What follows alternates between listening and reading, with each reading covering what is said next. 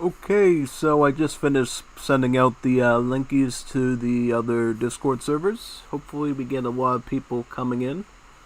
Started a bit later today because, I had a bit of a Taco Bell emergency, as you can imagine. So, yep, that held me back a couple of extra minutes. As usual, I will give out about 10 minutes and let everybody, come in if they want to before I start doing matches.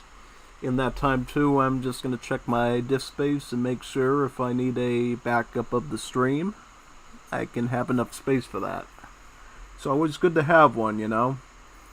Uh, Usually I think YouTube does save the VOD, but you never quite know what YouTube's going to do, so having a backup recording is always good in case you have to upload it separately. Yeah. So I'm going to just check over all the stuff now. And I probably won't even start the record button for the backup until we do the proper introduction and stuff for the tournament. I'm going to look and see any sort of old stuff I've recorded and everything and see if I have to, I see some old stuff here I'm probably going to wipe out right about now. Yeah, I see it right there. Let me empty some of that out. Should be good with having enough recording space.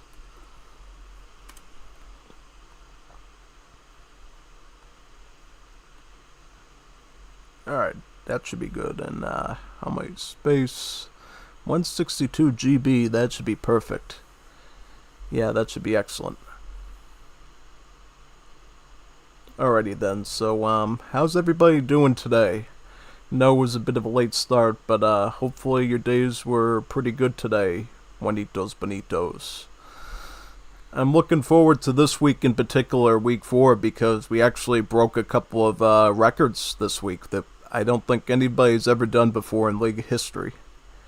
And that one being actually somebody reaching the Great War Age, which was pretty interesting. I don't think any of these Juanitos in the Liga have reached the Great War Age yet, but somebody finally did. And I just happened to be part of that match myself, so yeah, I know about it firsthand. That should be an interesting one to cover, because we've never really gone over Great War Age strategy in a live match before, commentary-wise, so that should be kind of interesting to teach people about.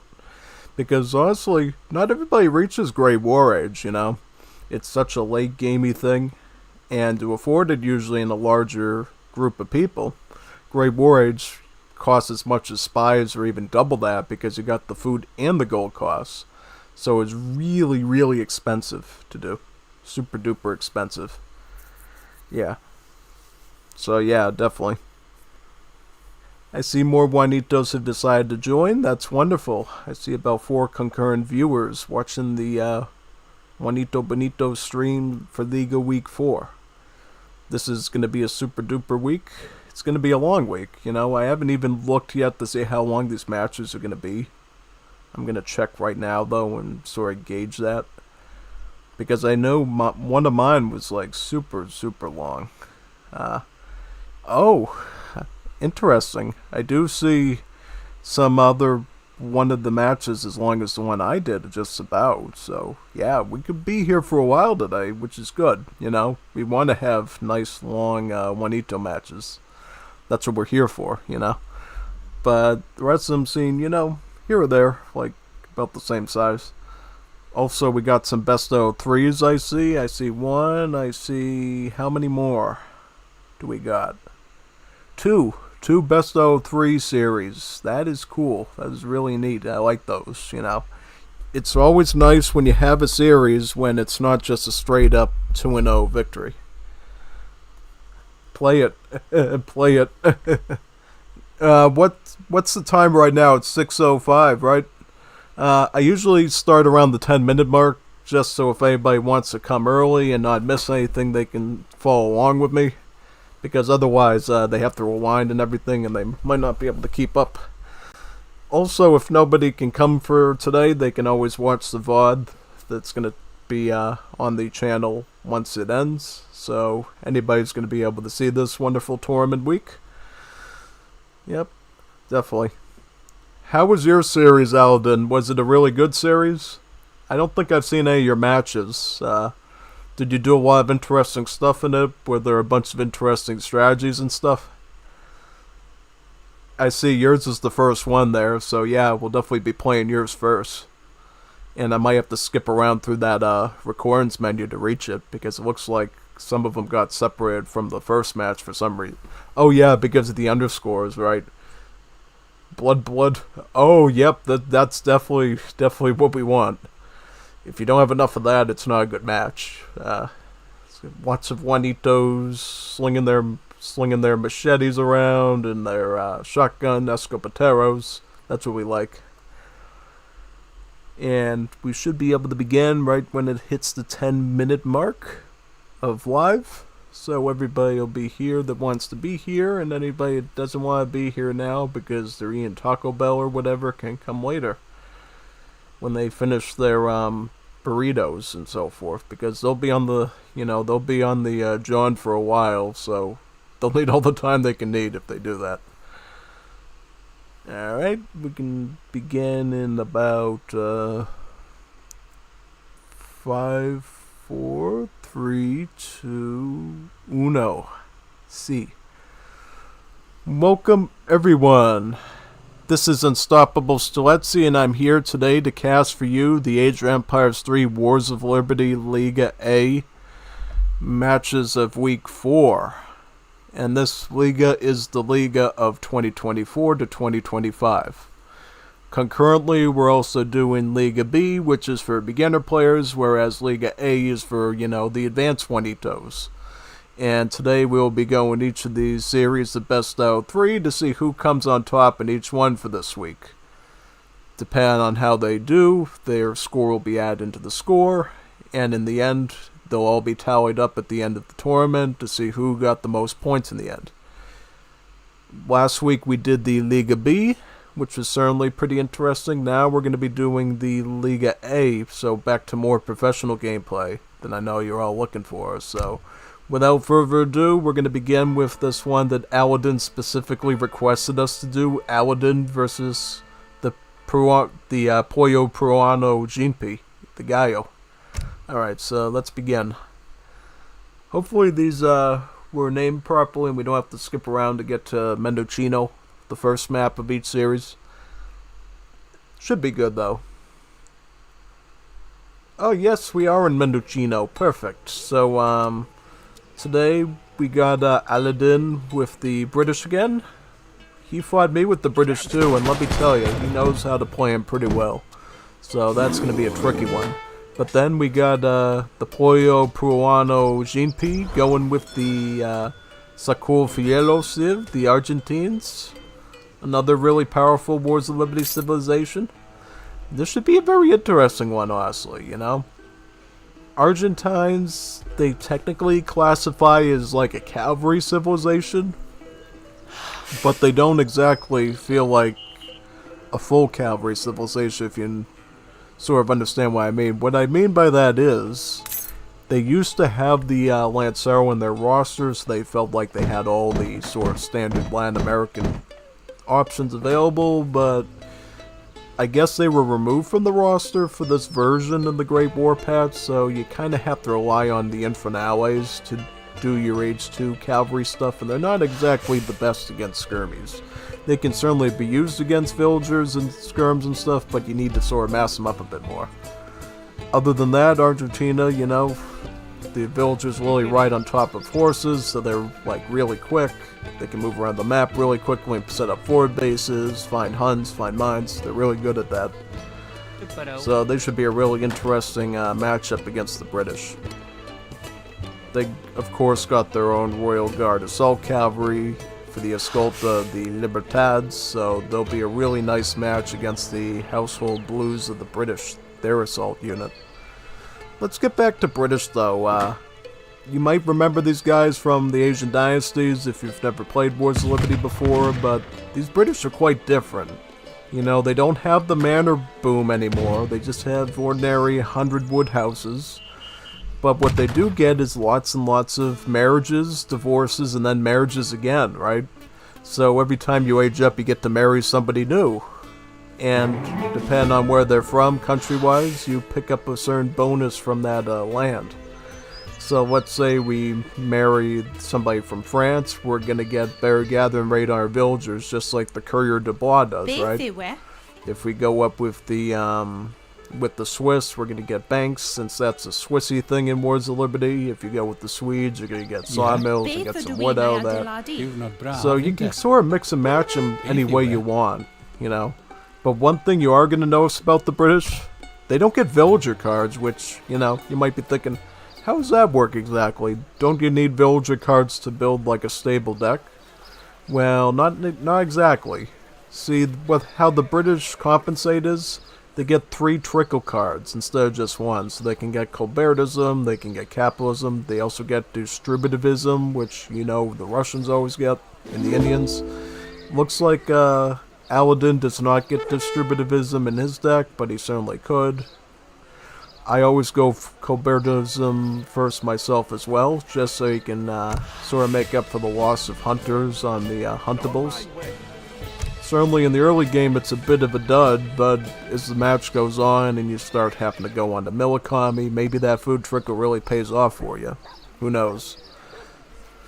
And everything else deck-wise, this is the card that really makes a big difference with the British Civ, is 3 Household Blues Infinite. This is actually an assault cavalry, and in particular it has stats similar to that of the French cavalry, you know, as the cuirassier, the one with all the armor and the splash attack. Yeah, it's kind of a clone of that, but has some different HP and other stats related to it.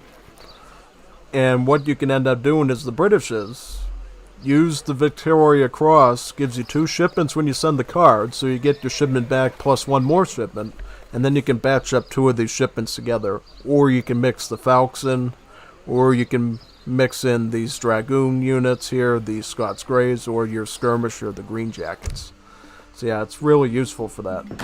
Let's see what they're getting. So they're marrying the French.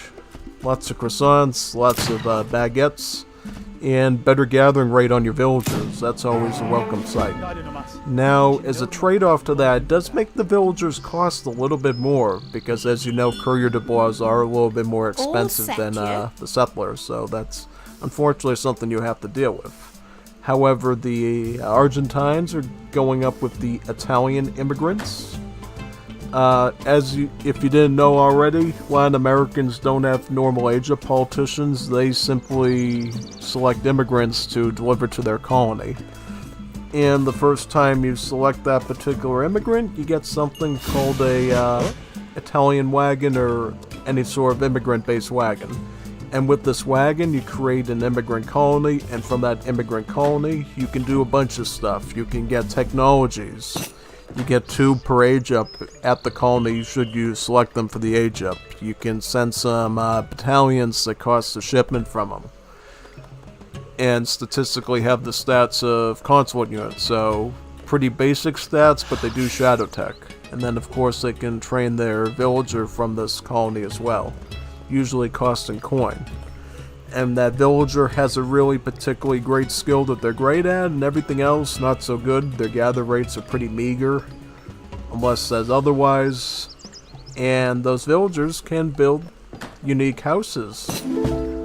And for the Italians, the Italian house simply acts as a rice paddy that can hold 2 villagers. So if you don't want to gather food from the thing, you know, you had enough spaghetti and meatballs, you can switch it off to coin and get some money from it. It's really up to you. You know, it's more of a support tool than a primary device, but sometimes they can make a big difference if you really take advantage of them. As such, the Italian worker gathers faster from mills, plantations, and Italian houses, since, you know, it's a farmer. An Italian farmer is a farmer, so they're going to be good at farming, but they're not going to be good at chopping wood or hunting or anything. And now we see a bit of combat that's going to develop here. We see the Patricio. Basically, this is just a musketeer. You know, just your average day musket. The stats are a bit different, as you can see here. It's a little bit more expensive, but they do have a bit more HP to work with. Overall, pretty decent unit, I would say. this unit had a lot of transformations. Like, it used to be a skirmisher, and then it became a hybrid crossbowman and pikeman, just like the arm and Azap, and then it became a skirmisher again, and then now it's a musketeer. So I think finally we're seeing this unit finally have an established role, which, you know, it's finally good because, you know, I don't have to write a history book on the days of the Patricio and what the Patricio was anymore, so that's good. Now, what is Aladdin going to do to protect against these Patricios? What's his game plan? Oh, he's going for an FF. Yeah, he did this to me too. He went right up for that age 3. And he's got the Infanta of Portugal. And if you know what the Portuguese are known for, they're known for their town centers, right? So basically what happens is, if you go with Portugal marriage, every age up grants you a town center wagon. And just like the Portuguese, once you get to, you know, that imperial age, well, actually, there's another part to it too. It does actually increase your town center build limit as well, just like with the Portuguese said as they age up. So, yeah, you're going to be basically having access to more than 3 town centers if you go up with the Portuguese age up. And that's what makes it pretty good for booming. And this is sort of the same thing we saw with Aladdin in my matches.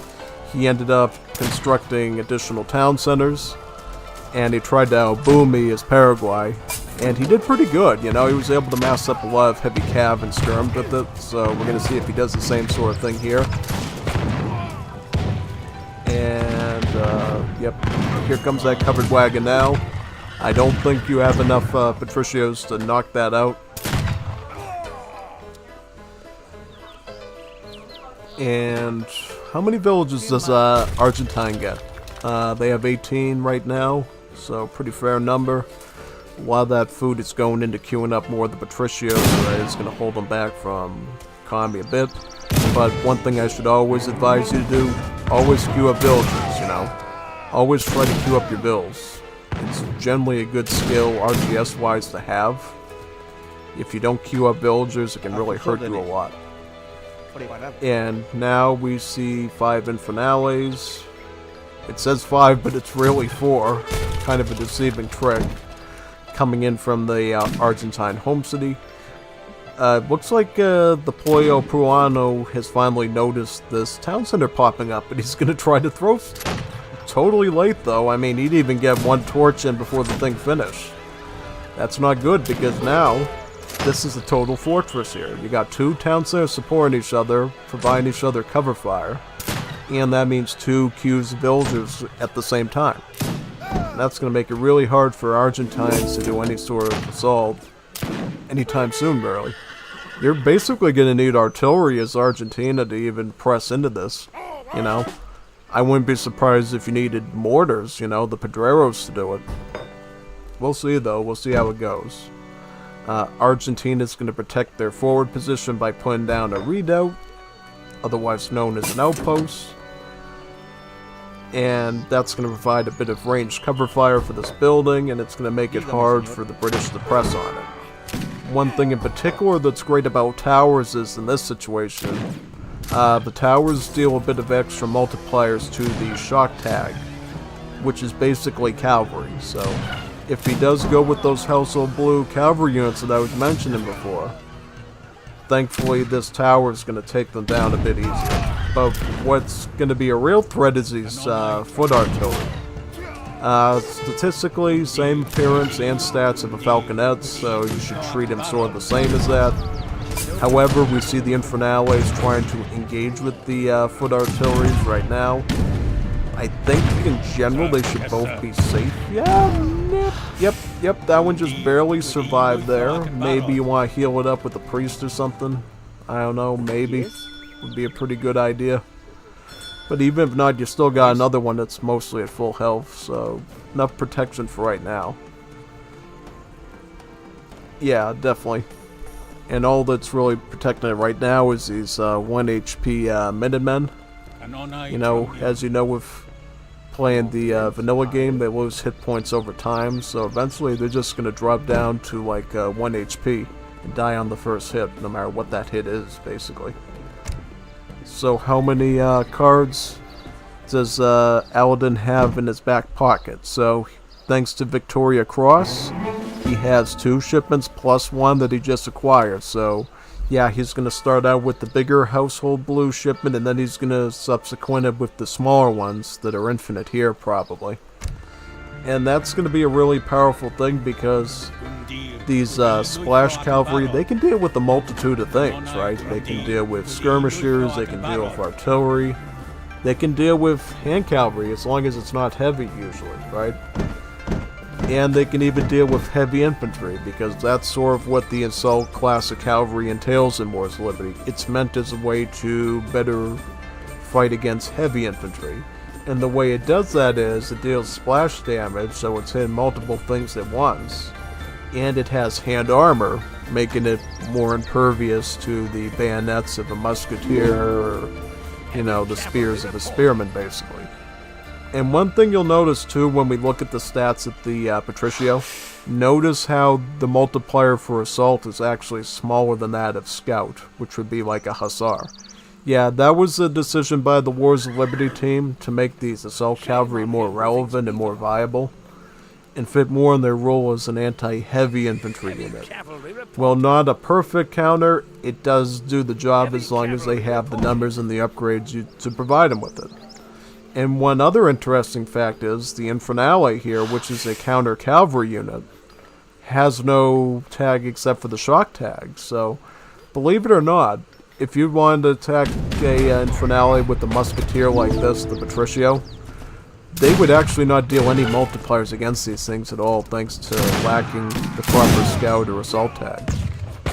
Which is pretty neat, you know, it's a pretty neat little thing. And the developers figured that part out, and they, as you'll see here, added a malice against heavy infantry, so you couldn't, like, basically treat them like assault units then. They're still supposed to be only anti-cav, and they had to adjust that pretty quickly. Look at the splash on these household blues, though. If these Patricios aren't careful, they could get taken out for free by these splash swings from the cavalry. And also, they have to keep moving because these foot artilleries could also hit them, too. The best thing you can do right now is try to kite the household blues, which he's doing pretty well, you know. Yeah, try to kite these assault cavalry, take them out, and then you're just dealing with skirms and cannons.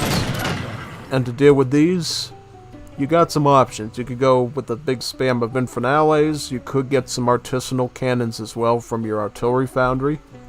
Latin Americans are one of the only cultures in the game to have access to artillery in Age 2.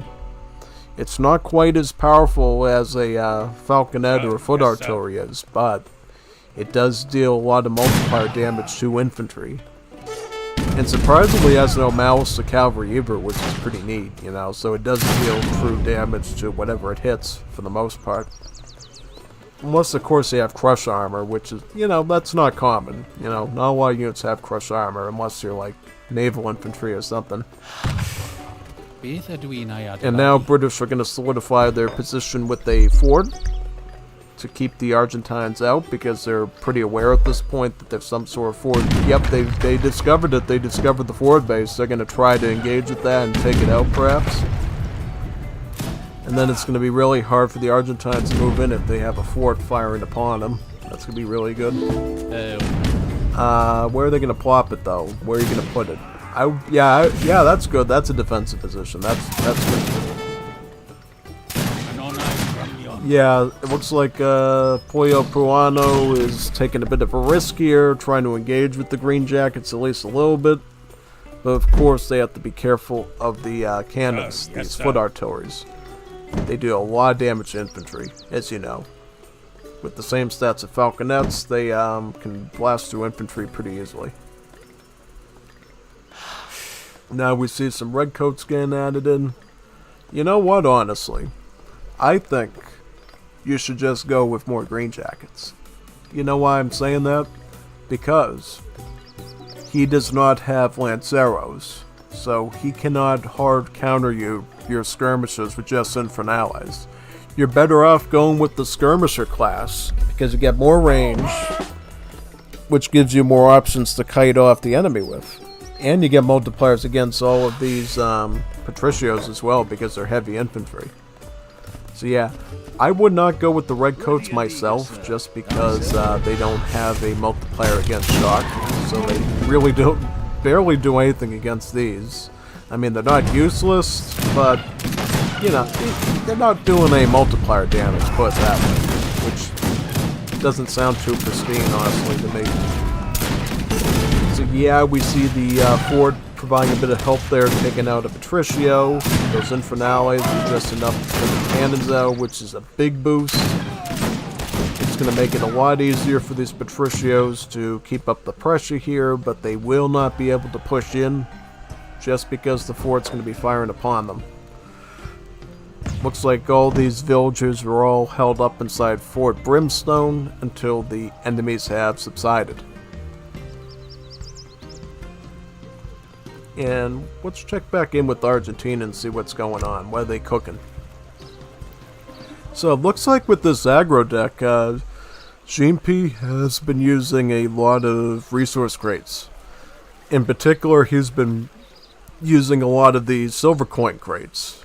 And how these silver coin crates work is, unlike a normal coin crate which has about 100 coin per piece, the silver coin crates have an additional 10 coins. So a shipment of, say, 700 coin for a normal civ would be 770 for the silver coin crates, and so forth. 660 for this one, and then age 3 it rounds off to 1.1k silver coins. So in general, those shipments are really good for getting out some of your coin units, which is most of your roster, really. I mean, the only sort of like food and wood units you get with the Argentines is the Infernales. Everything else, the Escolta, Yanet, Horse Grenadier, your Patricios, that's all food and coin, you know. And of course artillery too, that's the other wood thing you would be thinking about. But in general, we're gonna have to, yep, GMP is gonna move up to Capital Age as well with the second Italian wave. He's going to keep banking on the Italians, it looks like, which is not a bad idea. They have a lot of good economic technologies for sure. And when you do go up with the immigrant option again for a second time, it does usually improve your build limit of both the worker and of the houses. So GMP will be able to build some more of these Italian houses, and he'll be able to make some more of these Italian farmers to, you know, get the pasta and the tomato sauce going, basically. And then they can all mange it down on that as they make those very food expensive cavalry units for the Argentine civ. Yeah, definitely. Yep, just checking in with the chat to see what's going on. Nothing new yet. We'll just keep proceeding. Oh wow, look at this. Yeah, British just queued up for foot artilleries. That is huge. That is actually really big. This is really big, actually, because this means this whole Patricio stacking thing that Argentina's been doing, it's not going to do that much, you know? Second these cans go into bombard mode, they're going to be running this way. They're not going to be engaging with that. This changes everything. Interesting. So he puts the redcoats on melee mode with their bayonets up. I've never seen this before. I've never seen anybody... I might have done it in arena before, but I've never seen anybody like keep their muskets on like full melee bayonet all the time like that. That's kind of interesting, you know. Unfortunately, British no longer get pikemen in their roster, so yeah, I guess if you sort of want like that hand infantry field, that's really the only option you can get, but still, yeah. I would think you would want to keep them in range mode, so you can at least get a couple bullets into your enemy before they, like, run into you, right? And technically speaking, these Infernales, they don't have any pierce armor, so hypothetically, getting the bullets into them is gonna hurt them a whole lot. Yeah, definitely, like, with the number of red coats he has right now, I guarantee you can one-shot an Infernale at this point without the upgrades. What is your command? And now we're gonna see the British move on to the other Argentine barracks. And And they're going to start sieging onto this one, and then they're going to move on to the next one over here. And now we're going to sort of see the Patricios take up a defensive line by the native settlement here, Mapuche. Let's see if they go forward or they retreat.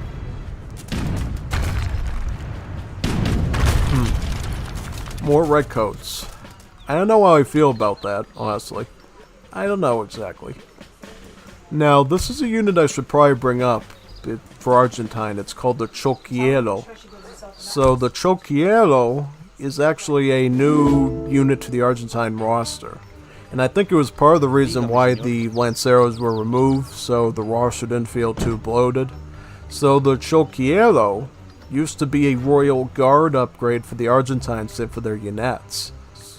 Because as you know, since the beginning of time, Argentina has always had, Royal Guard light cavalry, right? First it was with the Dragoons, and that carried over to the unit in the form of the Choquiero. And I guess they decided to separate the two, so the Choquiero is now a mounted skirmisher. A mounted skirmisher, meaning it has the shock tag instead of the infantry tag, but also counts as skirmish. And instead of multipliers against, say, like light cavalry, like skirmishers usually do, it has multipliers against natives, making it really good at attacking native warriors, especially the heavy ones.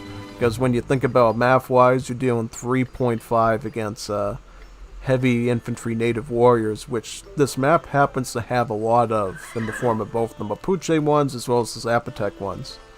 So if we do see any native warriors from British for whatever reason, these Choquieros are going to take them out in 1 or 2 hits pretty easily. And the only way you can get these Choquieros is from the home city. You can't actually train them anyway directly, but you do get an infinite shipping option in Age 4 for them, so they're not like the Safahis per se. You can get them throughout the match, you just have to pay a shipment to get them. Which, to some that's pretty expensive, but if you can, take control of the trade route, you're constantly playing, it's not as bad as you might think it is. And now what we're going to see here is the development of these volantes from Argentina.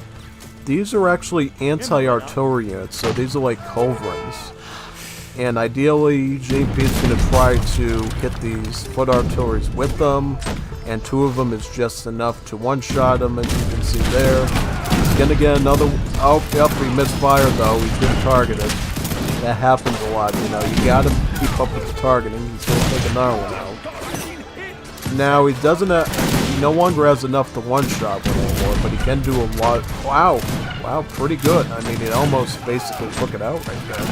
Yep, the Infernale, finishing that one off. He just needs... No, he doesn't even need it. The Patricios can do it. Good defense from the Pollo Fuano here. Very good. These Choquieros can try to kite off these redcoats a little bit. The fact that they're still in melee is telling me, yeah, this isn't good. You gotta get these things out of melee, man, because they're not dealing that much damage when they're in melee like this. Unless you're charging down cavalry, your heavy infantry should always be using the range mode if they have one, right? If they have a gun, shoot the gun when you're infantry, because if you don't, you're not dealing that critical pierce damage you could to the enemy army, and it's generally not good. Because now you got a situation where Argentina has a full mass of Patricios with veteran upgrades, they got their home city mounted skirmishers, they got a Volante still, so they have a bit of siege. They can come after you now, and there's not a lot you can do besides try to amass another army again to protect yourself. And from what it looks like, British don't have a lot of resources to work with right now. And bill-wise, we're talking 35 bills plus 1 that'll arrive real soon, so 36. One thing the British have on their side, though, is the fact that they can get access to a factory wagon in Age 3 early. So they can get a factory in Age 3, and then the Robber Barons comes along in Age 4. So British already taking advantage of a bit of a trickle from this factory right now, which is great. And then, of course, as you could in vanilla British, you can also choose to make rockets with them too in Age 4. So yeah, maybe if they get to Industrial Age, we'll see some Congreve rockets from the British. as a means to defend against the Argentines. Rockets, I find, a really powerful unit with a lot of base damage, and even against cavalry, which they technically have a mouse against, they can still hurt them really badly. You know, don't think because it has a malice that it's bad against cav. No, if you targeted directly at a shock unit, they can really hit them really hard, especially when you have multiple ones too. Yeah, definitely. Never underestimate the power of rockets or any cannons like that, like the bombarder or anything. So, looks like now what British are going to do is get the veteran upgrade on the Green Jackets, sort of upgrade them a bit. And one thing I would probably note about Green Jackets that I didn't touch on before is they sort of have warped multipliers. Instead of more multipliers against heavy infantry, they have multipliers against, bigger multipliers against the light cavalry, so the maneuver units, as it's called in Wars of Liberty. So they're going to be better at dealing with dragoons, but a little bit less against, say, the patricios like these. And that's probably a factor why the British were not able to mount a proper assault on the Argentines, is the fact that they're not really doing as much damage as your everyday skirmisher to them, you know. It's not that great. Now, this is a spicy option. We see Jean P made some of his exploding carts. These are basically the same thing as petards. Now, the only difference between them and a petard is they don't have an animation. Like, as soon as they ram into that building, they literally just explode on impact. These things are really good siege weapons, you know. Back in the days of Grand Colombia, when it was the old Civ with the really powerful Pisano economy, I used to make a lot of these exploding carts because I knew all you have to do is ram it right into the building and you're going to get a guaranteed score of 2.5k damage on a building, and that is really good. Let's see if this one can make it though. Now, unfortunately, since it's a siege, Ford actually has a malice against siege units. So yeah, the Green Jackets were able to gang up on and take it out before it could become a serious threat. Interesting. So apparently, Volantes don't have any multipliers against buildings. So it's not going to be that great of a siege unit. I mean, it's going to deal with solid 45 damage, but, you know, in terms of some other anti-artillery cannons I know, we do have building multipliers. Not that great. Not that great, honestly. You might end up wanting to go with Pedreros a little bit later. I don't know how I feel about going after the fort now. I wouldn't want to waste too many of my patricios here, since I got like the numbers advantage. And economically, let's check in and see what Argentina's doing economically. Because the thing is, and something we need to check on with Argentina, they do have a way of getting additional herdables, the cows, through the pasture building. But from what I can tell, he doesn't have any pastures on the field. So what is this Juanito planning? Is he planning on using all of these hunts for his food? What is he doing? Is he going to be using Italian farmers on their Italian houses? He could certainly do that, but, you know, that's only a limited option, right?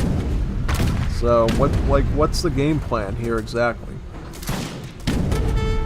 for your late game food economy? Because I can see this match has a lot more stories to tell for us. Now, that is interesting. Aladdin actually made one culverin to shoot at his, his Volante. And to me, I would have just made a foot artillery.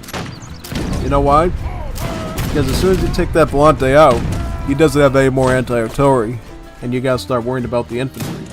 Now, the culverin does deal crush damage, which, not bad. But certainly not greatest,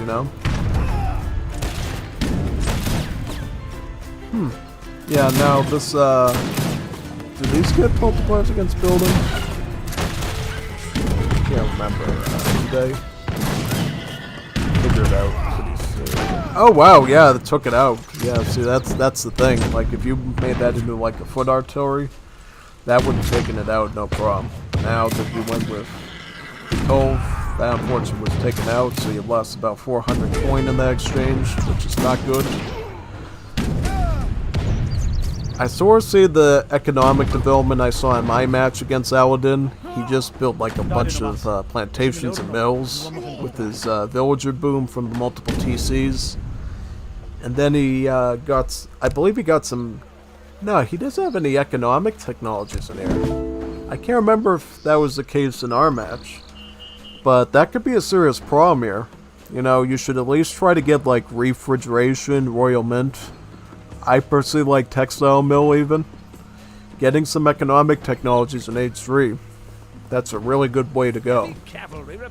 Because you never know if you're going to be dependent on mill and plantation economy as you approach the late game.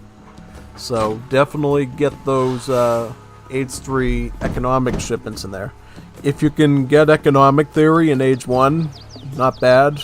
If you can get rubber plantation in Age 4, if you're a Latin American civ, you're the Belgians, not bad either.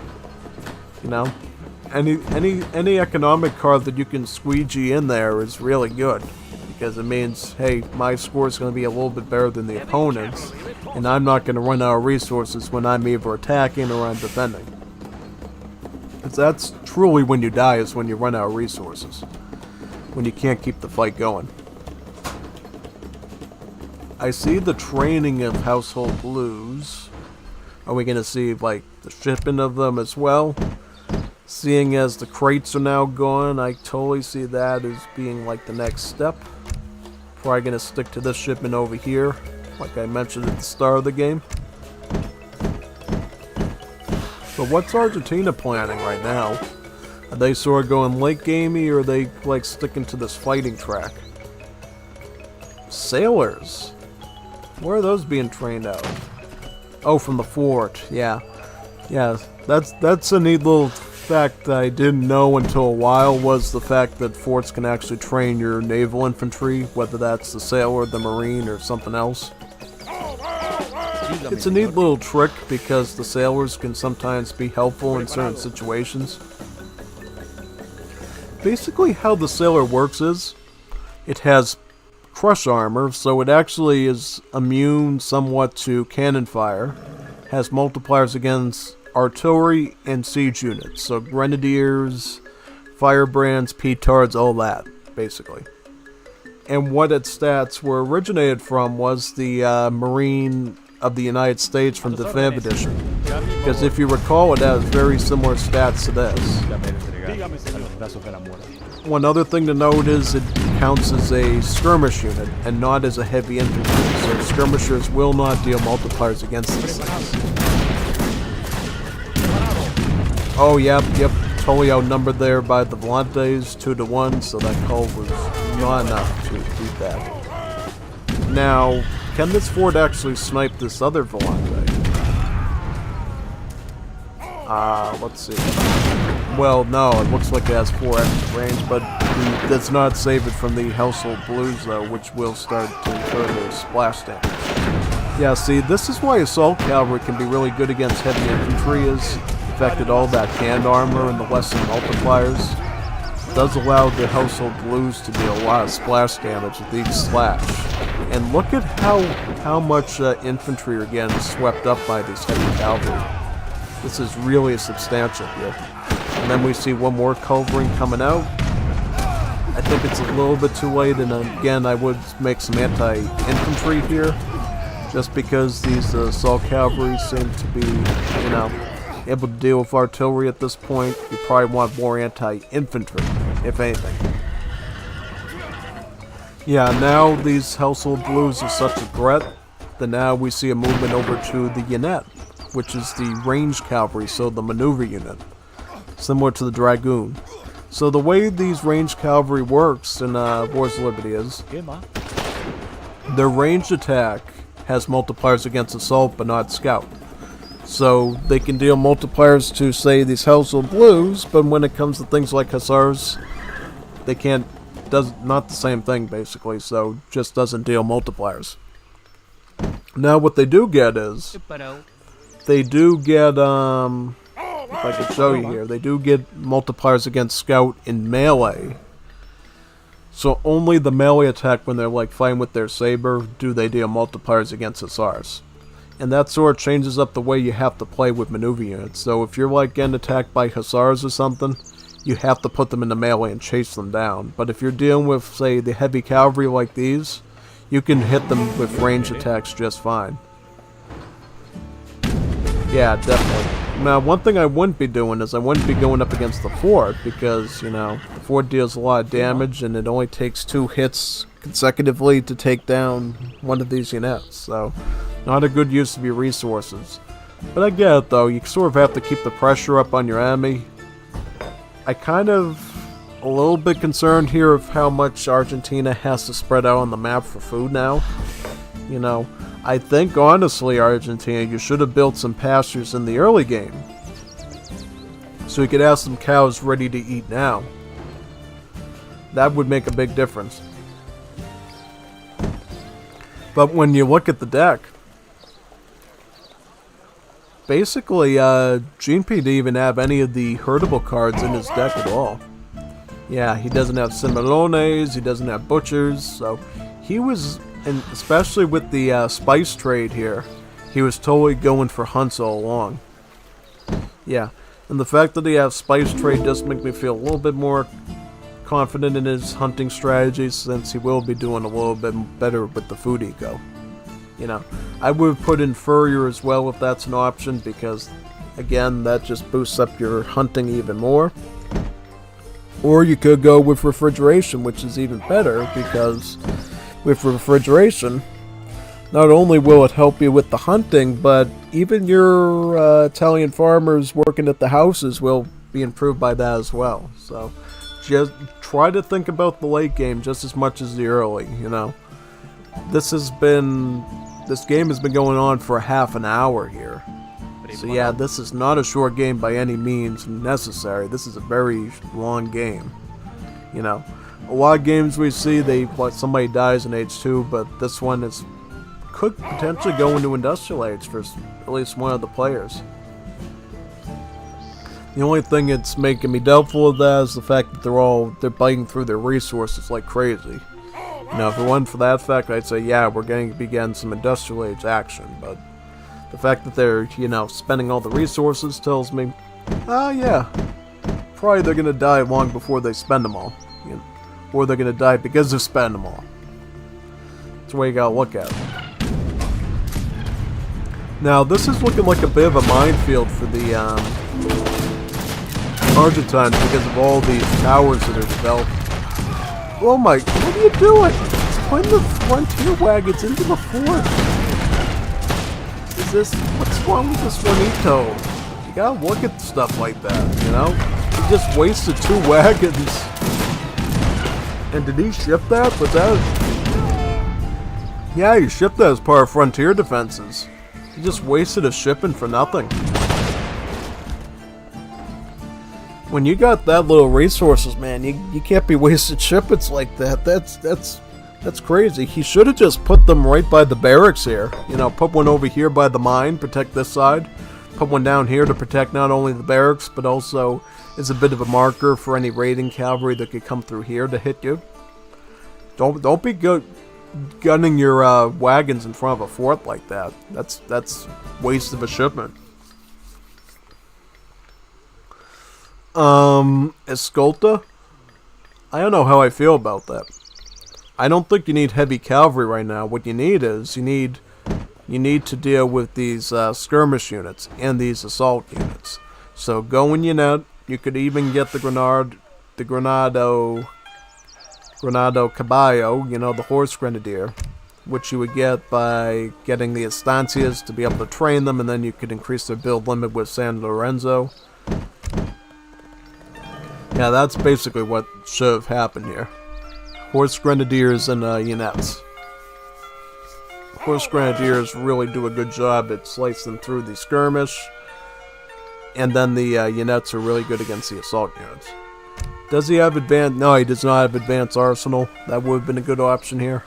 Because with the advanced arsenal, what you can do with your Horse Grenadiers is you can give them a multiplier against skirmish. Because normally they don't have any multipliers against the skirmish units, but that steel point spear technology from the advanced arsenal does give them a multiplier. So not only will the sword slash and deal the multiplier, but also the grenade throw will as well. So it's a really good skill to have when you're building your deck to always include that. It does look like the Ascoltas are doing a bit of raiding here. And that they're going to have to retreat though. What sets the Ascolta apart from, say, things like the Cuirassier and the Household Blue is, in order to be good against heavy infantry, the Ascolta simply deal multipliers against heavy infantry through their lance attack, instead of like a sword slash. Which makes them basically the same thing as like the Lancer for Spain, except they have only multipliers against the heavy infantry. Normally it's about 3x, so about 90 damage. Without any sort of like combat cards. You get some combat cards in, that can deal a lot of damage against heavy units. Even though we don't see any right now. And always when you're looking at assault units, generally they always have hand armor. Just because it's the hand attack that makes heavy infantry notoriously good against the shock units. So that's what assault's usually going to have is hand armor. Now they can have other types of armor in conjunction with hand armor, like the Honor Guard of the Balkans can have. It does have both pierce and hand armor. Double armor values. So yeah, look out for that, but always you're going to see hand armor on an assault unit. And then a maneuver unit, most of the time it's going to have pierce armor if it's using a firearm. If it's using a bow and arrow or some sort of archaic weapon like that, it's usually going to be hand armor. And that's going into melee? No, I don't know. Now, it does deal 4x multipliers doing that, but still, you're literally going up against hand-armored units here, so I don't know about that. And you're making yourself a sin duck for the Green Jackets, too, supporting them. I mean, it's fair to say at this point that Argentina's in real trouble. The fact that they don't have any sort of late game plan for their food economy is definitely concerning. You know, they didn't make any pastures.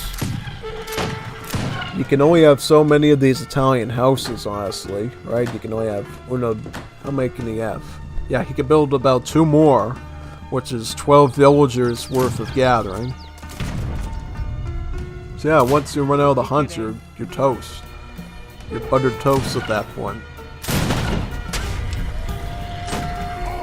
Absolutely amazing how Aladdin was able to defend this whole game and was able to turtle, you know. It's basically like he was playing the Portuguese, you know. I know how he married a Portuguese woman through his age up, but basically he was playing totally Portuguese this whole game. You know, turtling behind the town centers, booming. It's like the Portuguese would.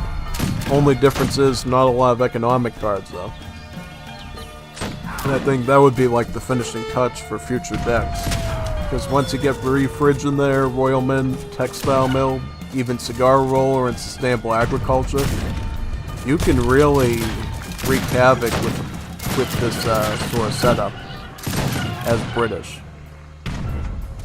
But I understand too, it's not that easy all the time because sometimes you don't know if you're going to go with the Portuguese marriage. Sometimes you might want to go with the Russian one so you can construct forts with your redcoats. Sometimes you want to go with the Belgians to get the Belgian African natives and the native embassy unlocked. You know, that's also a really good option for the British in Age 3.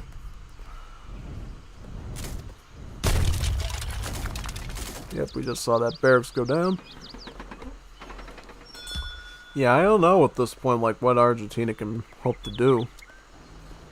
Because now we're looking at British who's getting seed drill. Or, well, they already got seed drill, now they're getting artificial fertilizer, which is the second mill upgrade. And that's going to give them an even better food eco to work with here. And where's their Vil count with as well? They should be close to top by now. Well, they're actually only at about 63 right now. So about 2/3 of the way there almost in terms of max villager population. So they are really booming out.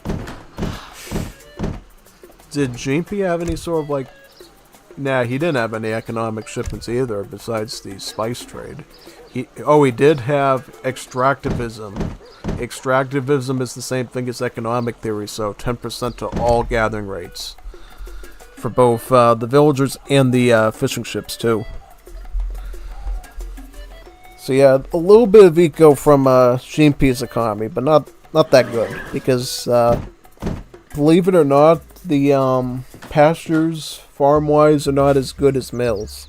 They only get about 2 economic upgrades. Like, they get their own version of seed drill and their own version of artificial fertilizers, but no, like, Imperial Age upgrades. So if you're completely depending on pastures and Italian houses, you're going to have some problems with food, right?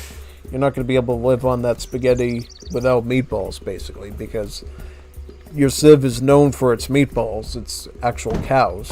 It's cow economy, right? You build all these pastures to produce the cows for free. They fatten at the pastures, and then you eat the cows, make hamburger, make sausage, make meatballs out of them. That's sort of the way they work. Make meat sauce with the Italians, you know? That's how you eat, pretty much, as the Argentine civ.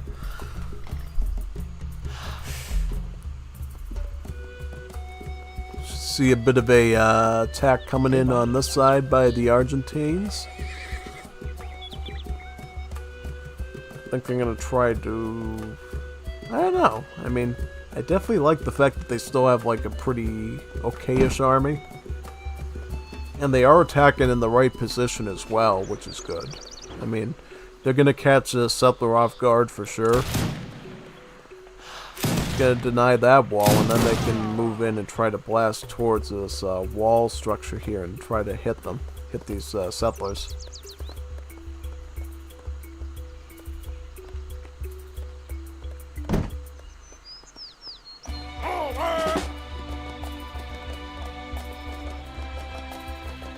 We're gonna have to see if they...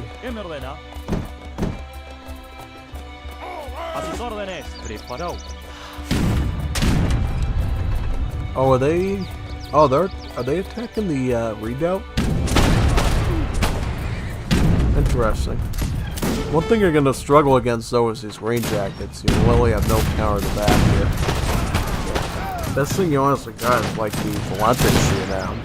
But, of course, they got Cobra in their own, which is going to deal with that. And, of course, they're going to get charged by the Household Blues, which is going to hurt. Yeah, see, this is the problem with the heavy infantry in those situations. They're not really doing a lot, just taking a lot of hits, and they're not returning them. Which is definitely giving the Household Blues a really good advantage here, in terms of usage. Yeah, like, these Household Blues are really doing really good work here, come through this infantry.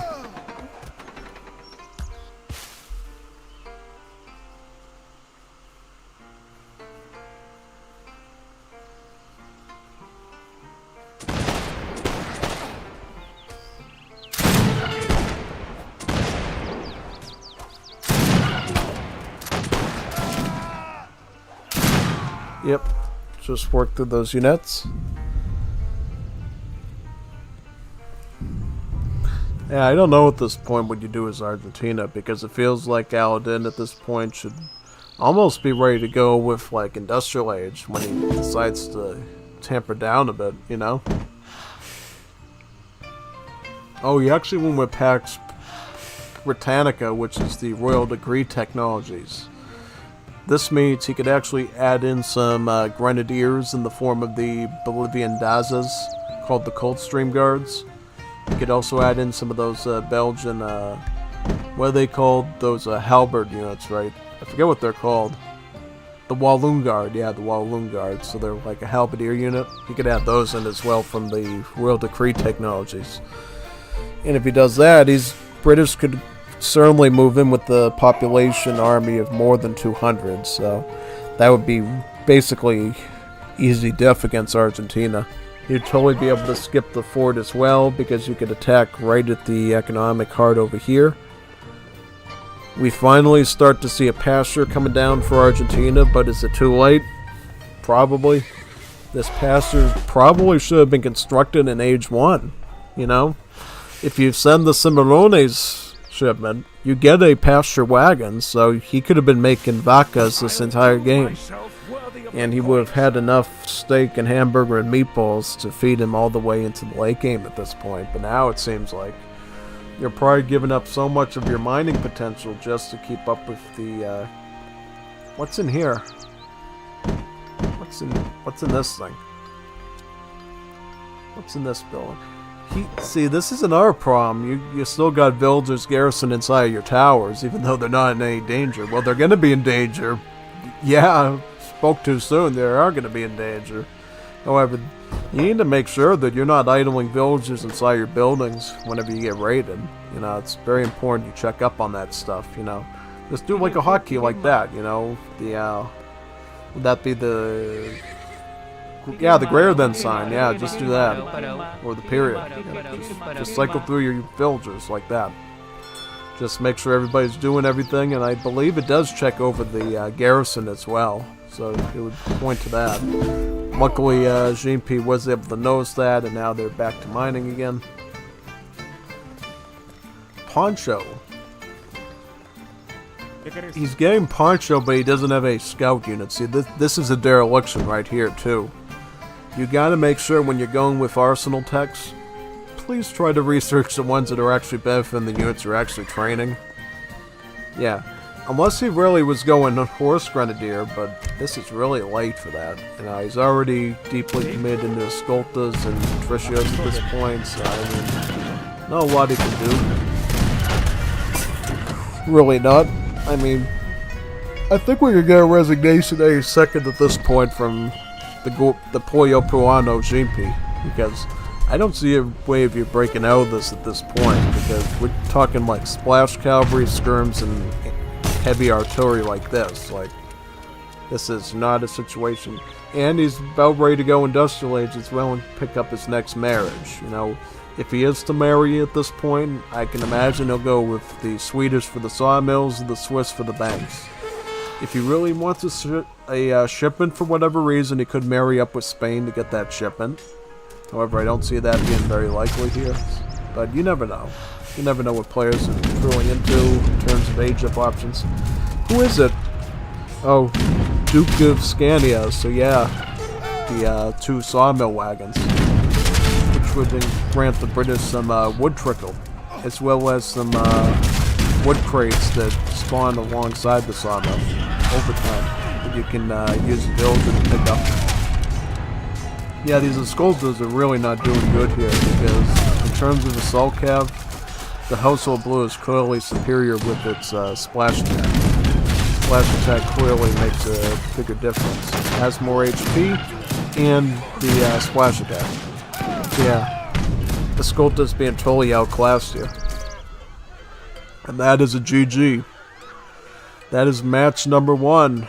Match number 1. That was a pretty good one, you know? It wasn't a short one. It wasn't like a quick kill. It was a back and forth. It was a bit of a tussle there. I didn't quite know if British were going to deal with the Argentines, if the Argentines were going to deal with them. It was a bit of a tricky one. You know, that's kind of what you hope for in these matches, right? You want to see sort of the back and forth gameplay between the players. I see Samurai has showed up. Hi there. Juanito Peruano. You see? GP is un Juanito Peruano. Y un Pollo Peruano. See? And now we're going to load up the game again and move on to the next set of matches. Well, not the next set of matches. We still have to get through 2 matches of Aladdin versus GP, because this was a tiebreaker series. So, yeah, we got 2 old matches to go through for these guys. Yep, they're all the way down here, though, because of, you know, they forgot to put underscores in, so they ended up at the bottom here. So now we're going to be moving on to match number 2 now.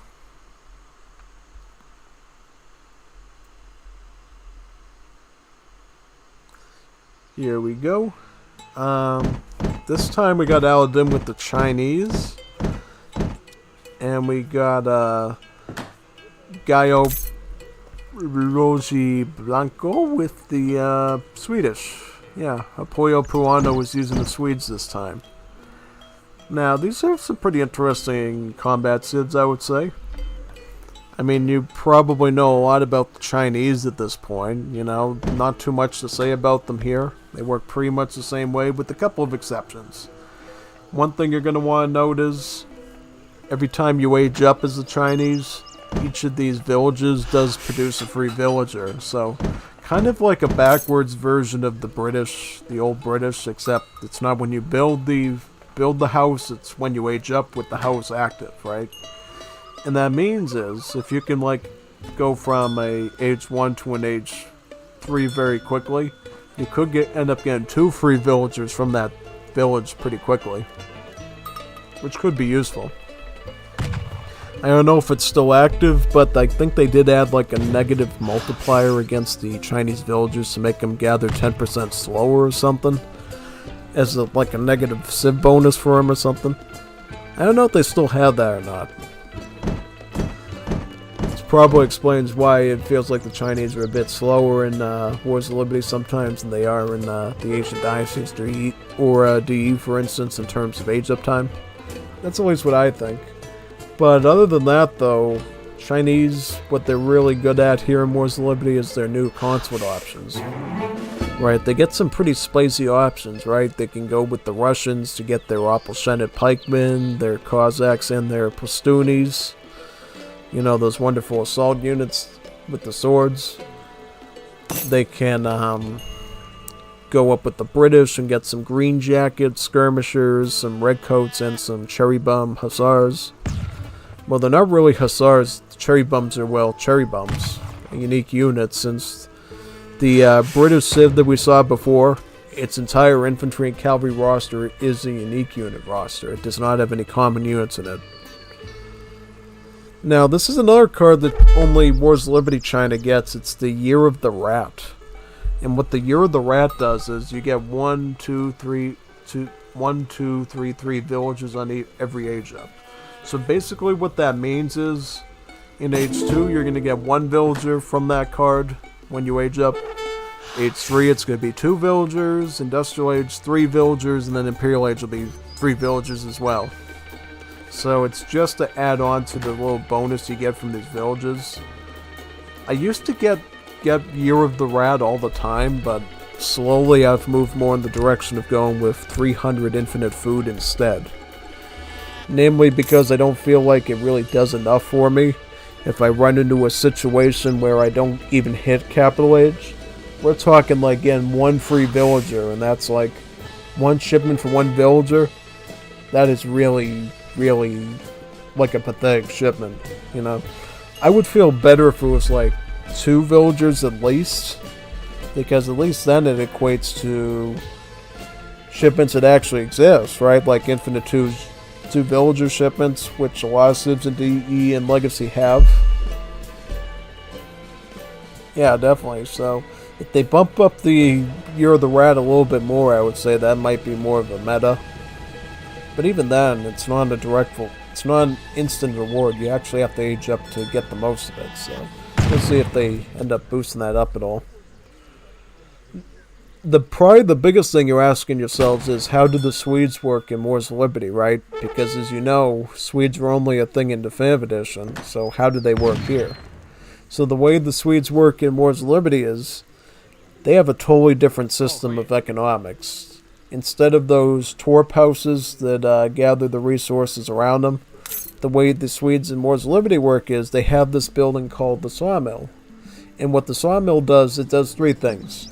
Number 1, it trickles wood directly to your stockpile. Number 2, it produces these wood crates over time near it. They're cords of 100 wood, and your villager can obviously gather them like this one right here that just popped out a little bit while ago. And then the third thing the building does is, it has these big bun technologies called renovations, which actually increases the hit points of all your buildings, except for walls. And you can research, I think, 5 or 6 renovation upgrades throughout the game. So yeah, your Swedish buildings can get pretty sturdy if you want to, and that can be really helpful, especially in the late game when you're defending. And the other thing that the Swedish need to be recognized for is the fact that they have these special systems in terms of their architecture. So for every like regular building you get, like a town center, a market, a barracks, a stable, a foundry, and a church. Actually, no, the other ones, just those. They can attach a building onto the side called a annex. It's like a sub-building of the building, so if I have a market here, I can build a maypole next to it. And for instance, what the maypole would do is it will allow your villagers to dance at it and trickle XP while they're dancing. So, like a little mini fire pit, basically. As for the barracks, it gives you the torp, which you know from DE, but instead of its economic purpose, it's simply a house that can also call these things called allotments, which is the other part of the Swedish Civ. Allotments are basically big bun technologies at a given building that can produce a single military unit for an ever-increasing cost over time. So what its advantage is, it quickly produces like 10 or so of that unit, and it comes out like super fast. But the more times you call it, it gets more and more pricey. Yeah, and Swedes do have some cards, not that we see them here, that actually can make those allotments cheaper. So the ramp to higher costs isn't as painful. You know, and you can get more of them. Actually adds more units into them as well. So yeah, allotments can be a really powerful tool if you want to use them. We'll see here if GMP ends up going with allotments at all in this fight here. Because he has the barracks right here, he could totally put his Torp Annex right next to it. And there's only about two different allotments you can make. You can make the one from the Torp, which is for their Beveringer, which is this unit here. It's basically just a musketeer that costs food and wood. So it's almost like a hybrid between a musketeer and a pikeman, since the Swedes don't get those. Or they can get the allotment from the stable through their paddock building, I believe it's, yeah, their paddock, which is like a little wooden fence area where you keep your horses from. And you can get allotments of the Hussatruppe, which is a assault cavalry. Not too different from the Household Blues we just saw in the last match. So Swedes can really mass up assault cavalry and line units, another name for heavy infantry, really well. Doing that. And here we see another special unit that you might remember, the Grenadier. Now, there is quite a bit of a difference between a Grenadier in this game and in Legacy. So the way Grenadiers work in this game is they're barracks infantry that cost 1 population. They do throw grenades, but it's a charge attack that they can only do every 60 seconds.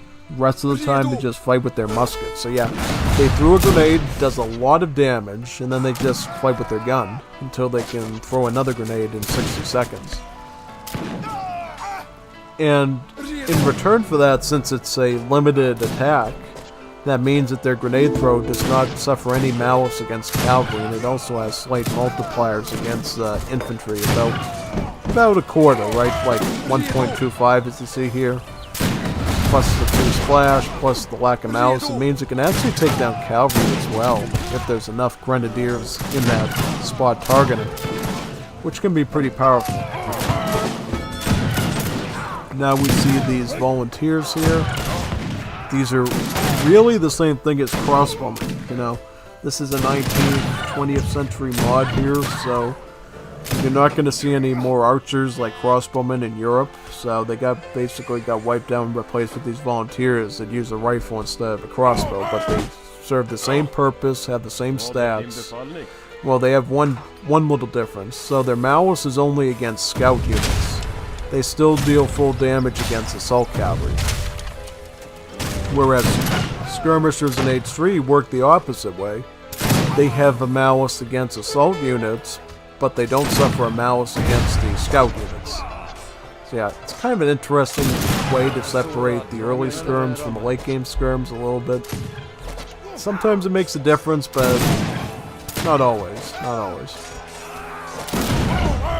Yep, we see the Manchu over here. These are basically the same things as Kiziks. Same stats. These are the Nien Riders. These are actually one of the only scout cavalries in the game that has multipliers against all infantry. You know, usually their multipliers only extends to skirmishers since that's what they're specialized against. But these ones, they get a multiplier of 1.25 against all infantry, while still retaining the scout tag. And as that, they have the pierce armor instead of hand armor. If they were assault, they'd have hand armor instead of pierce. They actually have really good siege as well. Like, look at that, 30 siege, just as much as the pikeman does. And they also cost 1 pop as well, just like the Steppe Riders from the Asian dynasties. So they are really massive units. Very powerful too. How are they stats-wise? Yeah, not much more HP than a pikeman.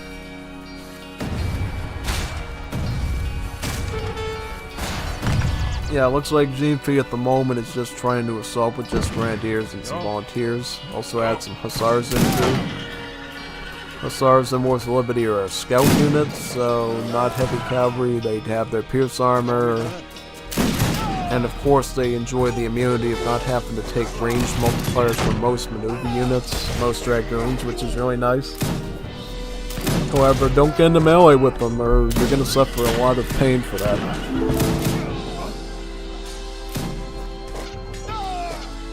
We see some Beveringers being queued up as well. Here they are.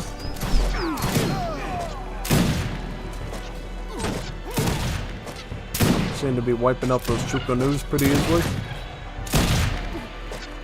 However, those units in the back though got overpowered, it looks like. Yeah, see, this is the stats of the Beveringer. It's clearly a hybrid between a musketeer and a pikeman. You know, its cost includes food and wood instead of food and coin. Its multipliers are 4x against scout, or closer to that of a pikeman as well. As you know, pikemen deal 5x against shock units. This deals about 4 against the scout and about 2.6 against the assault. So, quite a powerful anti-cav unit overall. And because it has a movement speed of 5, it's great at kiting too. It can move in and out really quickly on the battlefield. Interesting how those Beveringers are full on melee right now with their bayonets. Yeah, they're doing a good job, like wiping out those cavalry, and now they seem to be moving on to the infantry. How do they do versus Tigerman though? Well, HP wise, they have a little bit more than the Tigerman, and a little bit more damage. So yeah, should be able to beat them, I would think. Yeah, I think so. I think they'll beat them. No, I would take them. I'd put them in the range mode at this point and maybe hit them with some of your bullets. Yeah, like those ones in the back. Because you're not dealing with any more cav at this point, so yeah, just shoot the Tigermen and one-shot them down if you can. So now you're just running into the enemy and they're going to try to hit you back with more of those Nien Riders and those Chukonus. Now we see the shipment of Riksbank. Grants the Swedish bank wagon, which they can use to build a bank with. That brings you more coin trickle in, which is really helpful when it comes to making things like Hussars and Grenadiers.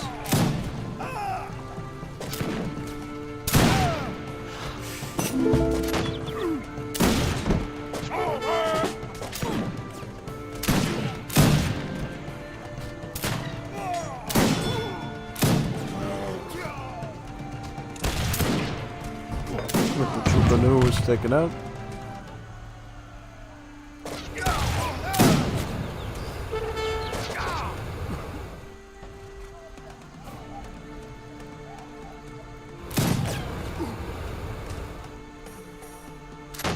Yeah, that spicy shipment from China is always powerful. The what's it called, that shipment?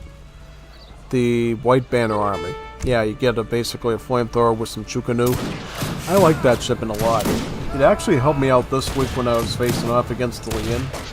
When we start to cast week 5, you'll notice that how that flamethrower made a big difference in getting the Lian out of my base basically and putting him on the back pedal. Yeah. I usually try to reserve White Banner Army card for when I'm like in real danger and I need to wipe out enemies real fast. You really don't want to use it until you really need it, because it's really just one flamethrower. Because yeah, if you have like a lot of hussars there, they'll just wipe the flamethrower under the rug. But if there's not a lot of melee units there, flamethrower generally do really good. And one more fact I learned about flamethrowers, I think it was earlier this week or last week when doing arenas, they actually don't count as artillery, like tag-wise. So yeah, if you try to attack a flamethrower with the culverin, it barely does anything to them. But if you try to attack them with like a falconet or a flaming arrow, light cannon, that actually does something because of the infantry multipliers, not because of the, you know, any artillery player or anti-artillery multipliers that might be there. It's because of the infantry ones. And in that sense, it means in terms of this mod, best way to deal with flamethrowers would actually be like assault units usually, right? Because they have a lot of them have anti-infantry. I wonder how Zouaves would do versus the flamethrowers. You know, the French cavalry that has anti-infantry multipliers because of assault. Yeah, that could be an interesting one to see. Yeah, I think even these grenadiers would do good because of their grenade toss. You know, the grenade toss would be really superb against flamethrowers. Then after that, when they're in musket mode, then they might have to retreat a bit.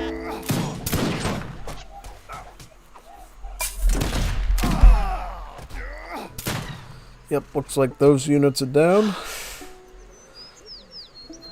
Puyo Puano holding on for dear life here, as the Chinese continue to try to boost up their military here and keep attacking.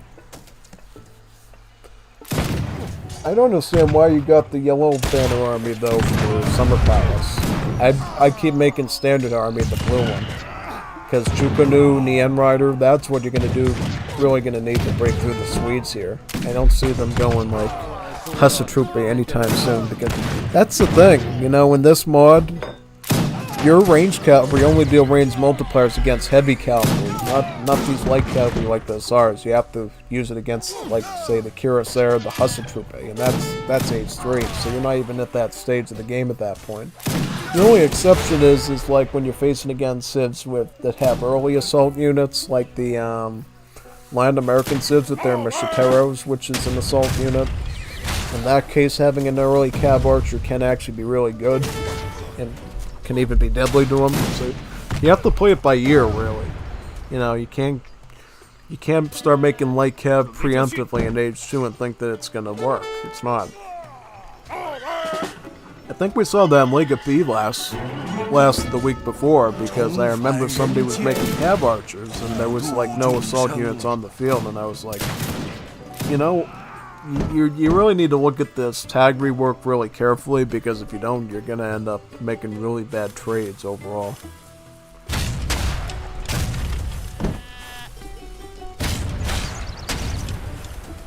How many bills does Sweden have at this point? 23? How much does China have? 32, so all that Kung Pao chicken has really paid off in keeping their population big and happy. Yeah, well, they're gonna need it now because their village literally got burned down by the Swedes. They're gonna have to... Yeah, well, that's the funny part. I would imagine these Chinese, because the village just got burned down, they're probably going to have to call up IKEA, which is in Sweden, to get a new village built for them. So basically, paying your enemy to build you a village, paying you to construct your village for the one that they burned down. So, yeah. Twist of irony, though.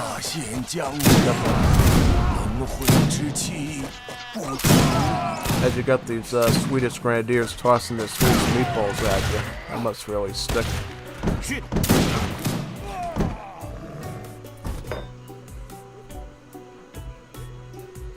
Double standard army with the Summer Palace doing yellow.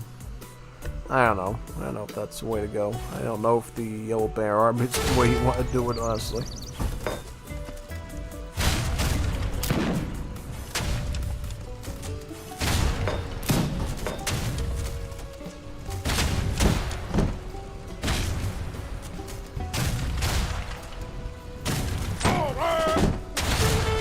Got this mine up here, which is good. You can add in some Tigerman and Shukonu with the red army too.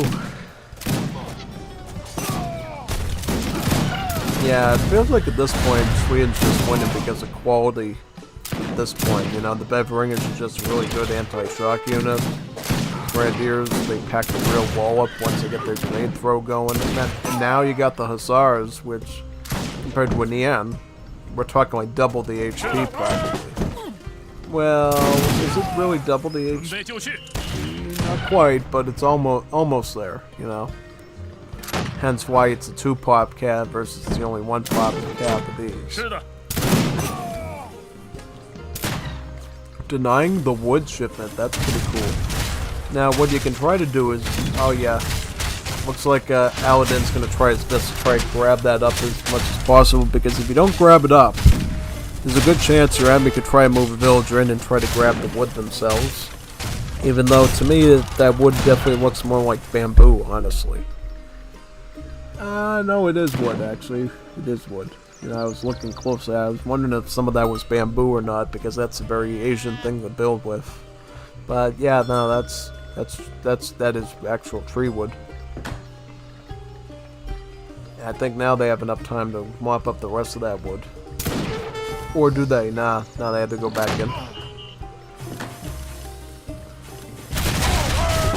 And now Sweden's gonna try to start blowing up another village. You know, the more villages in China you can burn down, the better. It means less population for them to spam units with, and it also means the more money they have to send back to you when they have to call up IKEA and look through their catalog to build another village with.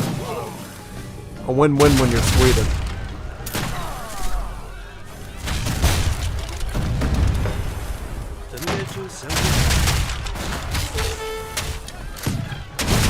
Oh, we finally get the consulate. I mean, honestly, for me, I get the consulate first thing when I'm Asian. First thing I do. I get this card here, Diplomatic Intrigue, as my first H2 card, so I can start sending stuff right away.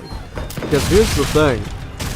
You take, in order to get a new ally, get the consulate, it costs about 100 export, but if you send Diplomatic Intrigue, it's only about 25 export.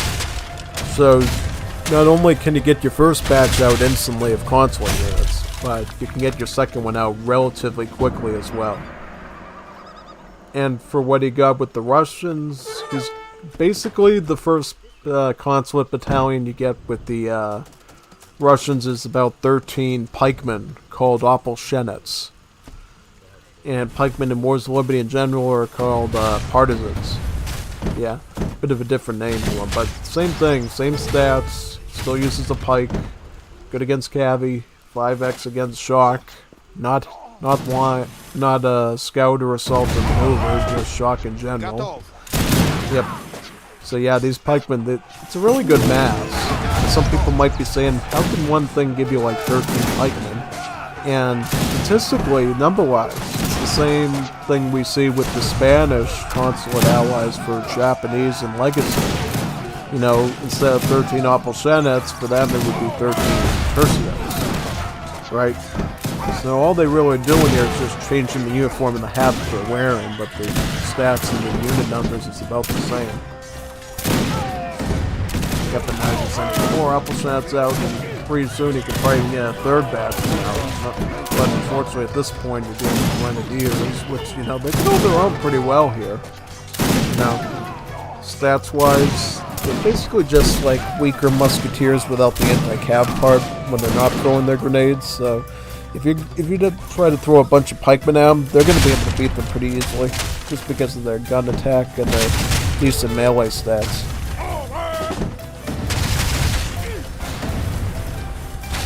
Yep, another batch of stuff out of the war cabbies just came.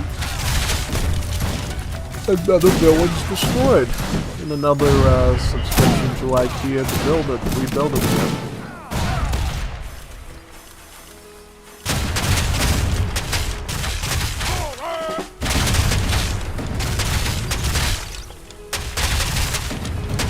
Yeah, the conflict's gonna go down in flames.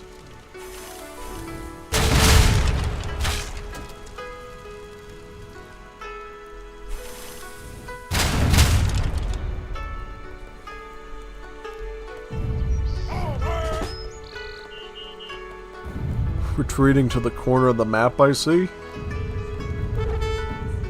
with your Swedish meatballs between your legs. Yeah, that's not good. Not much China can do at this point. No, hide behind their little village there. They barely have enough wood or anything to afford units. Yeah, they don't have a lot of wood and not a lot of coins, so I definitely don't see them trading anything anytime soon to deal with that. Your last production build is actually the Summer Palace here. Once you take that out, you're pretty much golden at that point.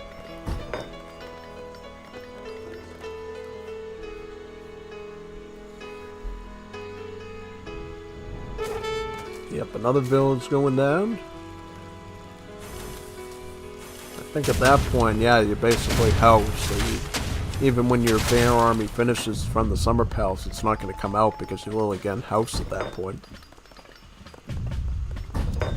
Where's Sweden at? Like, yeah, like, they just need their... Oh, they already sent all their coin. Yeah.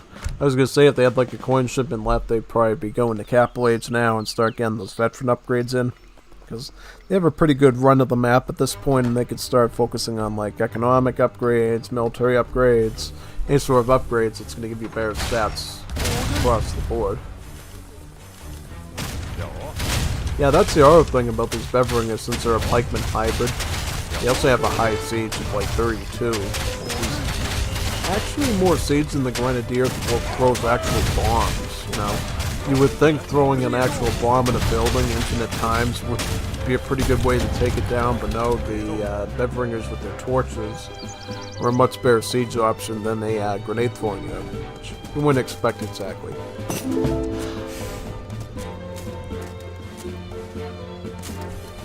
See what's going on in the chat. Park said GG, and Aladdin said play it. So yeah, that's what we're doing. We're playing match number 2, and then when this one's done, we'll be playing your match number 3. Can't wait to see what's going to happen in Malaysia. Because it does look like it is going to be a best out of...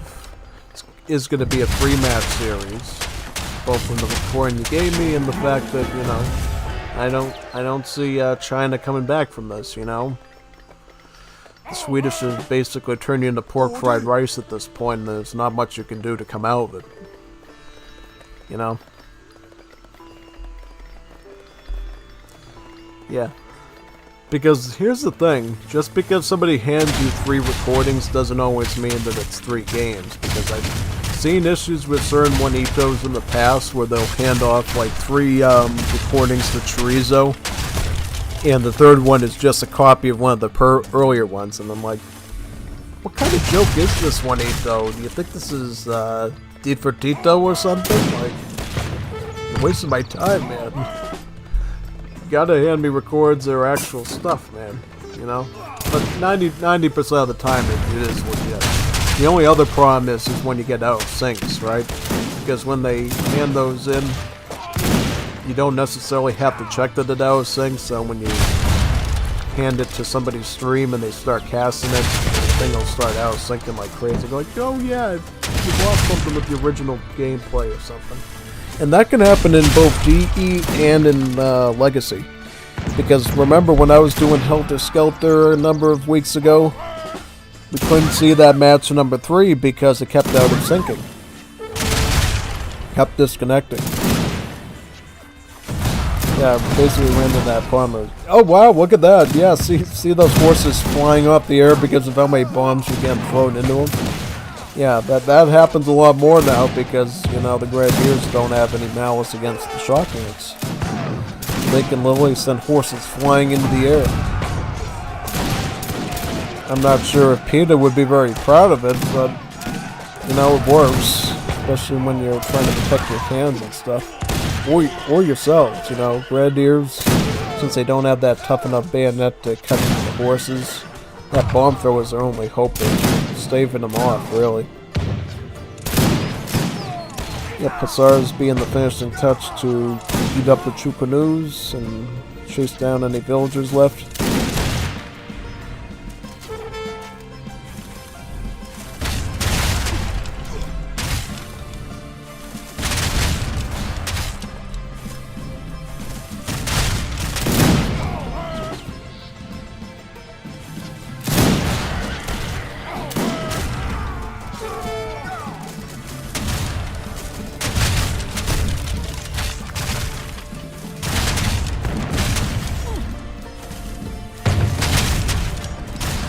Yep, very good indeed. GGG. Nice. So we are going to get our game number 3 now. Perfect. That's what we can only hope for, right? I love the big best of 3 series. Alright, so now we're going to load into game number 3 now. Game number today's.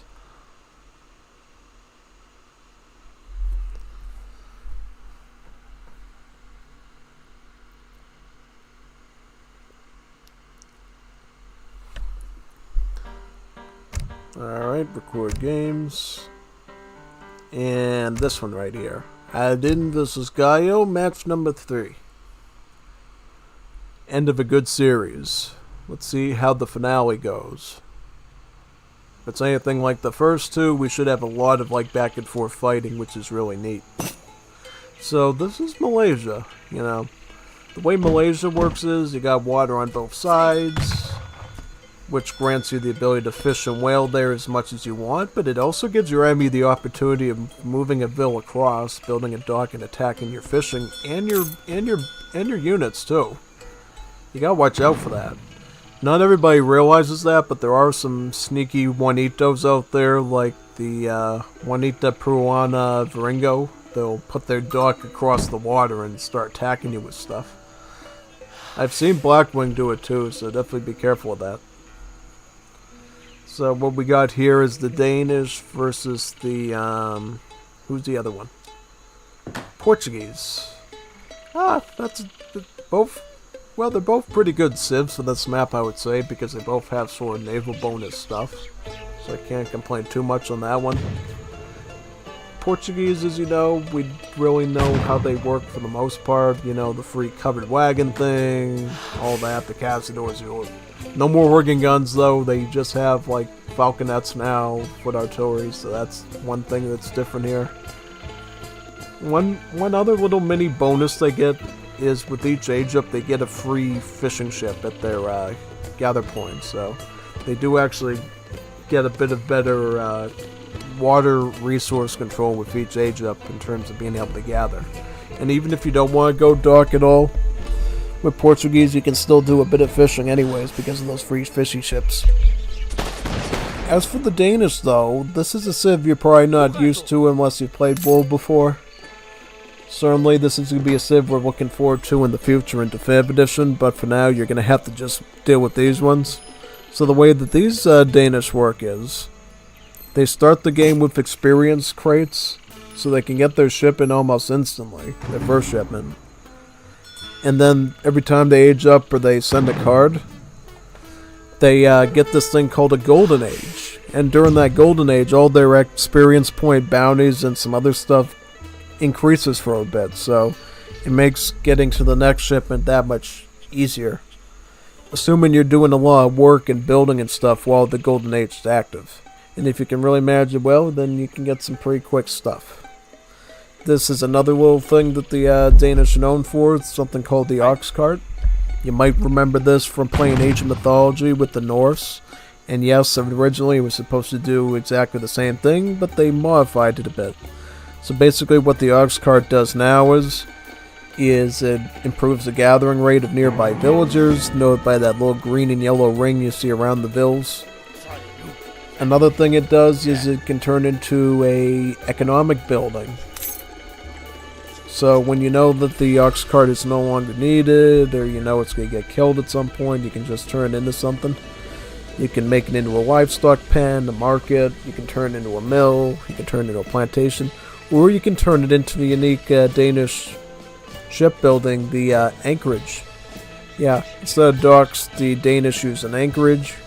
Looks really neat. But other than looking really neat, it does a few things. It slows down enemy ships coming in, it has a strong range attack, and it boosts the gather rate of fishing ships in the vicinity of it. So the anchorage is really good for water maps like this when you can do a lot of fishing. Now one thing to check out for here, are we going to see any fishing from either of these players? This doesn't look very fishing based, but it could happen. I see they're going up with the Alliant Quartermaster. As for the opponent, who are they going up with? They're going up with the Prozero. Yeah, I should note to you that politician names for Europeans in Wars of Liberty are different now. A lot of them might have the same effects as they did before, but the names have been modified. For instance, Quartermaster for every civ except for Danish, because the devs didn't want to have to remake the politicians again, would be the Artisan. Pretty much, yeah. Just so you're aware of that. And then instead of the Marksman, it would be the Gunsmith, usually.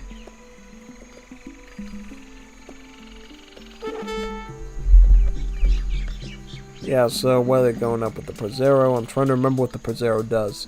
If I recall, doesn't the Prezero give you a livestock pen and animals like sheep? Yeah, I remember it from using it the other day, and I think in particular that's really good if that's what he went for, because on this map, you get a lot of water buffaloes, herdables that you can use. And essentially what you can do with that is when you put down your livestock pen, not only will you be able to put the sheep on there from the livestock pen, but you'll also be able to take advantage of the water buffaloes that comes on as well. Oh wow, we see the Danish already moving on to a bit of attack here with the barracks.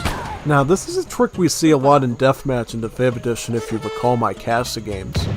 Players will go Minutemen, and they'll aggro on the enemy with those Minutemen. Looks like here it actually worked fairly well because it killed the Explorer, took out a villager with it, so it definitely did some work, and now it's even going to do a bit of siege as well. Yeah. The only problem is on, of course, big maps doing that. As you know, Minutemen lose their hit points over time unless they have a special card working in it. Yeah, like these... Look at that! All dead in one volley of a grenade throw. All of them dead. That's the one reason why, you gotta be careful with them. Now, if he tanked it with his Explorer, he would have actually dealt multiplier damage to these Grenadiers because they are siege troopers. And Minutemen counter siege troopers really well with their multipliers. So yeah, that would have been a possibility. So I guess what we see right now going on with the Portuguese is they're going to hide behind the 2 town centers, and they're going to depend a little bit on these herdables, both the war buffaloes and the sheep from the age up, to get some food going.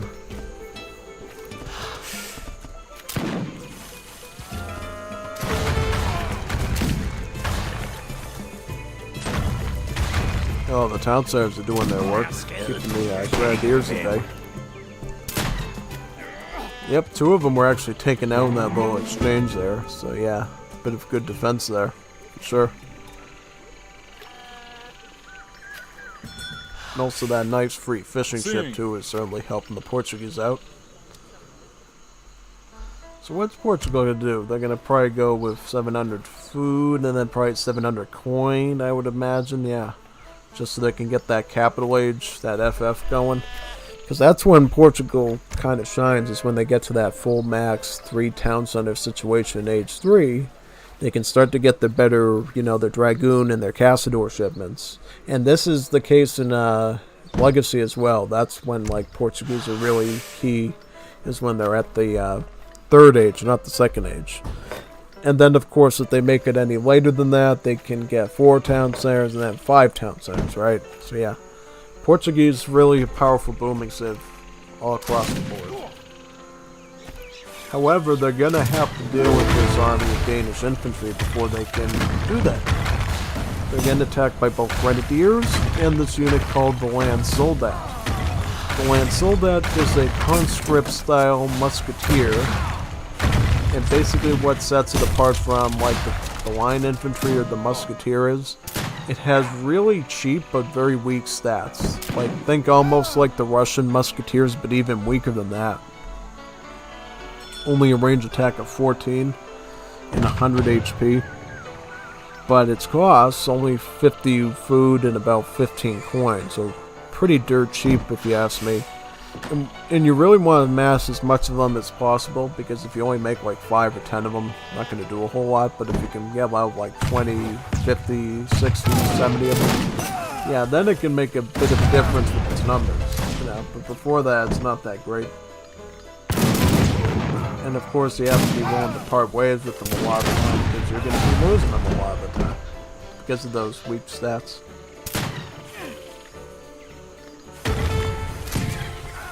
See the grenade siege on the barracks taking place against the Portuguese now.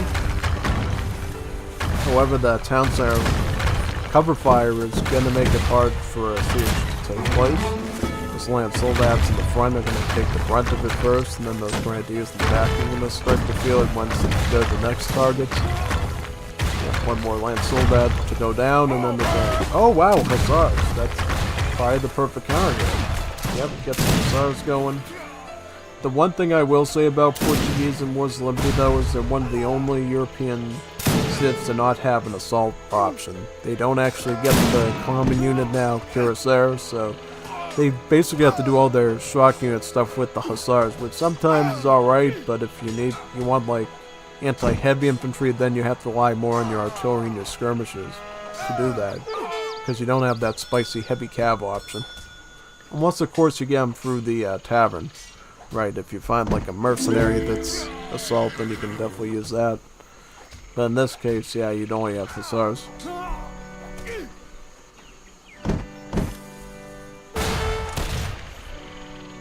Is that one gonna get taken down? No, it doesn't look like. I don't even know. Well, I mean, if you can heal it up. That's the thing. I don't see a lot of players like ever like instruct a church and a priest to heal. Maybe that's something you could do in like a limited situation, just so you could like save 1 or 2 units and reuse them again. Maybe.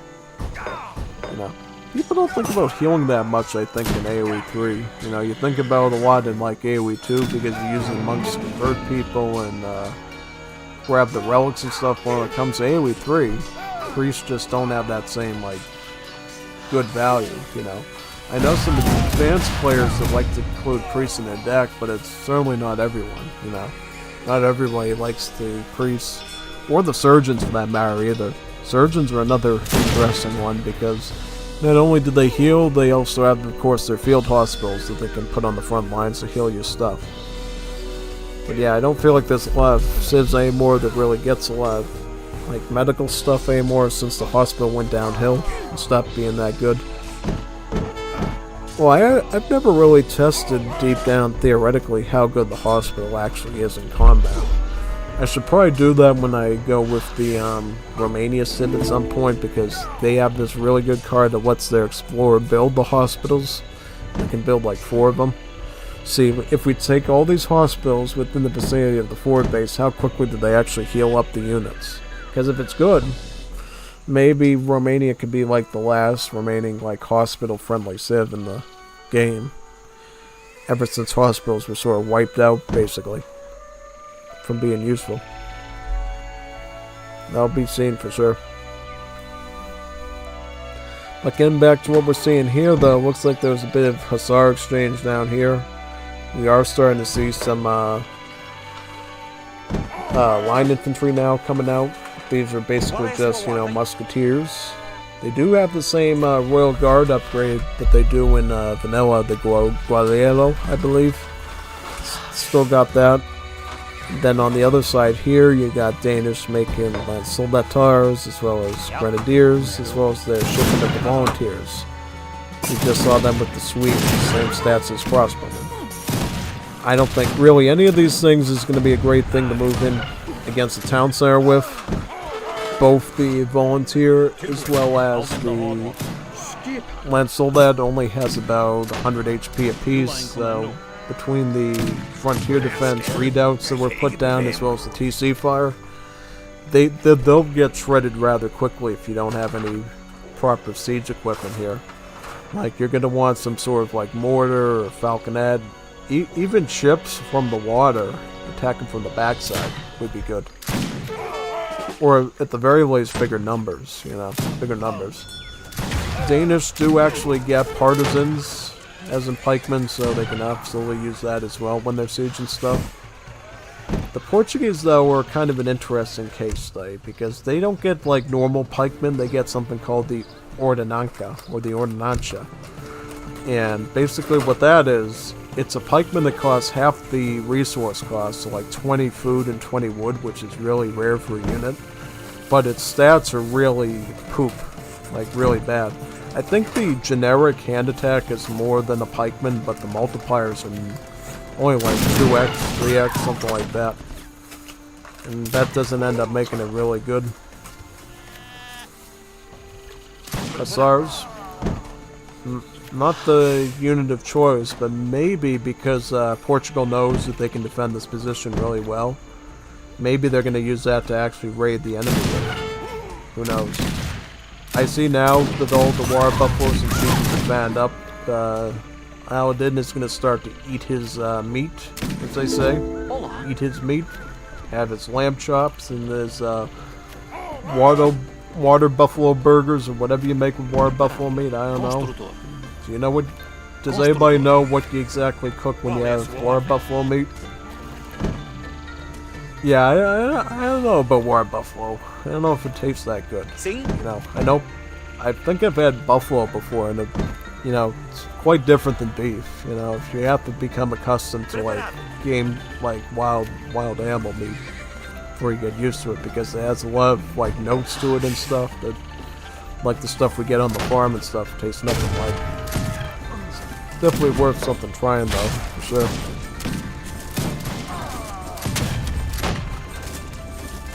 Yeah, Danish at this point just going for a big stack of infantry, hoping they can overwhelm the defenses. But the problem is though, yeah, when you get a little bit overwhelming, Hussars are going to jump in and sort of distract you a bit, and while they're distracting you, they're going to overpower you with the ranged cover fire. Oh yeah, you can also get this card too, which is really good, Colonial Militia. Colonial Militia, what Colonial Militia does is, it gives you a big batch of Minutemen. 15 of them instead of the normal 6. And that basically kicks them out of your base altogether, because they're rarely going to ever be able to fight this, because it's a 200 HP unit. It's doing 26 damage, plus the anti-grenadier multiplier cooked into it. So yeah, that is a formidable defense. It actually also increases the town center attack as well. So when you garrison your villages in the town centers, they actually deal more than that. It's 90 or so damage. Their range damage becomes closer to, I think, like, I don't know, is it more like 100 or something? I don't know if it actually increases their anti-ship attack as well. Maybe it does. Yeah, just as predicted, those Hussars from before are going to be used for raiding. If Aladdin gets down here, he could definitely spot these ones and get to work on them, which could be good.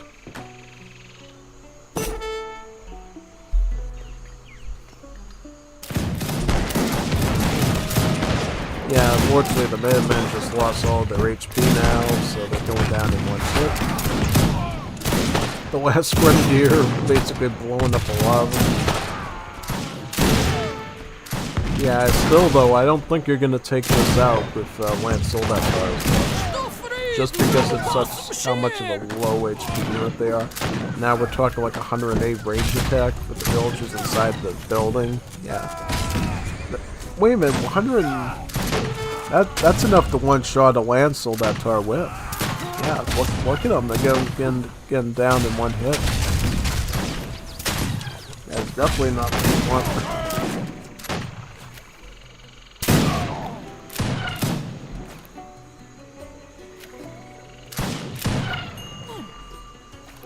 Yeah, you're gonna have to retreat once again,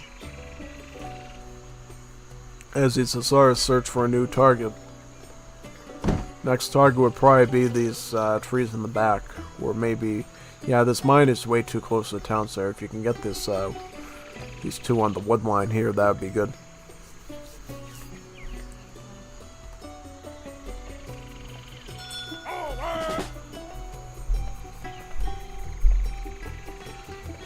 Barracks number 2 is coming up. Now, how much resources does Polio Peruano actually have at this point? How many vills? So vill-wise, only 19 vills. I would not have built the barracks until you got at least a bit of a better economy than that. You know, in RTS, you only try to build additional production once you know you can keep up with it. Yeah. Good rule of thumb overall. You know, try not to build production buildings until you know you can keep a constant queue with them going. Right? Because the reason why we build extra production buildings is because we're clearly not producing enough in enough time to keep up with our fighting, right?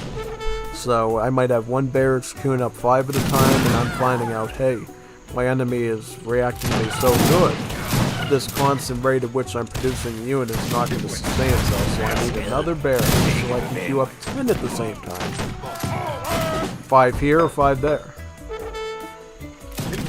And basically, in order for that logic to work, you need to assume that you have the resources to keep up 10 Lanceoldatars, 10 Grenadiers, 10 Pikemen at the same time. Likewise, if you want 3 or 4 barracks, you would be producing 20 units at a time.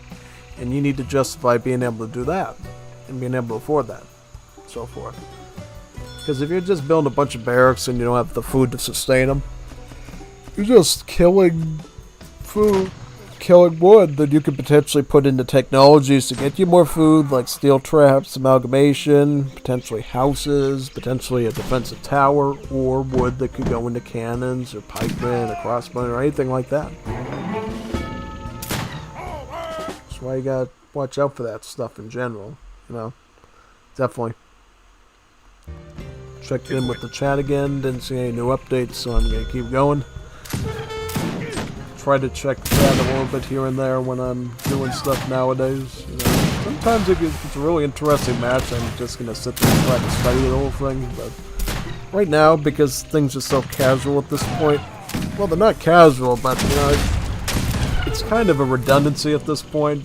You got one Portugal who's constantly adding in towers, town center fire, and then this Juanito Peruano here, GP just keeps throwing his infantry at it, and then they get shot up and they run. Nothing new about it, you know. Wait a minute. Danish have that card too? Conscript Militia. Why did the Danish have it? Why did the Danish have it?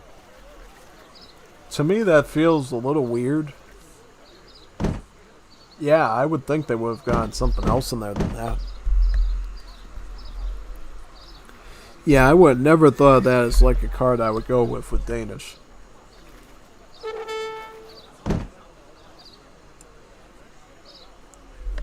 Yeah, that's the thing. He doesn't have like a villager ship in here either, because what's usually a popular card for Danish is infinite to settlers. So that way you can potentially ship in 4 settlers in a very short amount of time between your initial shipment as well as the one you get afterwards in Age 1. So you end up getting a little bit more villagers than you usually do with other civs, but it just takes a little longer to do. You start out a bit more empty, but it gradually shifts over by the time you get to your second shipment, which is usually when everybody gets their first shipment. Which for Spain, of course, is something weird. Or that they have a train post.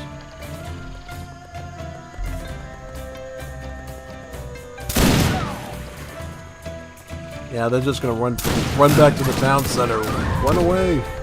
Run away! And here we go again. Bunch of infantry, low-stat infantry, getting shot up by Potomac defenses.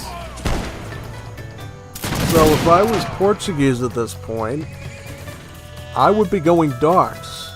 Right? This is why a lot of Portuguese war decks exist, where you can go schooners. And with schooners, you can cheaply produce a lot of fishing ships. Yeah. This would be the perfect map and situation to go fishing ships on. You know, you've got a lot of trees around you. That's the one thing you do got besides that mine and the berries there left. Start chopping that wood and start pumping out like 2 or 3 docks worth of fishing boats. And then you're going to see your eco really soar, and then you'll be able to deal with Danish pretty easily. Yeah, that's really all you need to do is just go water if you're Portuguese. You could also go water if you're Danish as well, and that would help you out. You know, when I was like did my first Liga with the chorizo, and I was facing off against MCMR, I noticed I was really behind in like unit numbers from MCMR, and I was wondering, how is he massing up such big armies? And I found out it was because he was using his docks, like this one, thankfully, that Aladin is making, to make fish and chips. And then as I thought of it more and more, I'm like, wait a second. Why would I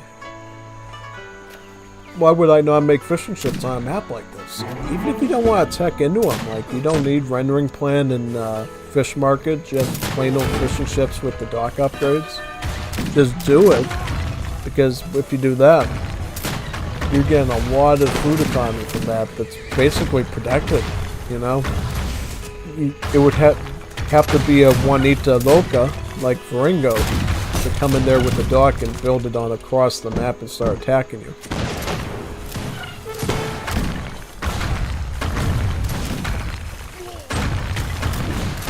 That's essentially it, too. I mean, you just have to make sure overall that when you're planning your strategy in terms of map, that you consider the water aspect. Yeah, because if you don't consider the water aspect, like, hey, this map has a well-protected pond of water, you might be missing out on a good resource opportunity. And thankfully, Aladin eventually realized that himself without me there coaching him on that, and said, you know what? Tengo mucho hambre. Necesito el pescado.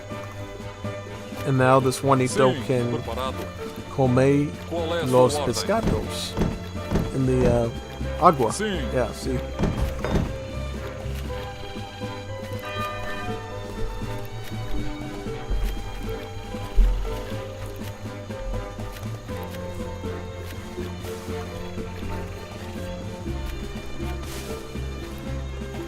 Oh, that's a lot of volunteers.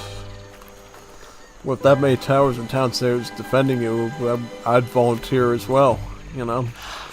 Just saying.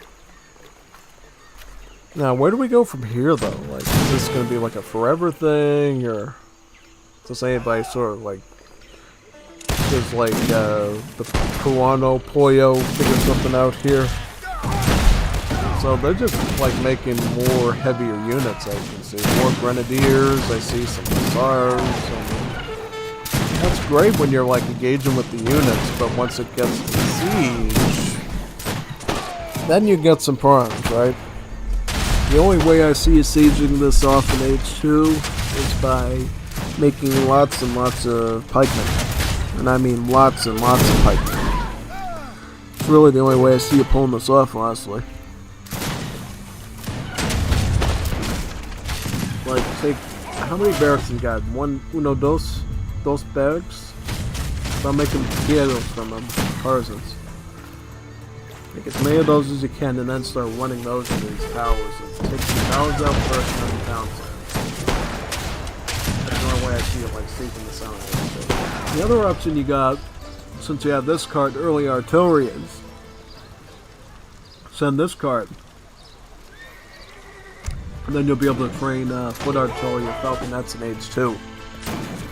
And people might be listening to that thinking, wait a second, you can make falconets in H2?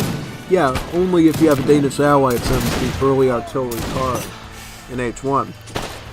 They can build their foundry in H2, and then they can construct either foot artillery or any civilization equivalent, right? Whether it's Whitworths or the Anglos, I think those Japanese canal cannons.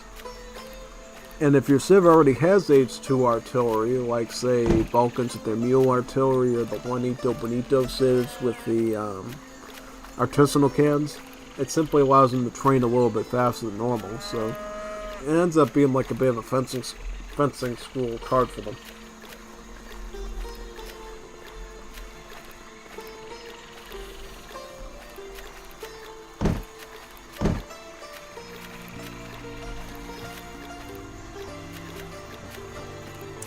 Yeah, at this point, I think Aladin's going to slowly creep up and gain the win here, because he's going 2 docks fishing boats. And if GMP can't think of a way to crack his shell, you know, crack this nut here, I think this Portuguese just overwhelms GMP due to his more superior naval capacity on the water. Yeah, see, now GMP's going to start adding in falconets or foot artillery at this point, because he knows, hey, this Grenadier Lancelot thing is not going to work. We're going to need some extra artillery here. And thankfully with that card, he's going to be able to do it without having to commit to a full age up. And he can still continue to spam out infantry, hussars, you name it. Yeah. I could see him making 10 of these, maybe 5-10 cannons, and then he's gonna have a little bit of a better shot at sieging. But at the same time, your friend the Portuguese are gonna keep using the Infinite Frontier Defenses card to keep adding into wagons of redoubts in. So that range cover is gonna keep existing every time you take it down.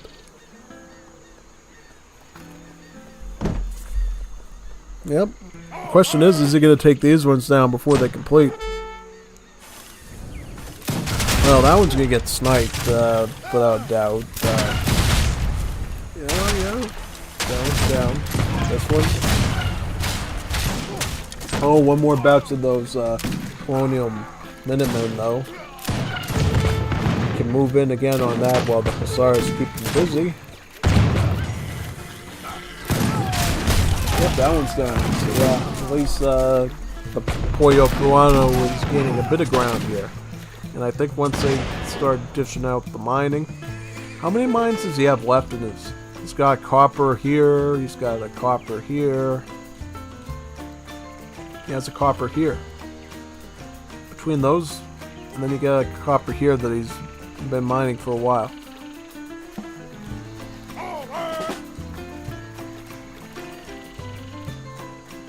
I mean, I don't know, if you can, mine up all that metal, you might be able to get your cannons in here and crush through his buildings with them. And that would be an interesting show of force of how the early artillery card of Danish can make a difference. If you use it properly, right? Because I find a lot of times some people might make the Falks too early. You know, they might make it too early without a lot of protection. They end up being kind of useless because, believe it or not, with this, basically what happens is,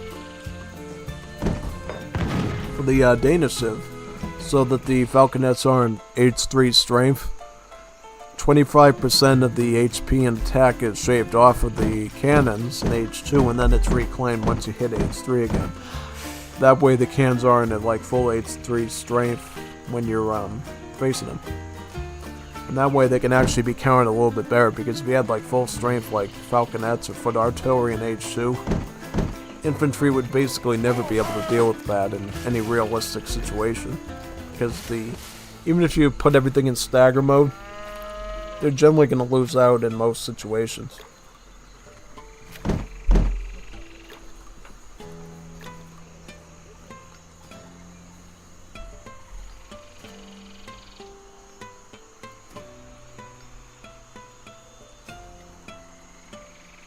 Yeah, you can see one of those foot artilleries being queued up right now, though. That's going to make two of them in the queue now.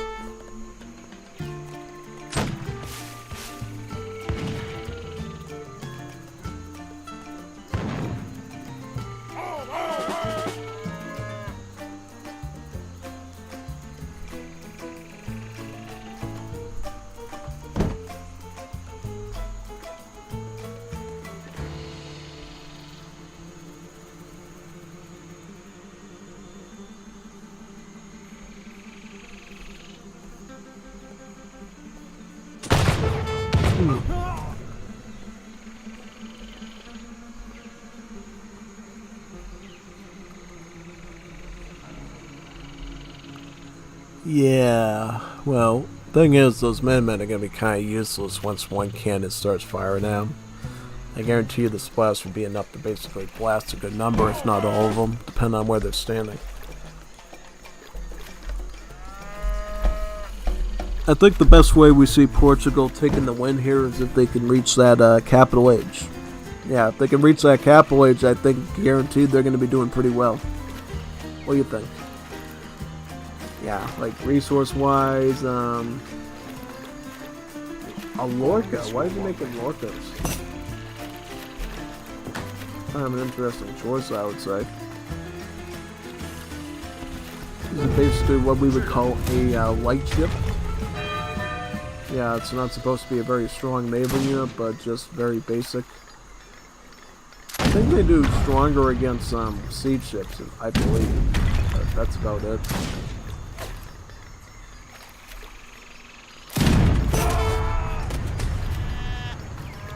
Yep, those foot artillery is doing their job. Now actually start to do some siege work here with how much damage they output? 75 damage. 2, so 150 per shot. Multiply that by 3, it's like 3 cannon volley, we're talking like 450 damage. That's certainly a lot better when it comes to dealing with the towers. And when it comes to dealing with the town centers, that's going to really be helpful.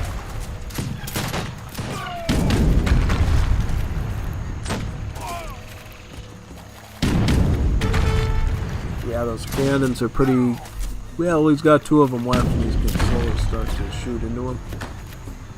Unfortunately, though, the range attack of the town center is about 32, so no matter what, your cannons are slowly going to get eaten up by those range attacks in the building.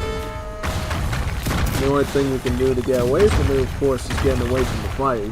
So anytime you're like firing damage into that PC, your damage or taking damage in return from it, as long as you're being targeted properly. Alright, so those villagers are sitting ducks now, and they're basically going to be wiped out at this point. Yep, that TC should be eliminated pretty soon.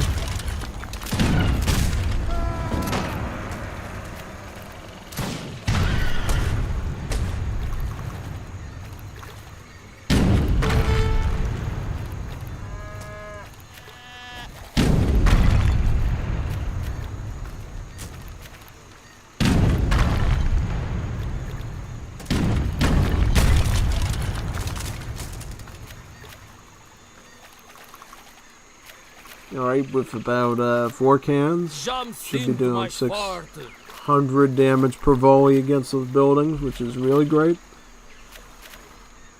At the same time, though, we see Portugal finally getting up to capital age with all that fishing economy going on, and if they can do that successfully, maybe we could see some sort of a comeback here.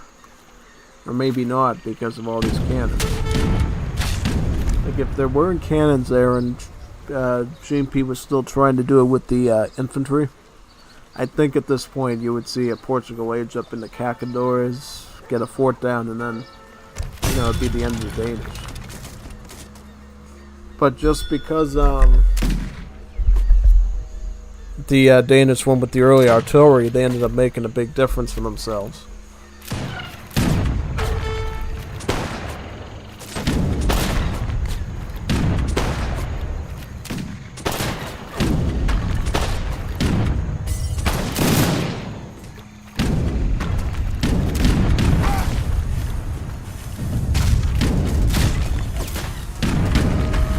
That town center is going down any second.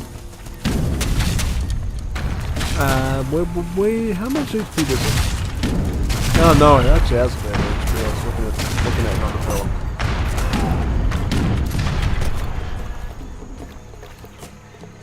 I mean, the question is oh, he did. Yep, he just reached stage 3 with the gunsmith, which granted him about 6 Castadors here. Those are going to be great against these heavy infantry, but question... Oh, whoa. Danish actually put a tower up here. So the covered wagon is actually taking some sort of damage here. I think at this point, Portugal's probably going to resign just because it looks like they lost a lot of settlers. If they were able to retreat them a lot sooner to the cores of the map, I think in that case they would have been fine here. You know, they could have gotten that town center up and they could have moved on to making their own foot artillery. And that could have been a way of dealing with their enemy.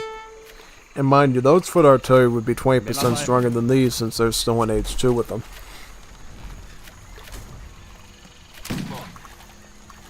And then just add in castadors, maybe some dragoons, maybe some line infantry, and do that.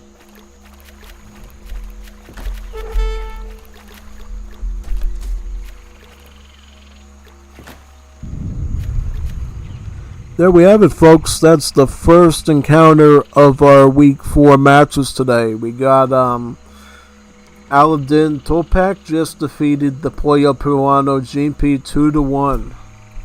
2-1 in the best out of 3. So that's our first encounter of the day. It's not the last one. We got a lot more encounters to do today. So I'm going to be closing out of this, and we're going to be moving on to the next encounter, whoever that is. I don't even remember who it is. We're going to find out who it is, though. Let's do that now. Good job, Aladdin. You did a great job there, on that initial game. But after that, I think the Peruvian Peruano chicken basically started chasing after you or something with his feathers and ruffled you up a bit there, so definitely next time try to get the fish going a lot sooner. And by a lot sooner, I mean schooner, like the schooner card, Get that schooner card going with Portuguese when you're on a map like that.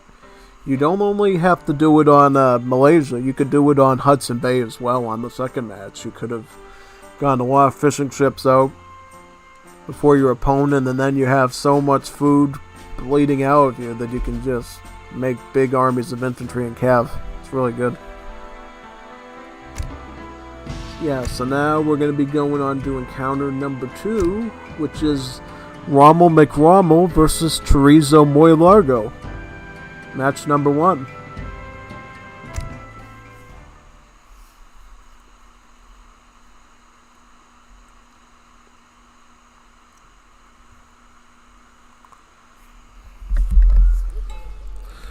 Alright, so Chorizo, otherwise known as Perota, is playing as the Danish versus Rommel McRommel the Swedish. 2 civs we've already seen today, so I don't have to get much of an intro. That's always good. These are those sacks of cav I was talking about, those experience crates. Notice as he begins to gather from these, his experience green bar there is going to go... he's not gathering it yet. 1 second. Yep. Should go... whoop, like that. Instantly. Almost. Yep. Right along here. And then you get your first shipment. What is he going to get with that shipment, though? What's... He made a deck based off of Delian. Interesting. So he's going to start out with Colbertism and then move on to the Settlers. Why not get infinite Settlers, man? Why only Team 2 Settlers? Why not get infinite Settlers? Don't worry about your team, man. Your team can handle themselves just fine. Just get your Settlers.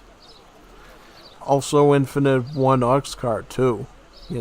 This is the only way you can get additional Ox cards if your first one dies, by the way. Because you can't actually train them from the town center or anything, like you could in Age of Mythology.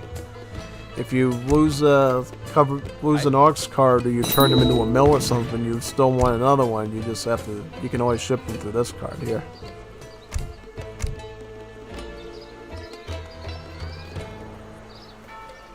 And then, of course, for the rest of the deck, we see early artillery again. So maybe some early falconets / foot artillery again.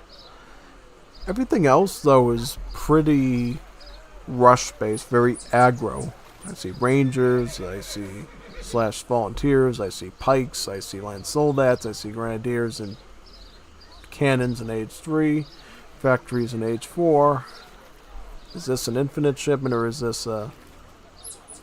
No, it's a one-time card. That's weird. I think they have an infinite shipment of Land Soldat Tars in Age 3 and 4. I don't know why he doesn't get one of those. Engineering School. He better be making a lot of cans, otherwise that's kind of a waste. Guy has a fort. Infantry combat. That's okay. What about Sweden, though? Like, what's Sweden doing? So Sweden They're doing this in an interesting way. They're gonna start out with Colbertism, the food trickle, and then they're gonna get the Land Mana Party, probably. This one here, the Land Mana Party. And basically what Land Mana Party does, every market technology research at the market except for, mercantilism, will basically grant you a free villager. So, hunting dogs, gang saw, placer mines, amalgamations, steel traps, logging, circular saw, as well as blunderbuss and great coat. All of those will give you one free villager. And it sounds quite a bit similar to the market scheme of the Italian Civic DE, right? Yeah. Kind of the same thing, actually, except it's only at the market and you have to send a card to get it. Yeah. And as a result of this card, the Land Mana Party, Swedes don't actually have any regular villager shipments. They do get Team 3 settlers in Age 2, and then they get Team 8 settlers in Age 4. But they're team cards. They're not like normal villager cards meant for 1v1 gameplay. They're meant for team gameplay. For you, your best shot is just going with Land Mana Party like this. Now, the one criticism I have is this poor Ombre here does not have a Mercado to actually start getting those techs from. And he definitely should get one real soon to really reap the benefits of it. Like, get some more wood choppers in there. Get that 100 wood for the market. Start with hunting dogs. If you only have food, get great coat or blunderbuss, and then you can work your way to the other ones. That's about it.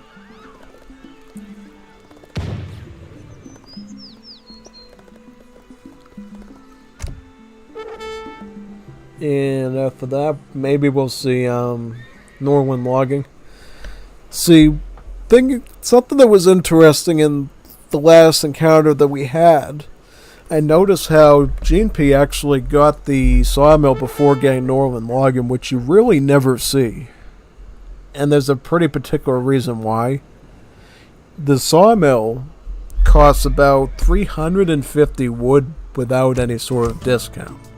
Once you get Norwin logging, it only costs like 210 wood, which is a lot cheaper.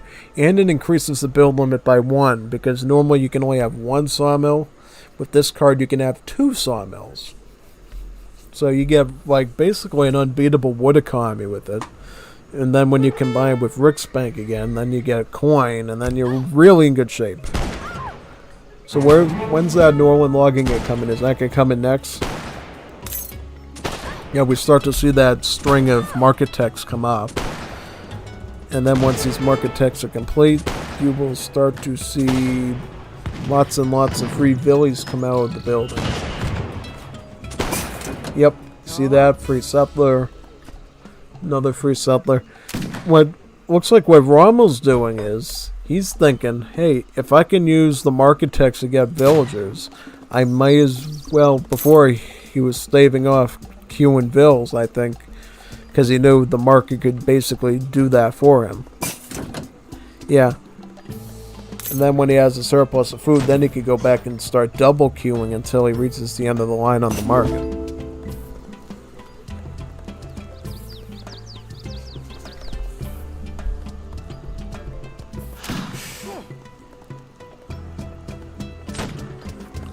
Yeah, that Danish Explorer is not looking too healthy right now. Ate too many cheese Danishes and he can't run out of there in time before getting shot at. Oh, look at this chorizo base here with some partisan pikemen and some grenadiers. That's a very sneaky attack there, right in the corner of... Here's the thing though. I think at the highest competitive level, forward bases like that rarely ever work. Because I feel like if a player is really well-rounded and knows how to defend their base and plan their city right, they can usually avoid dying to little attacks like this. So if you're going to attack, it's better to attack from the base and set up your military at home, so if they're planning to do the same thing to you, you can defend them. Right, because now what Rommel's going to do is, Rommel is going to have a defensive barracks at home, so he can have an army at home whenever he needs it.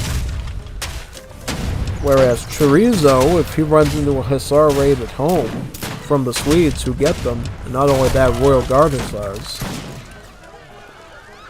basically, Chorizo's gonna have a real problem with that.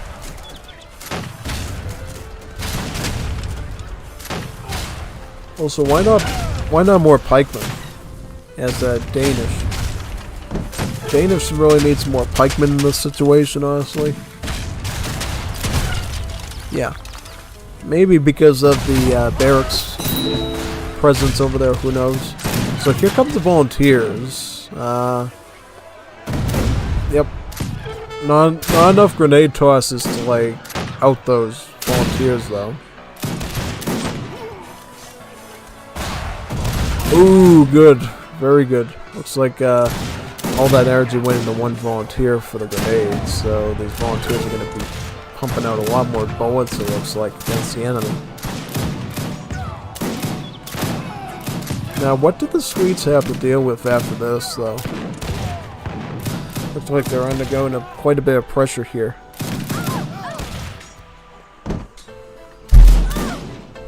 Oh, their own grenade. That's a big one. That's a Grande one.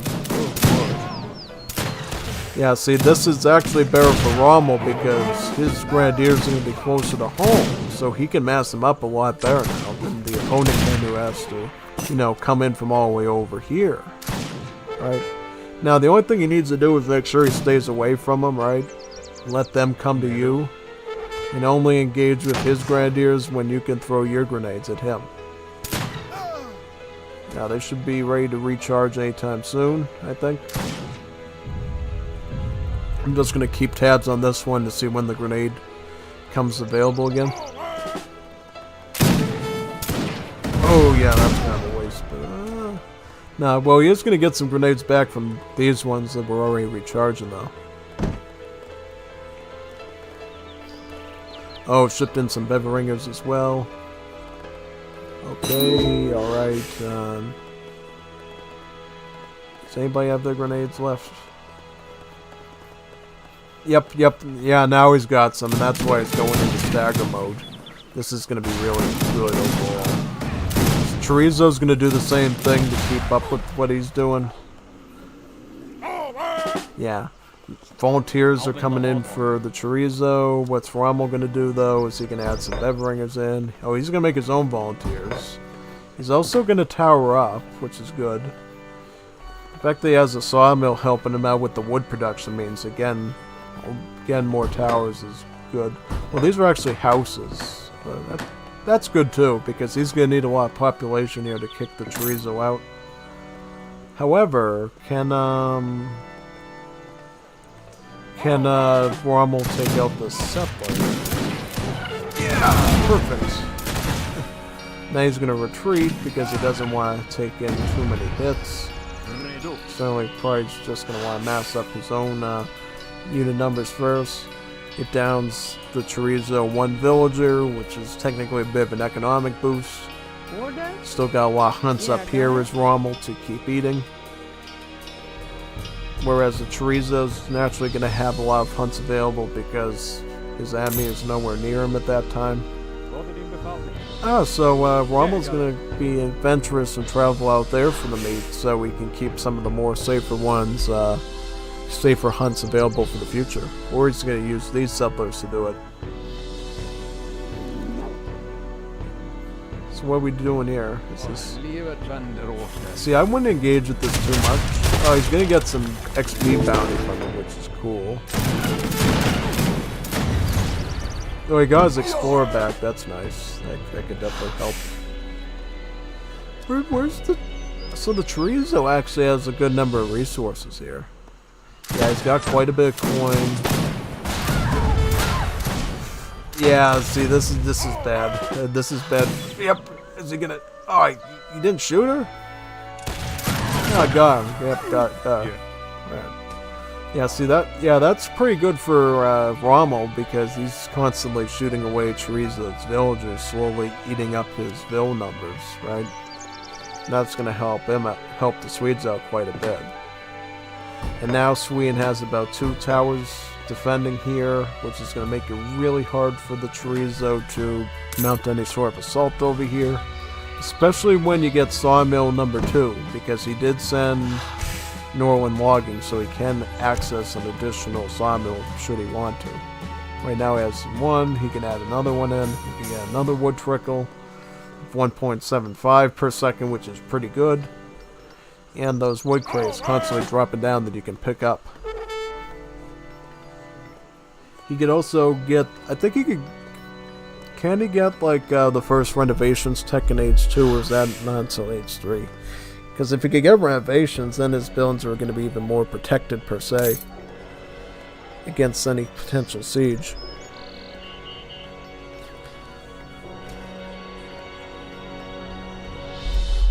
Yeah, definitely Rommel, get your second sawmill up when you can, because that way you can like make really as many bedringers and volunteers as you want. Well, in essence, the volunteers theoretically are going to do better-ish. Again, wait a second. So if it's 16, the multiplier is about 1/4 of 16, which means they're doing about 20 damage against heavy infantry. I don't know. Like, I'm thinking mathematically out loud. Like, yeah, that's only like 4 additional damage. If it was like a double multiplier, yeah, they'd be doing like 32 damage, but since it's only like a quarter, then like only like 20 or so damage done to like those Grens. You know, yeah, it's about the same as the Grenadier, but the thing is, the thing that gives the Volunteer a better advantage though is the fact that it has more range. Yeah, the fact that it has more range, and it's cheaper. It's cheaper than going Grenadiers, because if it was just about like stats, sometimes they would say, hey, just get Grenadiers then, because they got the grenade toss and they got the same range output as the Volunteer against heavy, as well as against other units. Yeah. Well, against maneuver, it's a little bit better than that. It's like, comes down to about like 24 damage, so it would do more damage to Dragoons than the Grenadier, unless you consider the grenade toss factor being masked up. Oh, here comes Rick's bank here, so that's the bank trickle.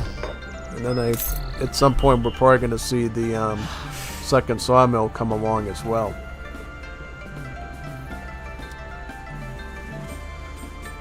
So Chorizo's going to do some early falconets / foot artilleries. Interesting. Well, I don't know though, because Rommel, he can just keep constructing more towers, which he seems to be doing here. And he's probably, yeah, he could actually get up to Age 3 rather soon, and he can get some Hussars in the Age up, and that might just throw the Chorizo a new situation of pain, I think.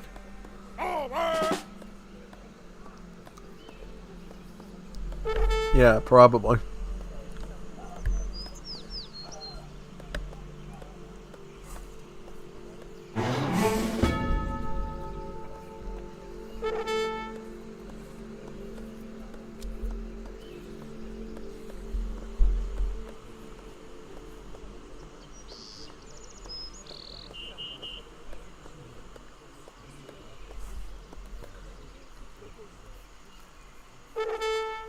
Yep, here comes 700 coin.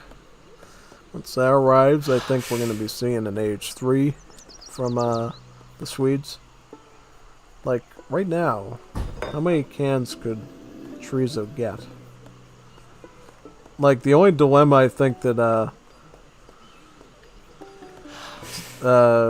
basically you deal with as the Chorizo is your opponent's going to be aging up while that's... Wait a second, are we going to grab this? Yeah, grab it with something, yeah. Yeah, because if you can age up in time, I feel like you kind of mess up Chorizo's whole game plan, and he's kind of forced to resign on you, yeah. Well, the thing is, even if you age up in not enough time, you can always cancel it and start putting down units, too. And you probably can still continue to make units since you got a bank propping up your coin numbers, you got a sawmill propping up your wood numbers. Yeah, he's going up with the cornet. Cornet. I think it's the same as the... Well, it's not the same as the scout in vanilla. But it does give you hussars, though. Yeah, that's basically what it does. I think it gives you about 4 hussars, I believe. Or something like that. And if that's the case, I think what we just see here is Rommel stalling off the chorizo as much as possible. Yeah, he's gonna just throw like his units forward a bit, which he's gonna use his explore here, which is another distraction. And then of course, chorizo. Yeah, he can either move very slowly in, or he can move in quickly by changing his stuff from bombard to limber. But either of those actions is gonna take time. I don't know why Rommel keeps trying to like bump him. It's like he's trying to bump heads with him constantly. I would just wait back. Yeah, just wait back, let the age up finish. He's not going to take down your town center before that age up finishes. You're going to have 5 hussars here. He already has 3 over here that he looks like he was using for some pressure before invading. And then he's got 4 from the age up. And then from there he can ship in even more hussars. Yeah. Pretty much, you know, just mess up a bunch of hussars and go at him with it. Yep, he's got an age up right here. And truthfully, you could probably even get your own cannons. Oh, he's gonna get a veteran. He's gonna get veteran hussars. He's gonna get veteran hussars here, and he's gonna wait for him to fully engulf him. This is where I think the chorizo resigns. I think the chorizo resigns once he realizes, hey, this Juanito here is going to come at me with, you know, veteran hussars. He's also going to upgrade his grenadiers as well, and then he's going to ship in. Yeah, he can still get a ship in too. He can ship in more hussars. He's also going to bring skirms. That's going to be great against all these infantry mostly. Oh, veteran hussar. Yep, look at this. Look what's going to happen here. Veteran hussars with all those stats. Completely gonna mop this up, basically. He's doing a good job at targeting the cans as well. So 1, 2, 3, all the cans are down. It's over. It's over, chorizo. The chorizo is not as largo as you thought here. It's done. These hussars are finished.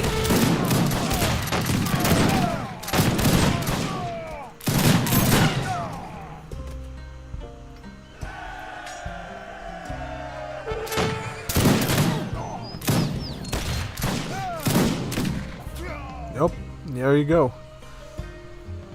There we go. Chorizo has been defeated. Now you just have to defeat him one more time, and then you can win win 2-0 in the best out of 3. Let's go see if this Rommel can do it. If he can pull it off, perhaps. Mendocino, Mendocino. GG's, yeah. Good matches overall, right, Pucks? Yeah, we've had some pretty good matches today, I would say. You know, the GP versus Aladdin series was pretty good. Now we're seeing this Rommel versus Chorizo Muy Largo one really pick up here. We're going to be moving on to the final match, I believe, unless somebody forgot to record Game 3. We'll see. Yeah, it's always good to assume that these recordings are wrong. Perhaps, you know, and sometimes they're the wrong map or whatever. Yeah, I always do that because I know sometimes there's some discrepancies in it. Looks like this one is probably going to be cool. I don't know. Well, we see Chorizo going with Bolivia. Bolivia's a pretty interesting one. Bolivia has one of the strongest rushes in 1v1s, I think. They do something involving the war of the Republicatas, I believe it's called. Which card is it? Let me find it. Does he have it in his... yep, this one here. War of the Republicatas. Basically, every trading post you have will pop out about 3 Republicata Macaeats, which are a native warrior with a ranged attack against cavalry, so shock units. And what's so spicy about it is if you can get a lot of trading posts up, it can be a real serious spam, and then you can add in the native warriors from the buildings. You can ship in a bunch of units from the home city like these, the Keirunas, which are another native warrior, so they actually don't have any pop cost to them. You can ship in the Francotiradores. You can send in the Chateros or the Daza Grenadiers. A good number of things. And we already see one potential hiccup here. What is that hiccup? We see that Rommel has actually picked up a trading post himself because he is also the Bolivians. This is a Bolivian mirror. Literally 2 people doing the same strategy. This is pretty crazy, honestly. This could go in a million different directions, honestly. And then we got a direct... Oh, so they're going to go with Mr. Zahe first. What Mr. Zahe does is it's basically the same thing as advanced trading posts. And henceforth it'll make the trading post not only cheaper to build, it will add a ranged attack and make them stronger too. But one more thing that Mr. Zahe does that advanced trading posts does not do is it increases the build limit for native warriors. So once you start building down on these Cree and these Huron sites, or what they're called now the Wendat sites, you're going to be able to make more of those native units from it. Which is really a nice boost, both in early and in late game. I don't know though, because from what it looks like, these Juanitos are going to be sharing all these trading posts rather equally, right? Because now I can see Rommel, he can certainly come down now with what he has and get another trading post down. Is it cheap enough? Yeah, 121. Yeah, he's going to build on this side now. And then Chorizo's going to be forced to build on one of the native sites next for his other ones. Yeah.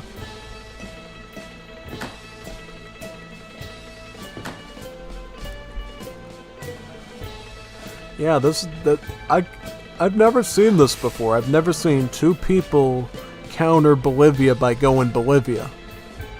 It's Bolivia, Bolivia, Bolivia. You know, this is like a Juanita Boliviana's wet dream, basically. You know.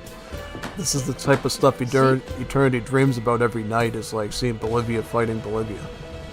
Yeah, because now this Bolivia is going to grab this one, and then this Bolivia is going to grab this one, and yeah, and then they're going to be forced to grab this one and this one because of the town center radius within the mortars area blocking you from constructing there. Yeah, yeah, pretty much, yeah.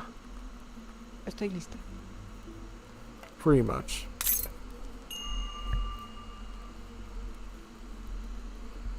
Absolutely. See? Alright, so first Italian wave for this one. What about the other one? The Croats. So there's a bit of a difference between them. Right, we're familiar with Italians at this point. Basically what they'll do is they'll give you some Italian house wagons and some of their farmers for the age up. We saw that with Argentina earlier. What the Croats do is they just give you wood, so they're like a quartermasterish one. And the Croats, compared to the Italians, are quite a bit different, whereas the Italians are more agricultural focused. The Croats are more or less, they're kind of a mismatch of different things, but they're mostly focused on navy, on like water, right? And some of their later age-ups do include shipping you an additional Croatian immigrant ship that can produce Croatian immigrant sailors named mourners. So they're very focused on water. And then they're if you pick nothing but Croatian age-ups, you can get this ultimatum where you can basically get a full revolution. All your villagers turn into colonial militias, and yeah, it's kind of insane. Then your fishing boats turn into light ships, and then your warships turn into the immigrant ships. It's a really crazy revolt. You should definitely try it out sometime. It's really fun. And then, of course, you can... Yeah, it's crazy. So, what's going to happen now? Wait a second. Rommel, what did you do, Rommel? He could have went here, and then he could have... Because now Chorizo's going to have one extra trading post. Because you didn't go for one of these ones. That's going to be... Might be a trap that you might have put yourself in. Not good. Not good at all. Not good at all. So, first we're going to see the Francotiradores from Chorizo, and then he's going to go for the Republicatas. And then you're going to get about... When this is done, you're going to have about... Doce Republicata Macaets. Yeah, Doce. 12. And Rommel's going to only have Nueve Republicata Macaets to work with, because he forgot his train post Quattro, pretty much. Yeah.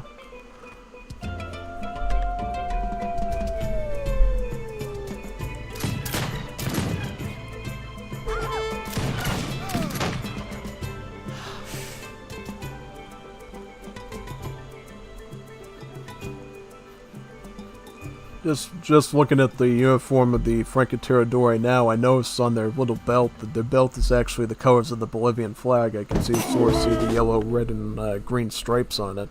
It's a pretty nice little feature. Did Rommel send his out yet? Yes, he did. Now he's going to be sending macheteros, and then he can send in these, or he can send in these, or he can send in these. These cost food. Yeah. Yep. Pretty interesting.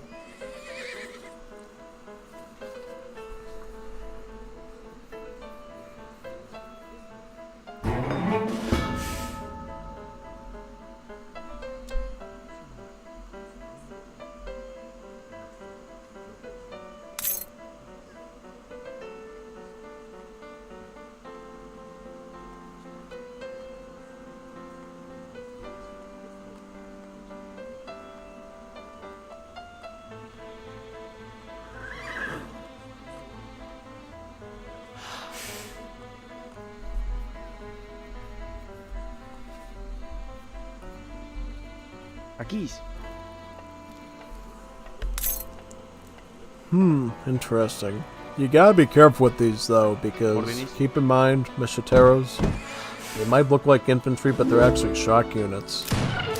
Cavalry, so these Republicate the Macaets, in turn, will actually...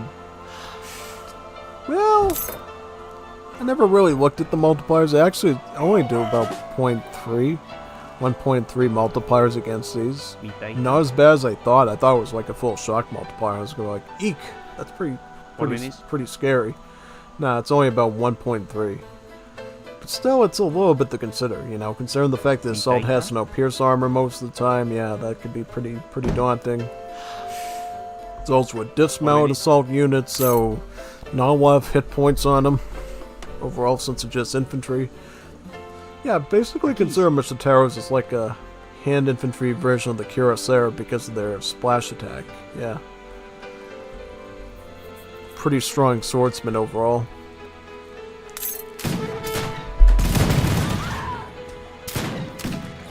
Oh boy. Yeah, that's a bit of a raid there. One thing I like about Rommel though is he has a lot more unit cards in his deck. Versus the only two that the Chorizo has. I think the Chorizo is underestimating how much unit shipments you really need for this strategy, and that might cost him dearly. What Chorizo did instead, though, is he started getting some of the native warriors, right? So he has some of those mantlets already on the field. And that's what he went with.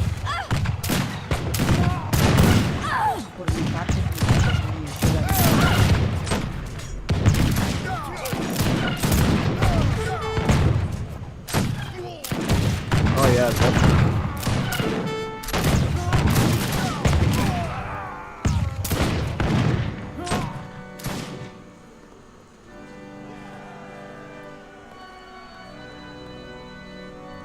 Very good, very good. Yeah, see now I feel like Rommel's gonna have a bigger advantage at this point. mainly because he has more unit shipments in his back pocket. Like he's sending the Kea-runas out. He could even get some more Kea-runas through Roma conscription. From now on, you also get 4 alongside. Yep, that. And then 6,000 Grenadiers. This is a powerful option since the Grenadiers are pretty good. Yep, some more Maquettes of Chorizo getting taken down with relative ease. Yeah. By the way, just so you're aware, any sort of like ranged skirmisher like the Francotirador or the Choqueiro that we saw before, they have the skirmish tag instead of the maneuver tag, so that means skirmishers don't actually deal multipliers against these units. Yeah, kind of interesting, isn't it? Right? So if you're like dealing with crossbowmen or archers, they have a pretty hard time fighting these because units like this, which are 2 pop, are naturally gonna, you know, deal statistically more damage because they have more hit points, more attack. Unless, of course, they're outnumbered, of course. Also known as Kundrai, say, fighting archers and dragoons, right? The archers will beat the dragoons easily. Archers fighting these mounted skirmishers, though, like the Francotiradores, which has stats closer to that of the crossbowmen, are gonna have a much simpler time, honestly.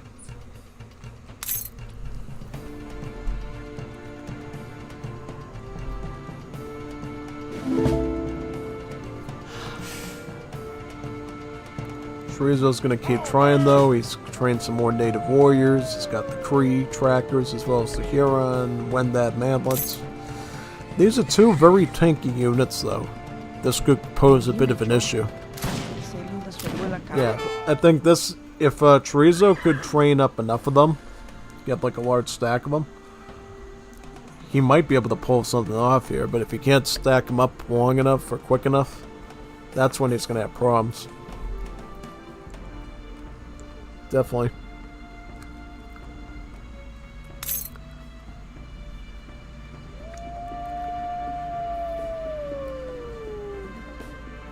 Sí.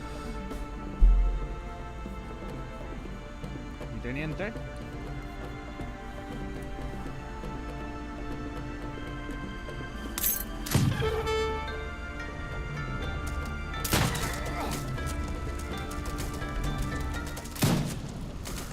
Looks like he's gonna make a move on that training post next.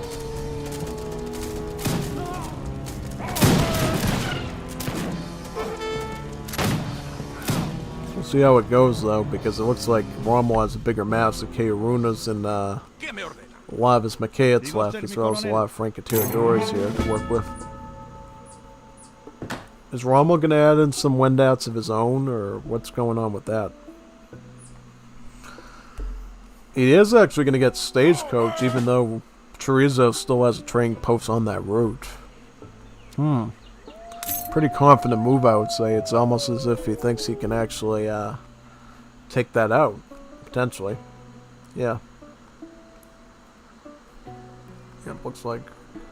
How did Chorizo get these? You shipped them in, yeah. Maquette shipment in H2, yeah.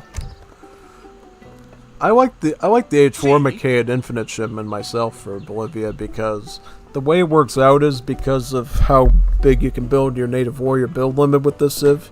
You can actually send the batch, get 2 batches of them, and still have them on play in the field at the same time. Because the build limit of the Maquettes comes out to something like 60 or something crazy like that, and it's really powerful. Here comes the Dazzle Grenadiers though. A bit of splash into that mix, along with that of the Macheteros.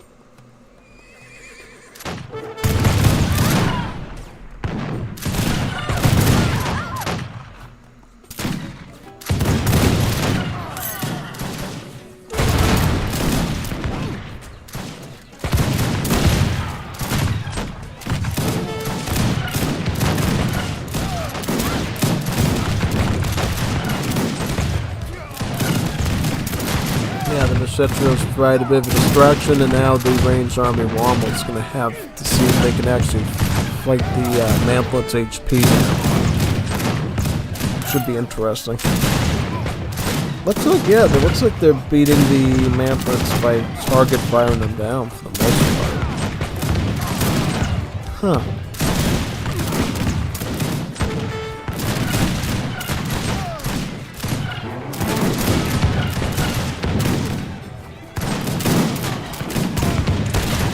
Yeah, I mean... Yeah.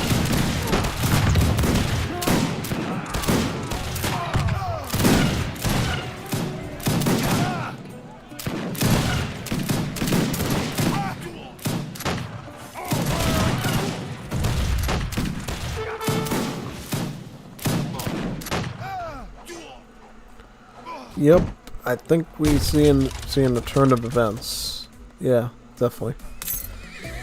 Definitely. So that building you just saw over here was something called a mining camp. And basically what the mining camp is, it's a temporary structure that lets you produce villagers for free over time from it, but it collapses after so many seconds. So it's not like an armored town center that's constantly pumping out villagers. It's simply just does it for a short period of time and then collapses. And it costs about 300 wood, and you can get about 4 villages out of it within a good number pretty quickly. So pay up 300 wood, get 4 villages. It's really good.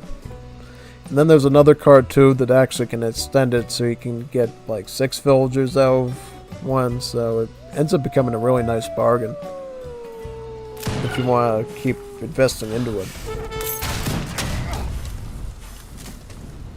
Do we see Chorizo going with mine camps at all? Nope, doesn't look like it. My thing has always been deciding like what's considered enough mining camps versus too much mining camps. Like when am I spending too much of my wood to get them versus the reward of the villagers, right? Yeah. Because see, these villagers are supposed to work a very particular way. They have a really low hit point count compared to other villagers, and the reason that is because this explorer here, this Juanita Bonita named Monica Galindo,'s job is she has a special ability that can turn a number of the villagers into these, the Keirunas. Yeah, essentially. And pretty much what you want to try to do is, if you know your villagers are under pressure, use this Juanita Monica Galindo's ability to turn those villagers into more of the Keirunas to add to your military force. And if they can kill off the enemy force that's attacking them, they can definitely be added into the rest of your army and serve as an additional mass, right? And the cool thing about the ability too is it ignores build limits. So if you're at the build limit for this unit, the Keiruna, which is a native warrior, you can have more than like 19 of them active, which is really helpful. Yeah, it's really helpful. So now we see Marianism. Basically what Marianism does, it gives you a church wagon, and it allows you to have an additional church, or a temple as it's called here. And why building churches is good is because just like in Definitive Edition, these churches will actually trickle experience points. So if you can have 2 churches trickle in experience, that means you're going to get shipments a lot easier, which you can put into, you know, more cards, or you can get additional immigrant battalions from the colony. Yeah, really useful thing.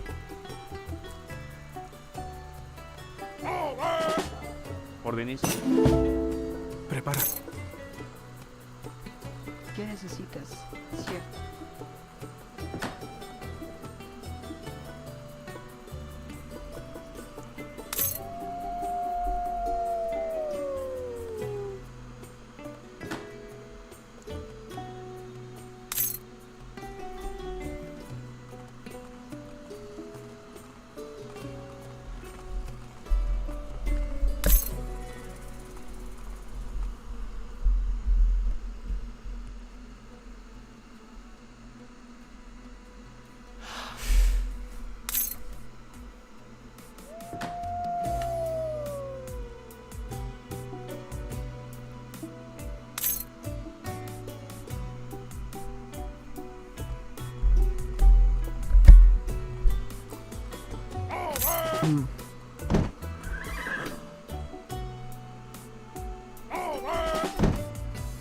What's the resource count exactly? But so they're both pretty low on their resources, it seems like. What's the bill count, though? Mando. Oh, that's Italian. That doesn't say much. 24-ish Pongos. Pongos here. How many on this side? 34, so the trees is actually a bit ahead in this count. Which is interesting. Also some Lanceros too, so a bit of anti-skirmish mixed in. Those will help against the Kree crackers in particular. They're in the Chorizo army. Quite interesting how Rommel's like not actually getting any native warriors though. I wonder why that is. Like, these Mamlets in particular are like a really well-known unit to this map. Really not too sure why it's not getting them. Could be a nice asset possibly.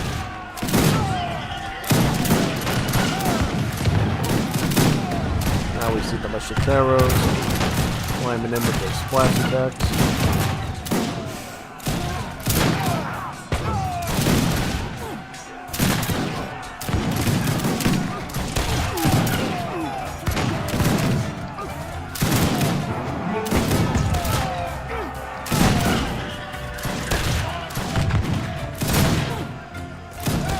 Ooh, everything but the Krees. Get those Macheteros in the work against those, because otherwise they're going to start raiding you. Yep, also no idle. Juanito. Juanito. No idle, Juanito. No idle, Juanito. Yeah, never. Try not to idle your units ever. It's really a bad idea overall. Yeah. Definitely try to avoid idling units whenever possible.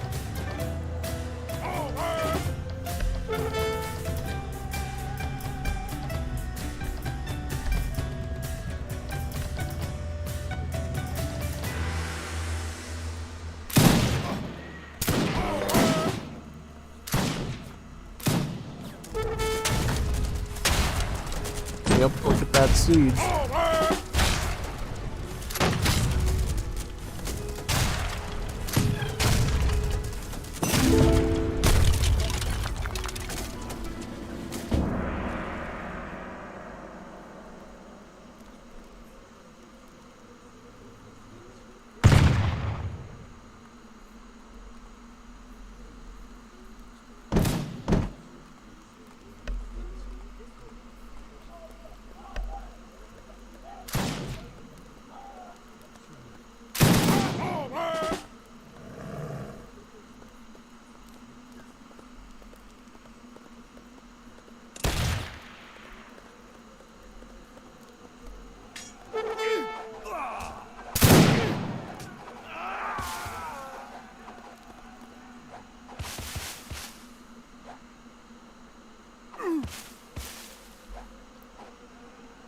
Yeah, that's not good. Well, the Kree are normally a really good unit, but just because you're dealing with something with splash like the Machetero here, they're gonna be disassembled pretty easily. Yeah.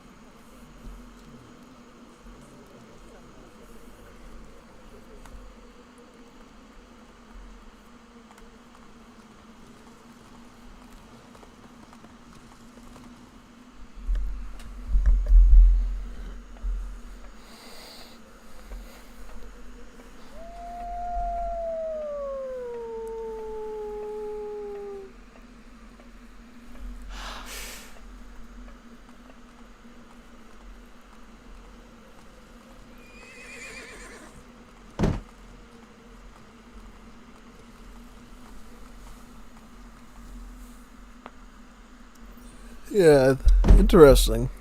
I'm kind of surprised that Rama was able to do so well here without getting a lot of those natives in. I would have thought with all that tankiness of the Krees and the amulets that Chorizo would have had the edge here, but I guess by making enough assault hits like this, Rama was able to stay on top.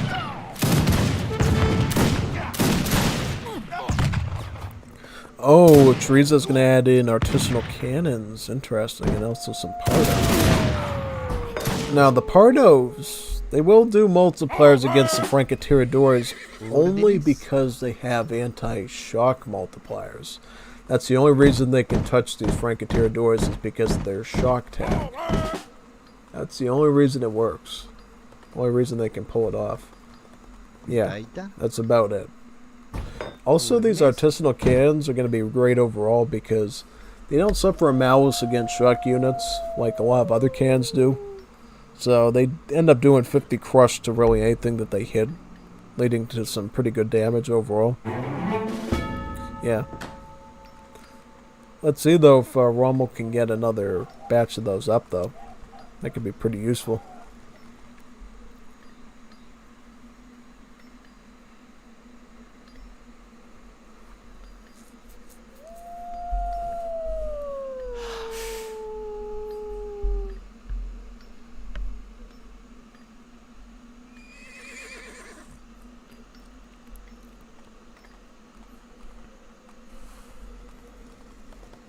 Yep, see, sneaking some lances up there, I see. Oh, wow, yeah, you're gonna make contact with all these pongos, that's perfect. Definitely what you want to see when you're raiding. Oh, he's going for the ammo first, but, yeah. Just go for the trees. Because now the Chorizo has heard the Chorizo alarm, and he's gonna, he's gonna try to retreat them. And now he's got to deal with fighting on this side, and, that's going to complicate things because now we can't properly maneuver those villagers away, and now he's got to deal with fighting over there, and yeah, crazy, isn't it? And then they're going to lead him to the other villagers. And, oh yeah, this is real perfect for Chorizo, is it? Yeah, now he's going to see these villagers, and oh great, yeah, especially since they're a low HP variety of villagers. I mean, that's going to make it really sting in the wound. I mean, that's. Look at all these villagers being wiped out in real time. Do you see that? Do you see all those villagers getting wiped out? Look at all these villagers. That's why look at the Chorizo's lost. It's like he couldn't even care to like retreat those or something. And at the same time, he's just getting completely wiped out on his front over here. Yeah. Now that Rommel has that instant pre-tracker. This is... Ugh. Chorizo, what are you doing? What's the Chorizo doing? Letting that many villagers get wiped out? Without, like, a second thought? Like, wow.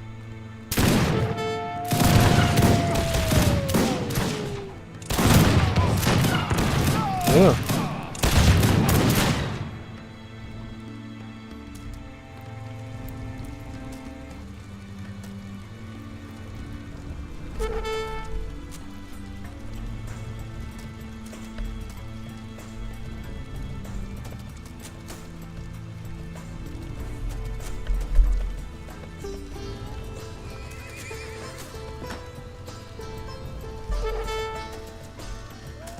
Yeah, I mean, look, I mean, that's gonna be really painful. Absolutely. No doubt about it.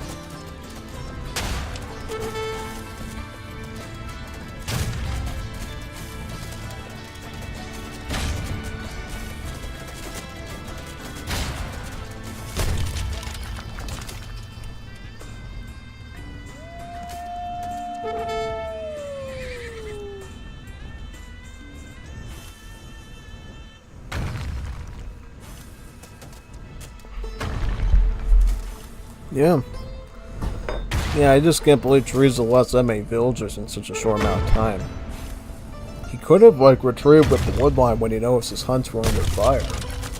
I mean, that's, like, one of the things we learned about in 1v1 is, You know, you gotta watch the mini-map.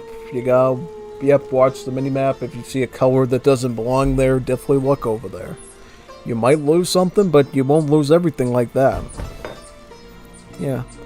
Always check your mini-map for colors that don't belong there, because if you don't, there's always the risk that you're gonna run into problems, basically, because you're gonna let them raid you way too hard than you can handle.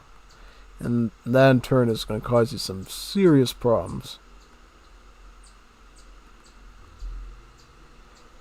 Yeah, alright, so let me close out of here and then we can move on to our next encounter. Thankfully, looks like it froze a little bit, which is totally fine because with this I can just use the task manager to shut that down. Yep, the Age Pyre's expansion. And task. Yep, perfect. Boom. See, in the old days, when I didn't have full screen, when I didn't have window mode, I would literally get stuck in that game frozen. I'd have to restart my computer, but now that, I got in the window mode, I can just use the task manager to, shut it down for me. So I don't have to worry about that. It's a neat thing, honestly, I fully recommend if you're going to do, streaming AoE 3 Legacy like this, you do that, just in case the game freezes on you. Doesn't have to freeze, in this area. I think it's technically possible in extreme lag situations for it to freeze even in the Asian dynasties, potentially. So, definitely look out for that for sure. And I'm just seeing, what other... Oh, those are just mine. Those are my games. Alright, ignore those. These are for week 5, so you gotta wait for those. Alright, so now we're going to be doing Sog versus Adri next. The Adri bird. Alright, so let's get started right now. With match number 1. Here we go with Sog versus Adri, match number 1 on Mendocino. Alright, so another Bolivia. We just came from a Bolivia mirror and we're gonna see more Bolivia. Was this Eternity Night? Or Juanita Boliviana? Oh, but then we get a Korean. So Korea versus Bolivia. And Sog is playing Korea and Adri is doing Bolivia. Alright, so Koreans. Civ we know pretty well from AoE 2. Maybe from Rise of Nations if you play that game. So Koreans in this game have quite a few interesting features. And do keep in mind, since they are an Asian civ, they do get their own wonders, they do get their own consulate allies and everything, so they're a fully functioning Asian civ in this mod. Unfortunately, they get the most ordinary houses, but maybe they're not as ordinary as you might think, because they do contribute to a special civ bonus. That being that Korean military units can garrison inside of buildings. So if you got archers and you're fighting against musketeers, right? What you can do is you can shoot at the musketeers, wait for them to chase you and try to hit you, but before they can shoot you, jump in the house, hide. Musketeers will proceed to siege the house, and while they're in the siege animation, pop out and shoot more arrows at them. Basically, if the opponent isn't paying attention, that feature can let you gain extra hits on your enemy and make more value out of your military. It's really powerful. It's really powerful. In addition to that, Korean buildings actually heal themselves automatically if you're not attacking them, right? So let's say we throw a torch at a Korean house. The house will regenerate without us having to press the repair button automatically, right, for free. Only time we might use repair is if we need to repair at a quicker rate. And there's even a technology later we can get through one of the wonders called geomancy, which improves that regeneration rate even more, so the buildings will repair themselves even quicker.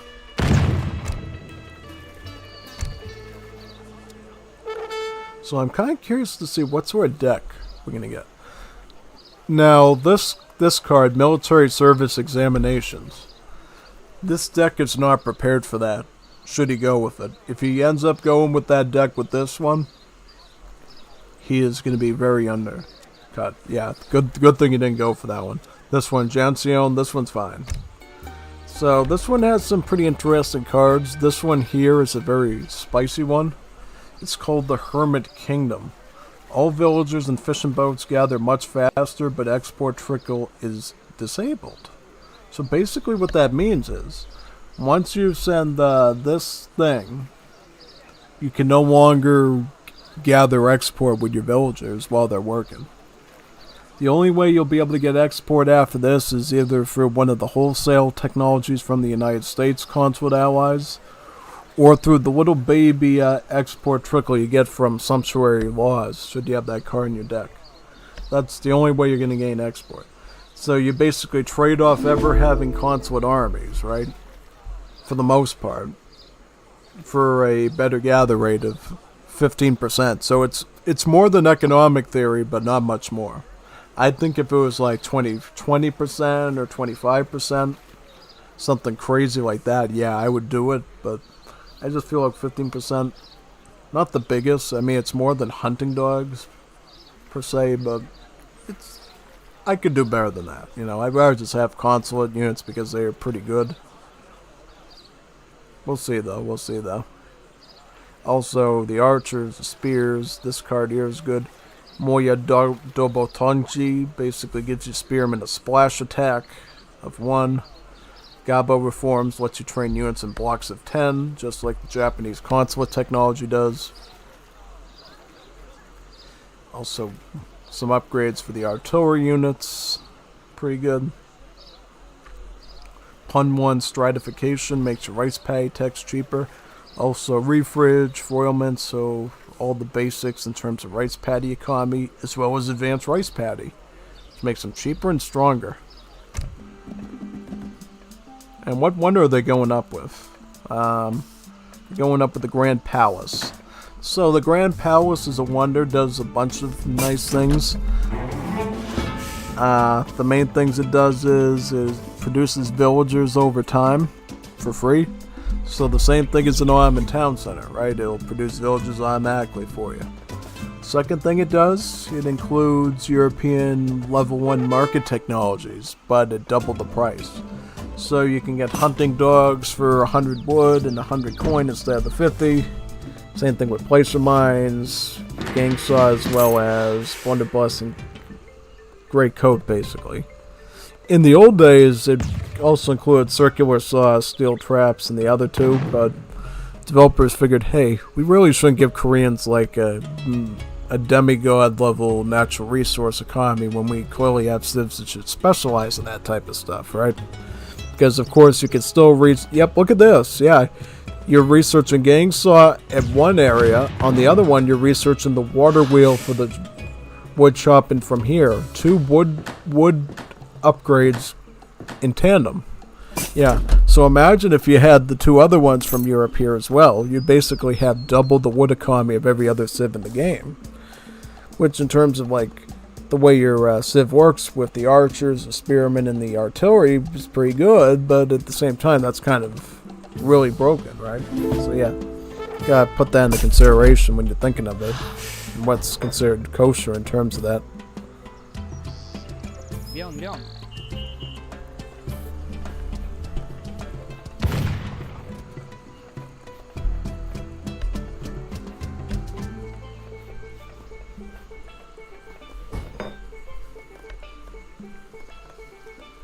Yep, now he's going to get the second wood chopping, as well as the second hunting.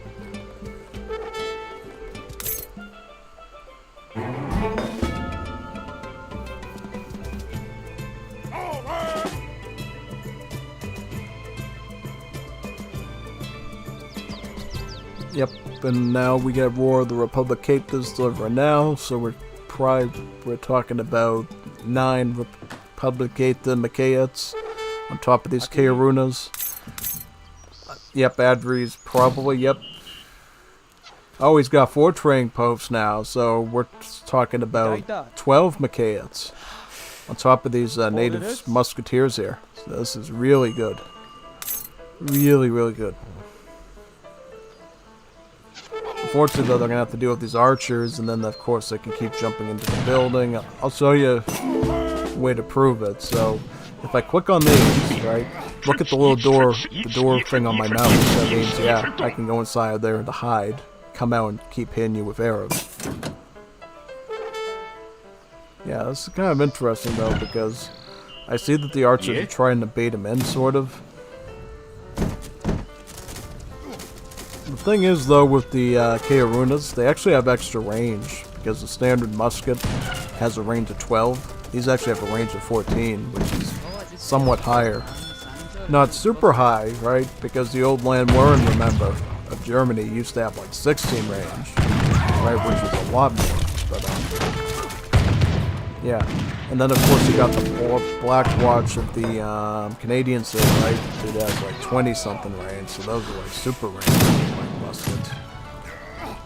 Yeah, the reason why musketeers don't have like naturally have like high range is because they have higher base damage. So if you gave them a lot of range, they'd basically become skirmishers without being skirmishers almost, right? Obviously they'd be susceptible to skirmishes themselves, but they themselves would be doing so much damage, and they would sort of blur the line between anti-infantry and anti-cav, which you try not to do unless it's a special unit, right? Like the Maodachi or something.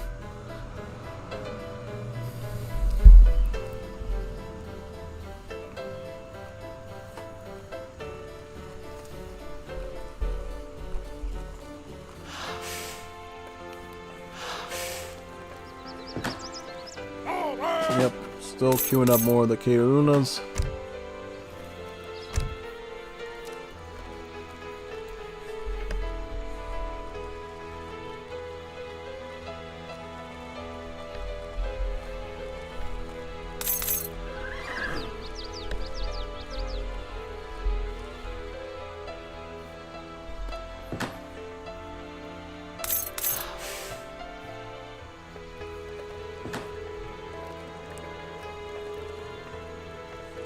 Yep, shipping in about 5 macheteros.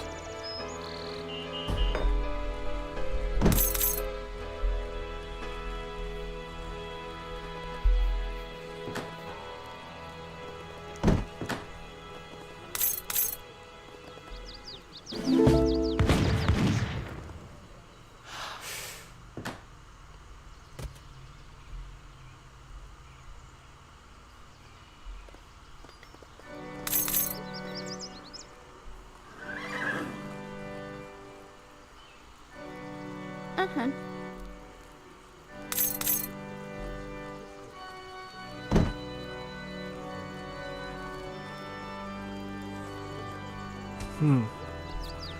And just seeing here.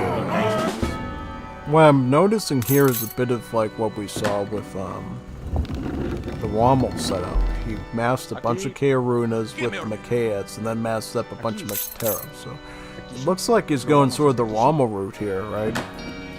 And then we see the explorer here, this Juanita named Vicinta Alocel, building a mining camp. Yeah. There's two ways to build the mine camps. You can either get them through the town center's wagons, or you can have the explorer build them. Either way, it does the same thing, produces about 4 villages, and then blows up. You can keep doing that as long as it's near a mine, right? That's actually a required condition for the mine camp. It actually has to be built next to a mine. If you don't have any mines on the map, mining camps are no longer going to be a thing, right? They're just not going to be allowed. So just make sure if you want to use a lot of mine camps, you keep a mine active.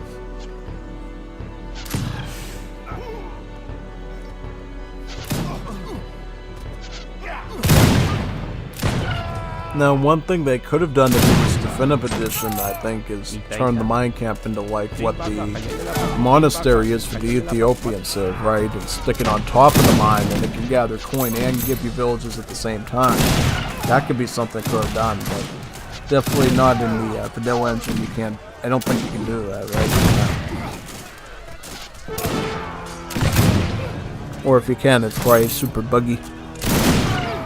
Yeah, I like how Sog is really managing his army really well here. He's like using the building garrison to the max. Yep, he keeps jumping into town center, messing him up, getting extra kills because of it. This is perfect. It's exactly what you want to do. And this means Adri is now going to be down on army, and he's going to have to retreat now. Because now he's going to be down some units here. Probably, yeah, you can engage now, I would think. You got a market nearby, so if you do need the market, yeah, just jump in the market. You can jump in the market, right? I don't know. Can you jump in the market with the archers? Oh, yeah. No, you can't. Oh, you can't jump in the market. That's unfortunate. What can you jump into? Wait a minute. Wrong player. Yeah, you can jump in the market. Why do you jump in the air? Jump in the market, you can jump into the house, you can jump in the barracks, the town, so you just can't jump into the wonder. Ah. That's unfortunate.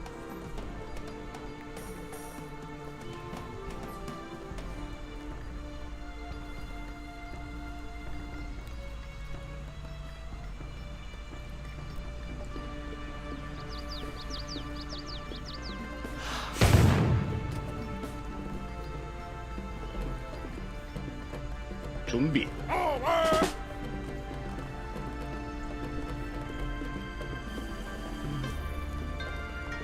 Another mine camp down here, so another 4 pongos.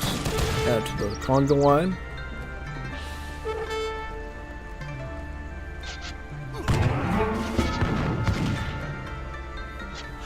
Yep, these isolated Makaits are getting sniped by the Myeonggyeong longbowmen. Yeah. Yeah, that's what these are, by the way. These are like a Korean longbowmen. They do about 22 range. Standard range for a skirmisher is 20. The fact that they have 22 range makes them pretty long range, you know. Same stats, I think, as the longbowmen. Pretty good overall. So what's going to go on here is Adri going to let him take out the trade route, or what's going on with that? Oh no, he's coming back. He's not going to let you take out something for free like that. I'm going to be watching Korea pretty closely here. Oh, no. Oh, no. No. Oh. No, yeah. Spearmen just in time, though. Spearmen are going to make a difference here. They have the splash. Yeah, he's got to get that splash card on those, I think, and he's going to be in good shape. Yeah, you could retreat at this point. It's fine. Because, see, the thing is, with this, you're gaining 2 villager queues at the same time. The one from the TC and then the one from the Wonder. So, yeah. As Korea, you're generally growing pretty well most of the time. Is Adri gonna try to repair this at all, or what's up with that? Oh, so Adri's also gonna go for the Bolivian Syndicate. So basically what Bolivian Syndicate does, it allows all of your immigrant colonies, whether it's the Croatian, the Italian, or the Japanese one that Bolivia can make, it allows them all to be able to train the filibuster, which is a Confederate immigrant unit. That normally you'd be sending in shipment-based battalions from the Confederate colony, but since this civ doesn't get Confederates, that's the only way they would ever even be able to make those units, right? And instead of like training them as like a shipment costing battalion, they cost food and wood. Yeah, they're a food and wood unit, but they still shadow tech and age up though, which is nice. Yeah. A bit similar to the Confederate immigrants for the Uruguayans, right? Because Uruguayans, as their bonus, their immigrant units cost resources instead of shipments, so they train them for like actual food, wood, and coin, which obviously has its advantages and its disadvantages. The advantage is, of course, that you can get them a lot easier because you don't have to wait for a shipment to get them, so you can make them the main part of your army, right? That's the good part. Oh, but here comes the spearman. Oh, yeah, ooh. Yeah, that's not good. Just lost a batch of your francotiradores. Now you're gonna move forward on that hunt. Yeah, I can see, yep, here come some of the filibusters now. I can see them right here. Basically, filibusters are just rangers for the most part, or volunteers. Except their multipliers are a bit more increased since they're based on the Hajusi, which is a nation-state / Balkan version of the volunteer. And the way that the Hajusi and the filibuster works is they have lower hit points, like 93, which is really weak, but their multipliers are higher, so 1.5 multipliers instead of the 1.25 before that, so really strong, you know, because that essentially means, mathematically, we're talking 17 damage, right? Multiply that by half, and what you get is about 25 damage, which, when we remember what we said for the volunteer was like 20 or so damage, here it's 25, and that's much more substantial against heavy infantry. And against the maneuver, it's even more, 0.75, so we're talking like closer to almost 2x, right? Because 2x would be 34, so it's close to like 30, and that's a lot more substantial. So it looks like Sog was able to take down that trading post, which is going to be a pretty big boost. Korean archers are trying to get the most hits that they can. I think Korea just wants to draw the Bolivians into a trap, again with the buildings, get them to waste a lot of resources here, and then slowly try to grow and expand, you know. I think he's just trying to practice this stuff now, and then when it truly gets in here, yeah. Ooh, yeah, Sog got up to age 3. He went with the Hacienda Temple. Yeah, perfect. Yep, the Hiensa Temple. Basically what the Hiensa Temple does is it includes just technologies.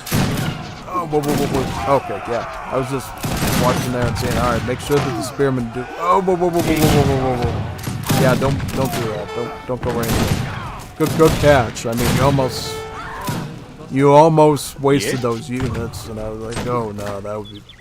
Yeah, see, now what's gonna happen is now Adra's gonna be forced to like smother this town center with units, because if he doesn't, archers are just gonna wait in here, and then they're gonna keep coming out every chance they get. Yep, he's gonna get out over here, and he's gonna shoot more arrows at and stuff. Oh, yep. The only way I see this working is literally if you surround the town center with musketeers. So that way, no matter what side he comes out on, you're gonna catch him off guard, yeah. Oh, he's gonna send out the Byongyongs. These are a good unit, because what the Byongyongs do is they essentially are a line unit that has multipliers at range against assault units. So it's almost, for those that played the War of the Triple Lines, but not Wars of Liberty, you remember the Carbineer from the Latin American civs? You know, that like infantry that had multipliers against cavalry? Yeah, that's what the Byongyong does. And its multipliers amount to about 2x against assault. And then with the Japanese training in age 4, they can bring it up to 3.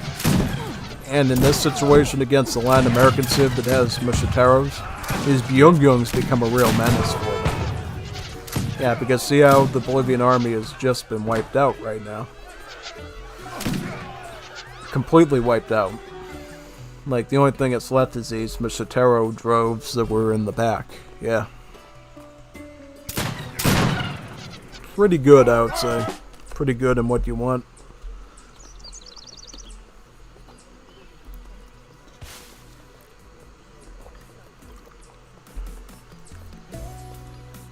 준비.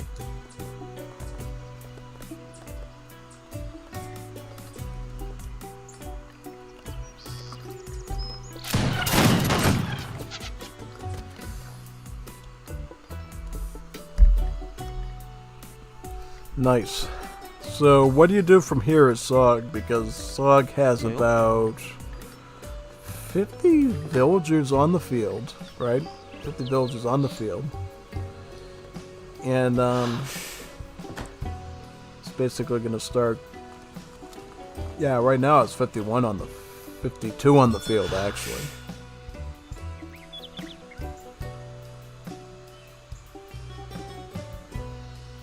대기. 예? 예, 대기. 준비. 지금은 조금 강하게 대기. 들립니다.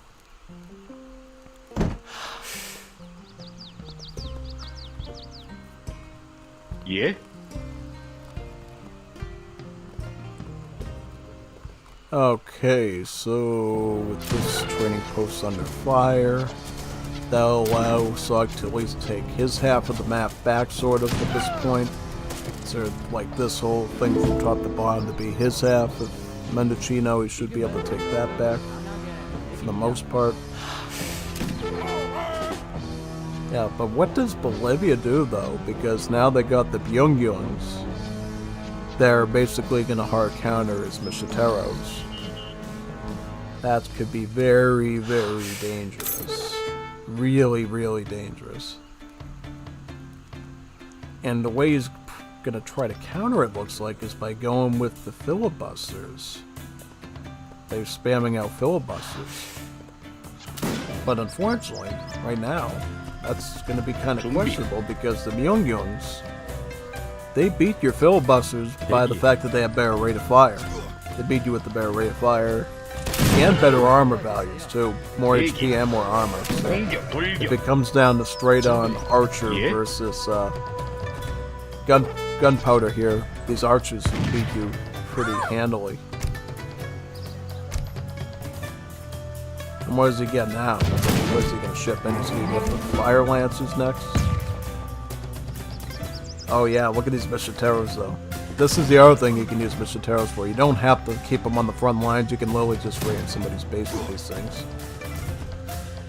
Of course, the town center is going to be able to wipe them out for the most part by itself, but still, 준비. it's going to be a pretty interesting sight to see if these Michiteros can do any damage. Oh wow, look at that Explorer getting jousted down by those archers.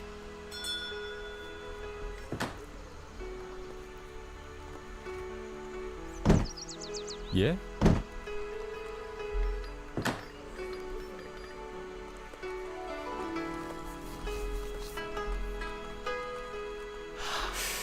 예. 공격 돌격. Yeah, these Michiteros are going to be made quick work of though with this army. Yeah, you're going right into the fire with that. Yeah, you don't want to do that. Good way to lose those units. Ooh, look at how long range those arrows go. They're running pretty far and they're still taking hits. Orchard Rickshaw. What's this for? A cherry orchard. Oh yeah, because you can get that with the Japanese immigrant agent, that's right. Yeah. Forgot about that, yeah. Because see, the Japanese workers from the Japanese immigrant site, which we see going up here, basically they can, basically they are better berry bush gatherers, right? But everything else they're really bad, like either farming or hunting or wood chopping or mining, they're really bad. But when it comes to berry bushes and like fruit and stuff, the Japanese villagers are really good at picking those. Sort of related to their bonus of being pescatarians in the Japanese civ itself. So that's the part sort of carries over for them. And also, just like the Japanese civ, the Japanese immigrant houses, they also are basically little shrines, so they actually can lure in ammo and trickle resources from them, which is really neat. Oh no, this is bad. This could be problematic. So see these lance arrows here? The problem with these is these are not assault units, so these Byungyungs actually deal no multipliers against these. So these are literally moving fortresses for this entire army here. They're literally pinned down because of it. Until you wipe every one of these out, they're going to constantly be driving into you. And there's nothing you can do about it. Yeah, only way you stop these is by adding in spearmen. Yeah, spearmen is the only way you can deal with these. Yeah, pretty much.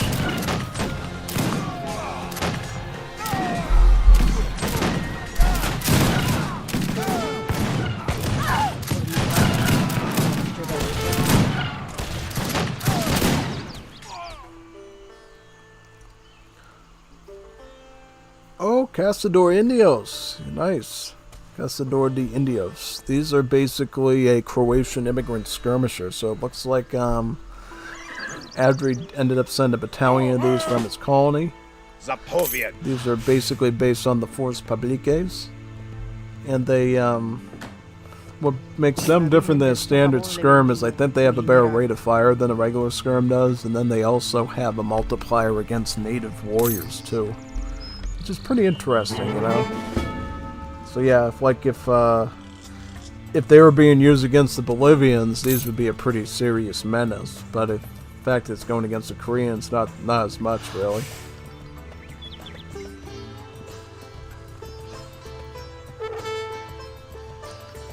Oh, here comes the Bolivian ultimate building, the Sociedad Folclorica.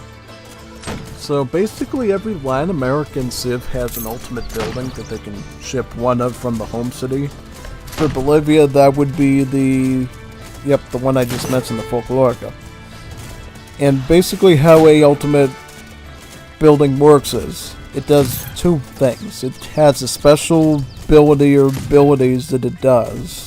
So it's like a really unique building, and then something it always does is it provides you access to the Civ's ultimate unit. Like its ultimate unique unit that comes with the build limit and stuff, right? We've seen Europe have that before. Basically, Latin America has the same thing, but they have to make it through that building only. And once that building gets demolished, then they can't make their ultimate unit anymore, unfortunately. Now, the cool thing about Latin America is because they get their ultimate building in Age 3, it means that they can make their ultimate unit in Age 3 as well, which also means that you have to pay for the guard upgrade, which you normally wouldn't with Europe because it would be available in Age 4, and therefore it would be, you know, Shao teched up to Age 4. So yeah, a little bit of interesting notes about that. For the Bolivians in particular, what the Sociedad Folclorica does is, it acts as a giant native embassy.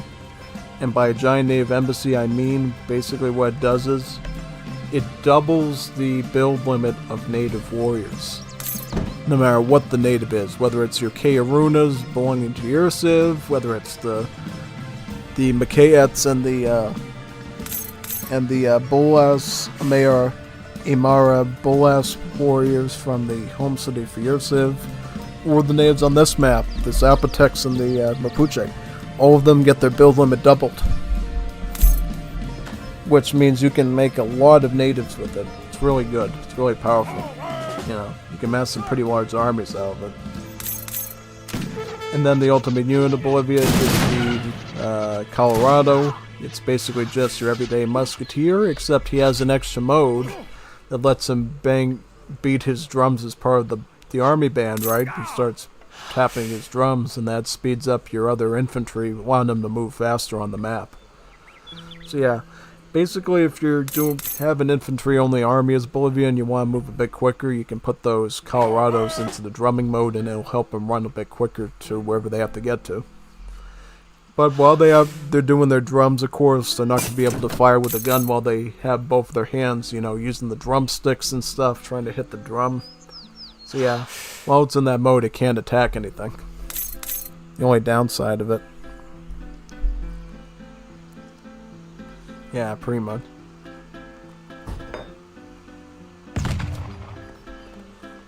So what's Saw gonna do? He's gonna add in more Byung-Yungs. I mean, it's not a bad idea just because you don't know if you could add in more Macheteros. He could also add in Escoltas, since Bolivia has Escoltas.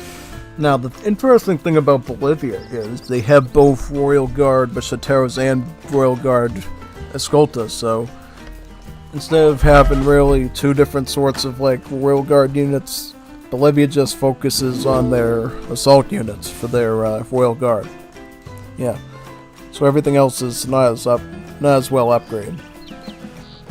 Well, not necessarily true. I mean, they do have a card that gives their Francotiradors some more range, and then they have a combat card that affects their Lanceros a bit, so not bad. And then of course they get a card that boosts their older units' HP by 5%, and then one that removes the wood cost and replaces it with the coin cost, so when your map does run out of wood, you can still make you know, a lot of units like the Karuna, the cannons just end up costing a big amount of coin, like a mercenary and so forth. Yeah. So are these like veteran upgrade at this point? No, these aren't disciplined yet for some reason. No disciplined spearmen, no disciplined. Well, why no upgrades on these? Like, why aren't you teching them? And you could technically also get the combat card for these as well, and it's free if you include it in your deck. That could be pretty good. Yeah. So, just so these archers are, you know, up to par. Yeah, so he's doing that now. He's going to get disciplined Dangpa Spearman and disciplined Myunggyung. So, disciplined archer, disciplined spearman. Now, this could be concerning. You know, the artisanal cannons, I feel like, pose a bit of a threat. Then he's going to get the inspired artisanal cannons. It's actually a really cheap technology for him. It's only 100 food and 100 wood. So really cheap. Let's get this since it's only like a veteran cannon upgrade. How are you do?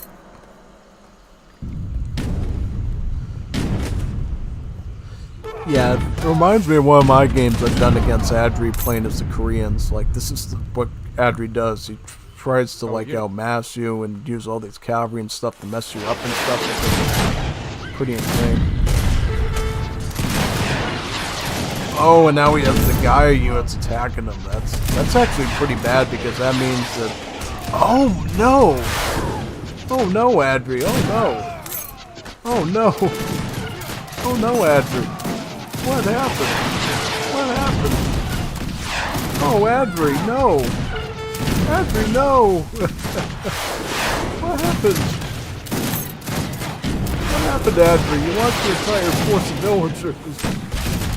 Oh, no, Adri, no! Poor Adri. That's unfortunate.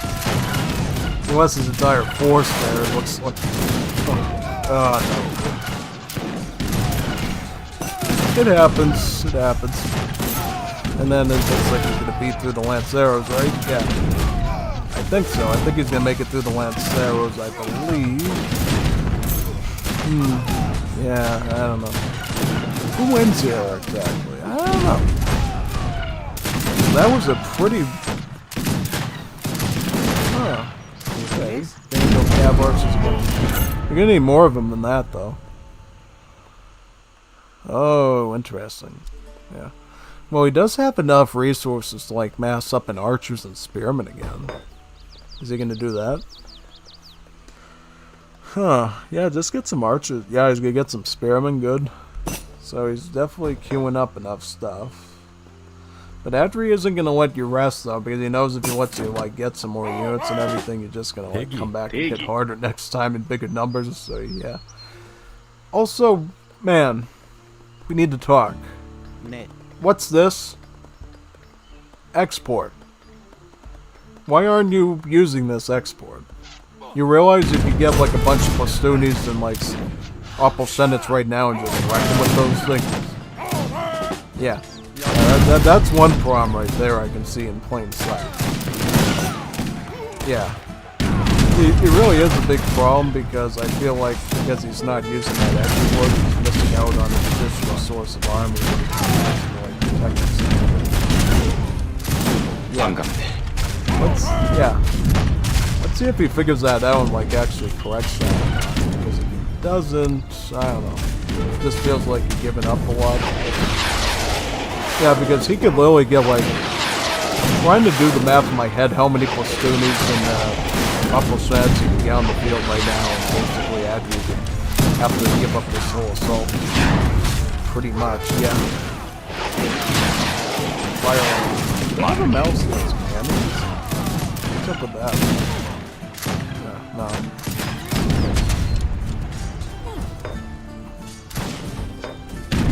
Yeah, he can just keep making the archers, so it's fine.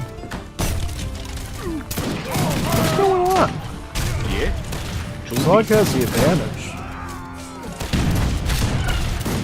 Zog could beat this right now. He just made some consulate units.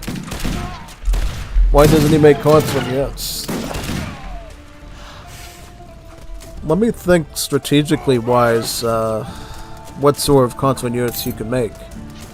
Tactically, he could do Marines and Mounted Riflemen, which is the United States option. He could do Russians and Pastunis, which would be the Russian option. So you're either looking at Spearmen and Assaults, or you're looking at Marine Infantry and Maneuver. And in this situation, I feel like if you went with like the Russian consulate, with the amount of export he has right now, because mathematically, the export cost would be about 800 for the second army. He could have mathematically, well, you get about 13 spearmen with that 1800 army, and then you get about, I think, like 13 Plastuni, 18. No, it's like, or is it 18 Plastuni? I can't remember. It's a good amount though. But either way, with this amount, you could have massed up about, I would like to say close to 40, 52, 53 spearmen, about 40, 51 of the Plastuni swords. And with that size of an army, you see these units right here, the Colorados and the Kiarunas, they wouldn't actually be able to counter them because they would be Shadow Tech to Veteran upgrade. And using that, he would already be in them. He could actually beat them now because he has enough resources for archers, which he just isn't tapping into right now. Yeah, I'm surprised he's not making archers just to deal with this. You get those consulate Russian armies with the archers, and you're good. You're good. Especially as somebody that plays a lot of Asian civs. You've seen me do it over the past like month or two, like a lot of games in China and India and Korea and Japan. I am horrified when I see a player like this never make consulate armies. I'm like actually horrified, mortified of that, because it's like you have such a good advantage at your fingertips that you could utilize, and you're just not doing it, right? You could totally change the game with using your consulate. And not to mention, even if you didn't want to bank them up until now, you could have been using them throughout the match just to give yourself bigger armies. Like, let's say that time when the Lanceros first reared their ugly heads. What he could have done was he could have had 2 armies of Opalshenets. The Opalshenet only army is about 400 export. He could have had a big stack of those, and he would have been in the Lanceros very easily. And then with his archers, he could have took the fight to the filibusters. Because I like what we saw over here on this corner of the map, near the town center, of that hunt and that mine getting wiped out. That was a really good piece of pressure by that opponent, essentially. It was a really good and I feel like if you don't use your export armies as an Asian civilization, you're basically wasting a whole resource that you've been gathering so diligently throughout the match, because the best part of export is you don't have to gather it.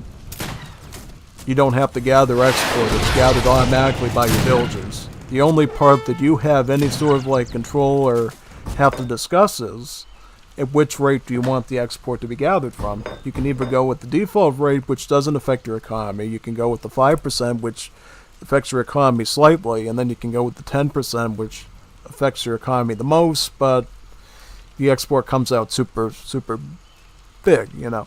In either case, I think it only reduces your like villagers gathered by 10%, like a negative economic theory.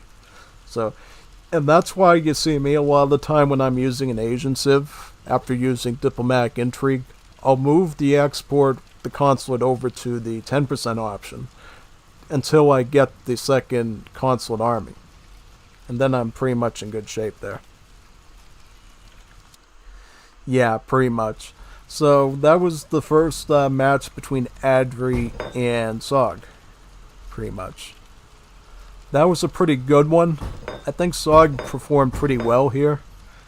You know, if he just did a couple of things a little bit smarter, right? He made bigger use of not only, I talked about the export for a while, but he also didn't use a lot of his wood. Like, if you got, like, say, 2 more barracks, got archers, you could have defended that with the export armies and you would have been fine. And then looking at Adri's economy, yeah, it is pretty big, but if you make the right unit comps, you plow through the fort, you plow through this barracks thing here. Now he's playing more defensively, and you could actually threaten his Sociedad Folklorica here. And if you can take that out, Bolivia is severely injured because that threatens their entire native warrior play that they depend on. And that's sort of the idea of it, because essentially what you're supposed to do in late game with Bolivia is you're supposed to be like massing up lots of the Runas with their higher build limit.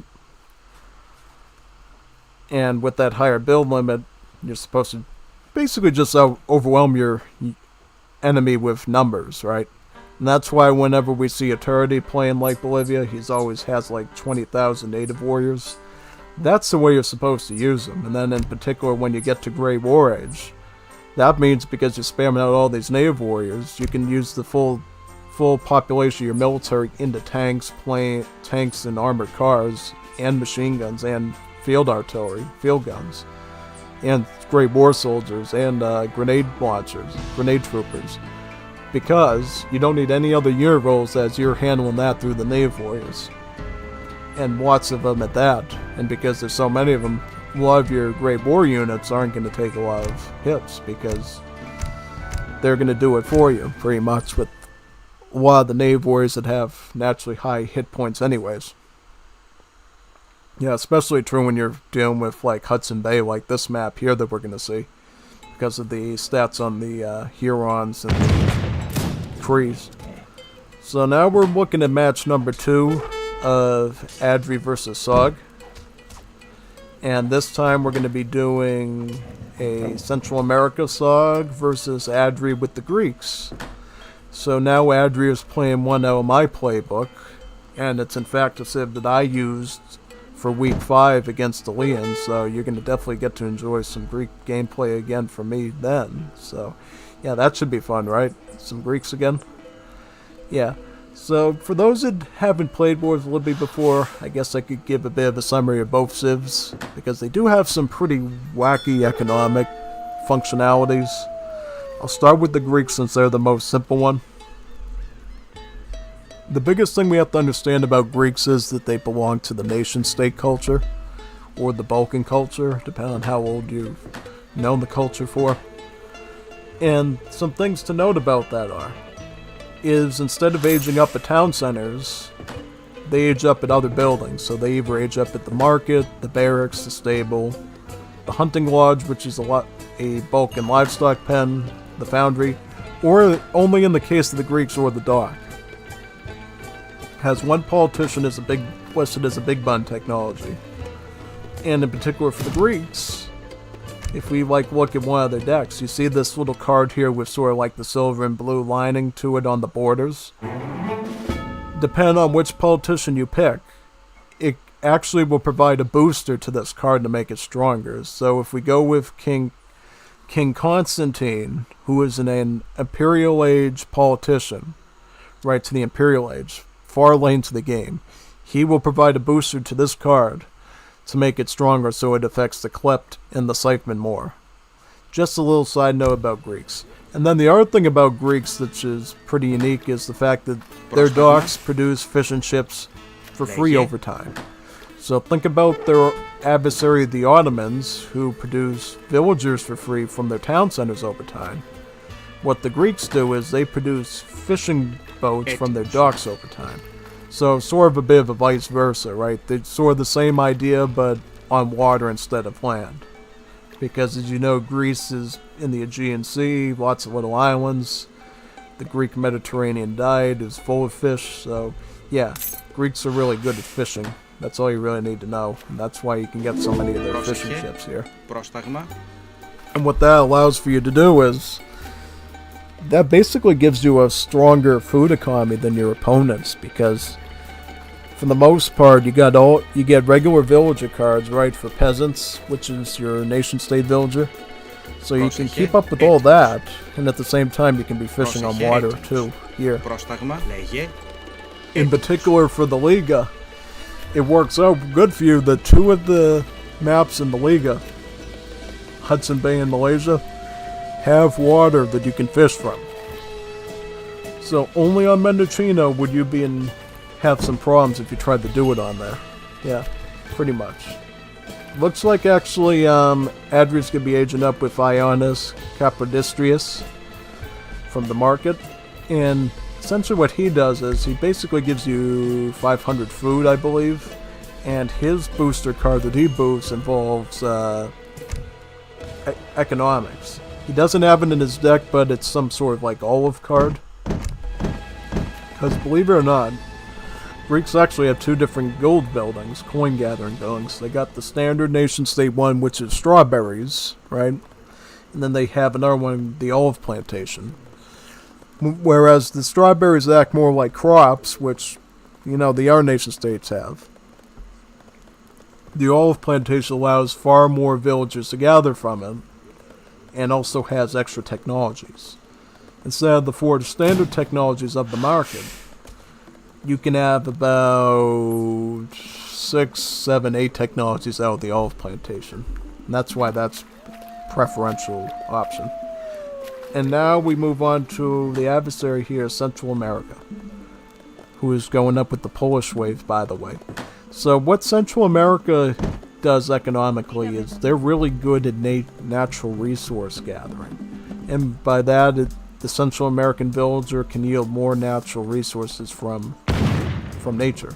Basically what that means is, whenever this villager is gathering from a tree, a berry bush, a huntable, or a mine, it ends up taking less resources from the object itself while gathering as if it was taking it from it. Basically, let's say you see one coin you gain one coin in your inventory.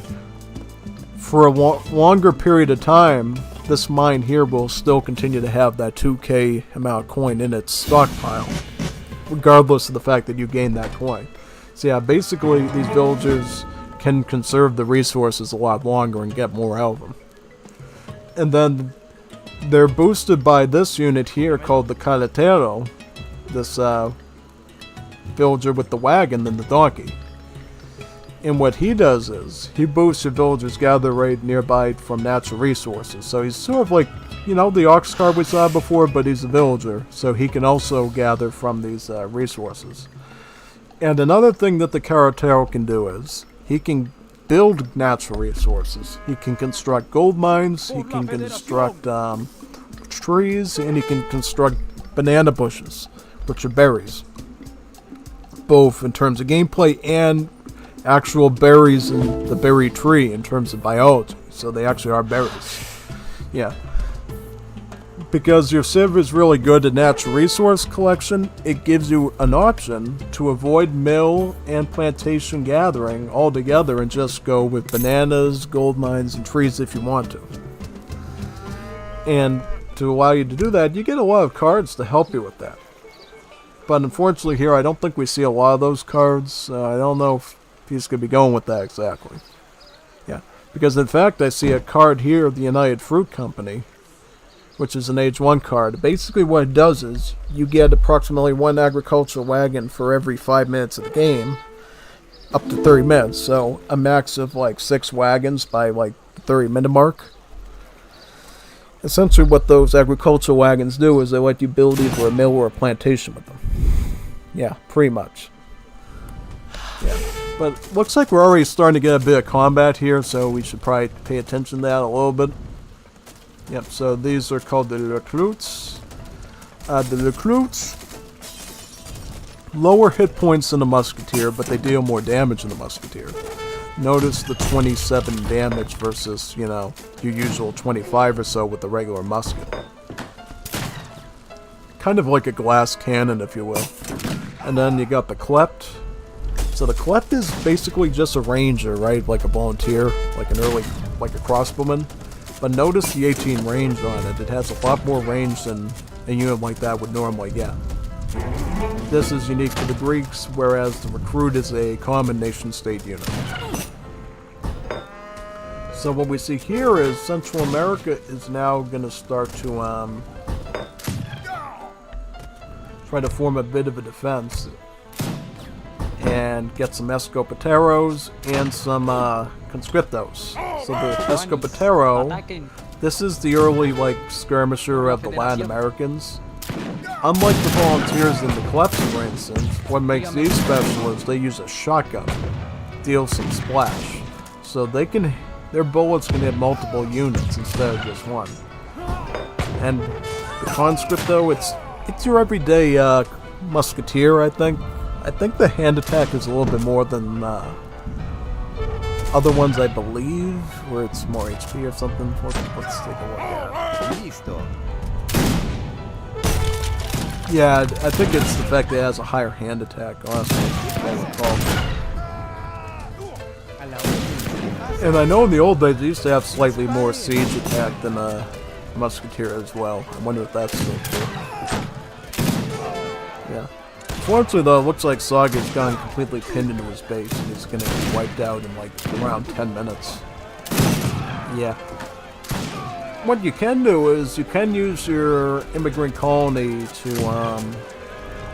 get some grenadiers out. Yeah, get some of the Danube Legion here. That would be a good idea.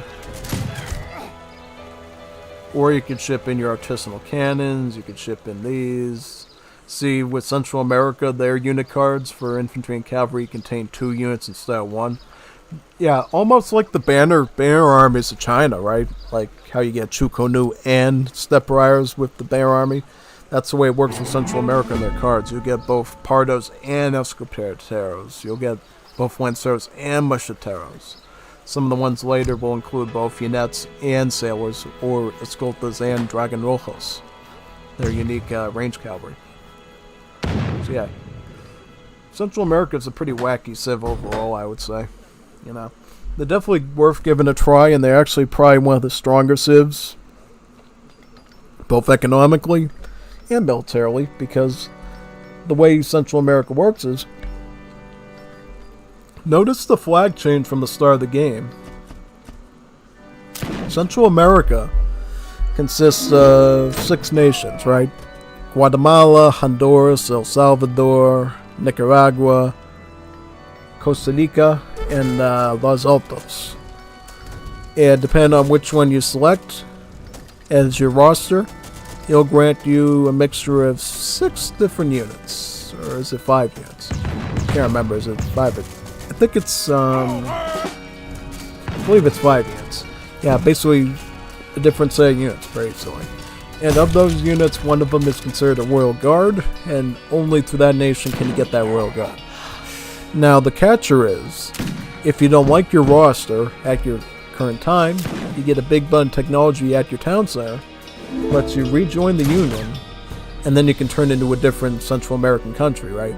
So if you like getting Royal Guard Dragon Rojos from Guatemala,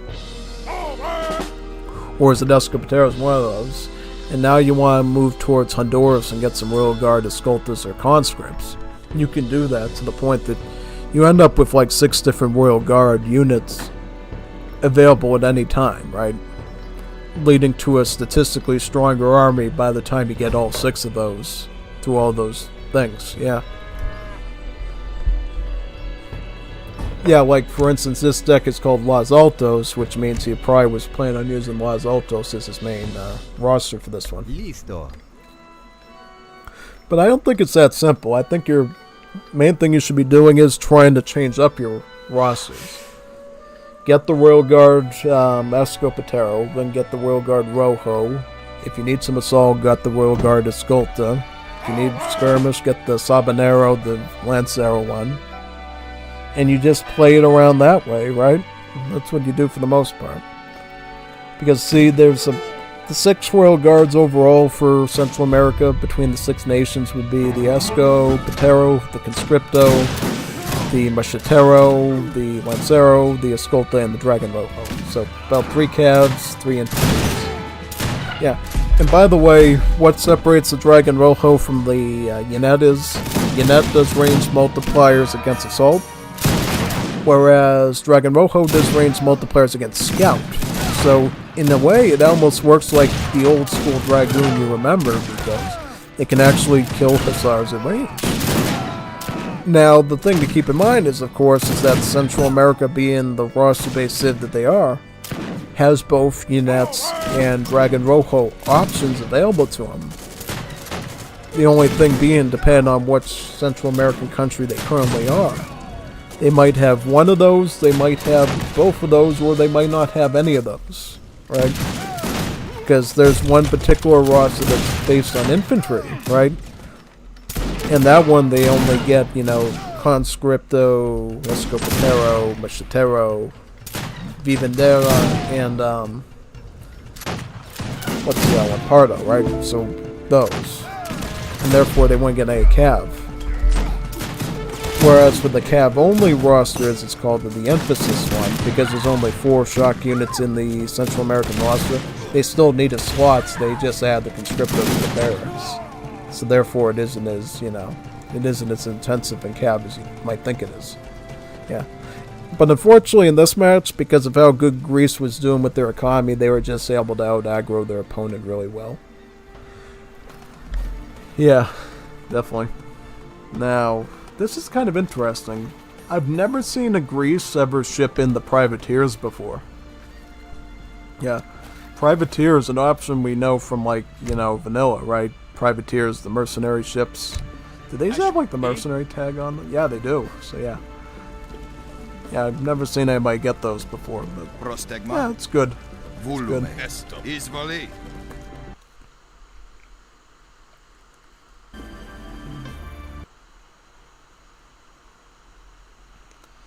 Alright, so now we're going to be moving on to my encounter versus Cerbero.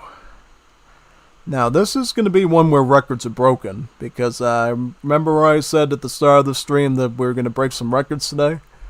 Now, we're going to see something be done before that nobody's ever done before. And if you recall what that is, good for you.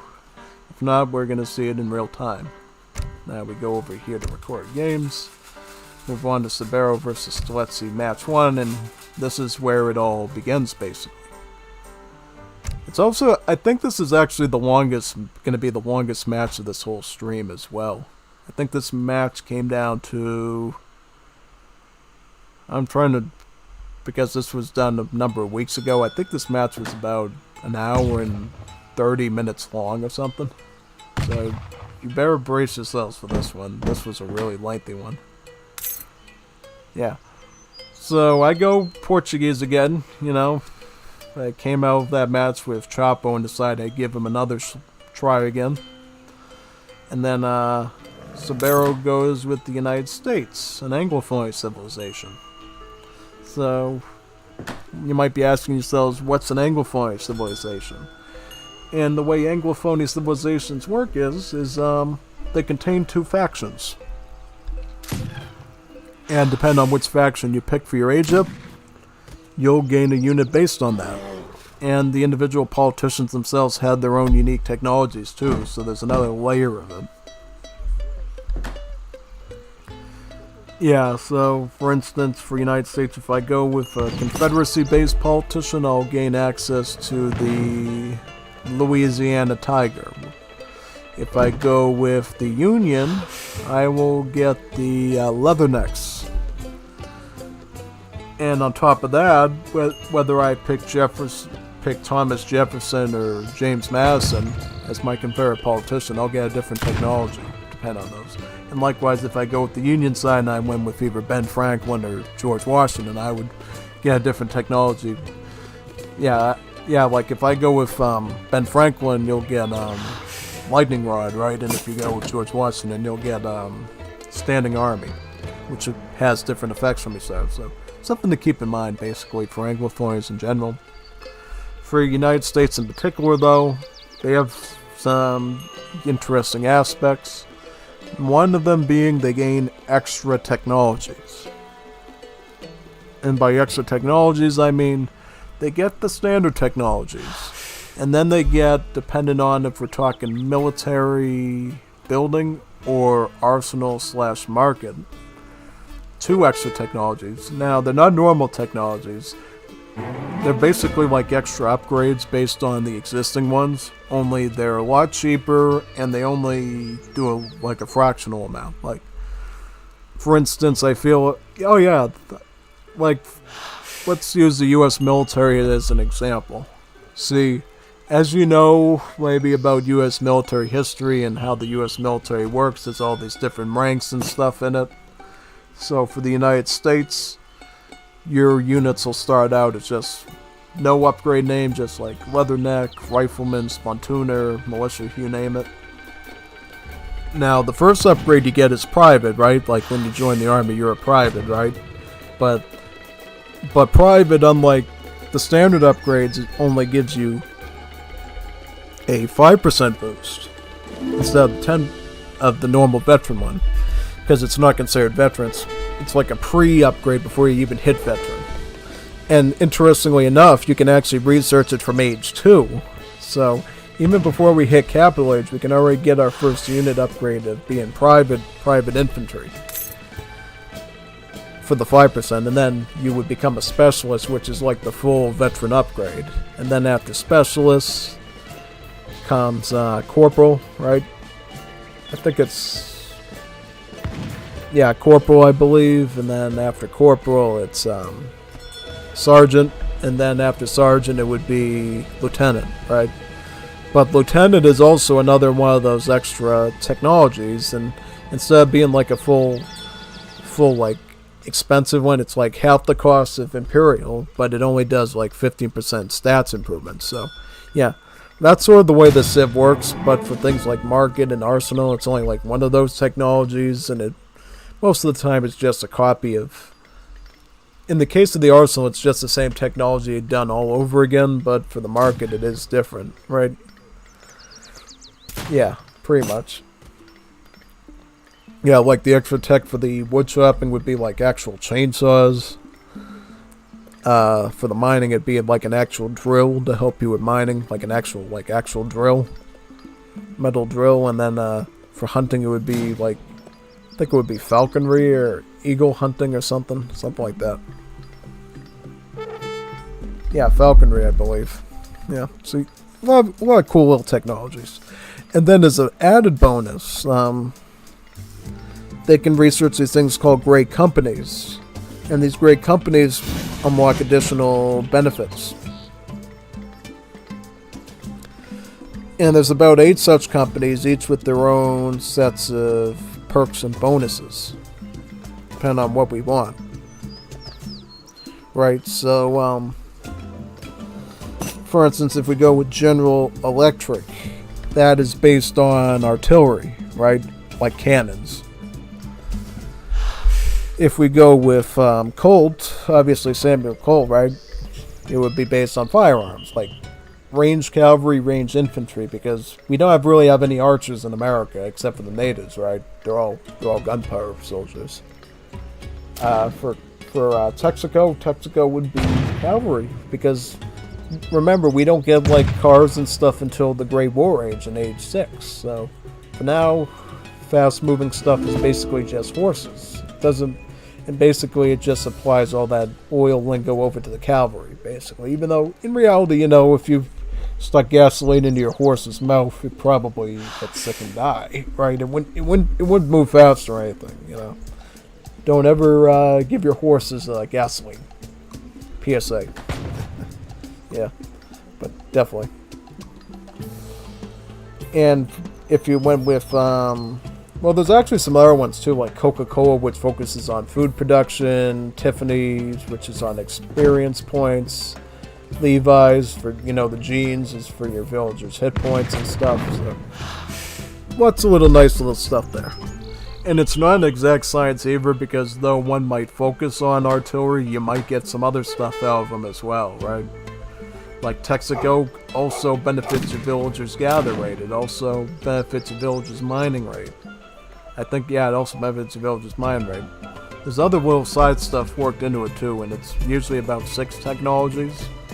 But they don't come from this market. It comes from a stand that sells Coca-Cola, basically. And from that stand, you would research those. And for every one of those company technologies you can get more stands, right? So yeah, pretty much. So now I want to move into combat because now we're going to start to fight a little bit here. I decided to make some volunteers and go right on the attack.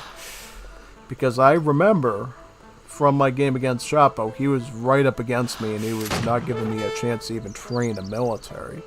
He wanted to kill me right then and there. So I'm like, I need some units here. While I'm here, I'm going to grab your experience treasure too and take that off your hands because, you know, you probably don't need it. I need more than you do. So yeah, let me grab that. And while I'm doing that, the angry doggos here are going to bite my ankles. I'm going to have to shoot them with my firearm. Try to get them away. Yep. And of course, with Portuguese, you have 2 villager queues going in tandem, so that's always going to help your economy out pretty good. Now, Sabero, being the smart one, decides, hey, guess what I can do? I can make light cavalry from my stable as a counter to his skirmish units. And indeed, that is the play you want to do. But at the same time, he was going for an FF, which I was unaware of, so he can actually get some of these cannons, these Whitworths. He could ship in some of the light cav here. He's got some options, right? And he ended up going, I think he went up with double Confederacy, I believe. Yeah, he got both the Louisiana Tigers and the Texas Rangers here. So he went full redneck, basically. Full Southerner. Yeah. And one more thing to keep in mind for Anglophonies too is their unique units for the factions do try to tend to follow a theme of some kind. So I guess the theme is for Confederacy, their units are stronger, but they lack multipliers, whereas American units have better multipliers, but they have less stats, with some exceptions, obviously. And it's not down to a perfect T. I think sort of over time that sort of thematic thing has sort of been ripped up a little bit, but it's up for personal speculation. I feel like of all 3 of the Anglo-Civs, probably Australia holds the most true to that, just because, you know, most of their faction units do feel like native units, whereas most of the colonial faction feels mostly like, you know, like outlaw units, like it's supposed to be. Because remember, Australia's a penal colony, right? So we'll have like outlaws like Ned Kelly and his, you know, his body armor, his might armor and stuff, yeah.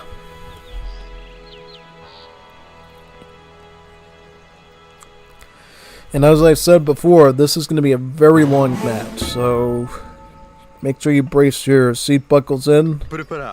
If you have to, you know, release your Taco Bell lunch or dinner now, please do that, because we're going to be going into some heavy stuff here. Real heavy stuff, and we're going to break some records today with this match. So, yeah, this is going to be a really interesting one. Yeah, so getting back to me, realizing that my opponent has gone for the FF, I try to do sort of the same thing, right? I try to get up to that next age up as well. As I know, Portugal is pretty peaked when they're at, you know, the capital age. Full 3 town center queue, as well as the option of Caçadores, Dragoons, some of the more spicy options, right? Yeah. Something that definitely scared me, though, was this number of light cav. This was like a full dedicated cavalry charge here. This wasn't no joke. That is a lot of light cav.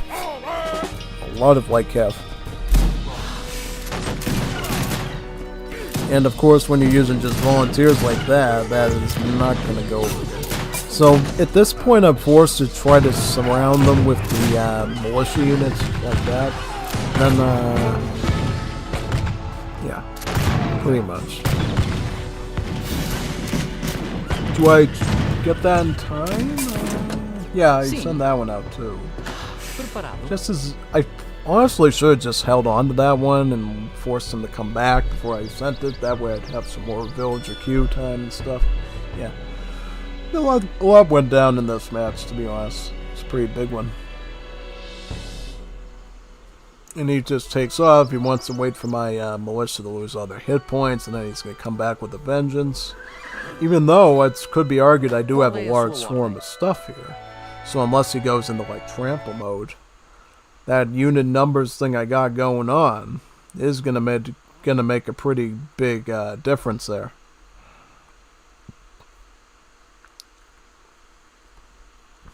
Definitely.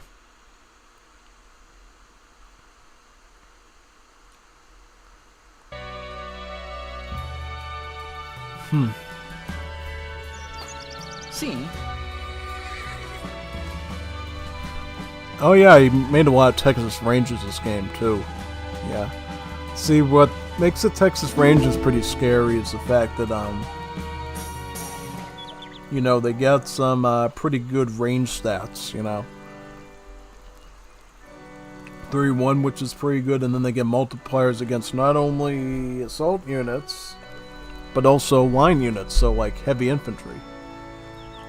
But they don't get range multipliers against artillery though. However, when you look closer here, you notice, hey, they do actually get some multipliers against artillery in melee, but not much more than the range attack. So, about as much as a hussar, honestly. You know, probably fine, honestly. Probably fine.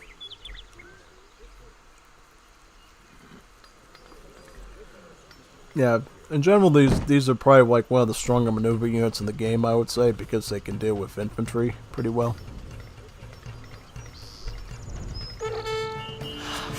However, for me as Portuguese, what I end up doing is I end up making some dragoons here, because I didn't know, hey, am I going to have to put these things in the melee to go after the white cat with?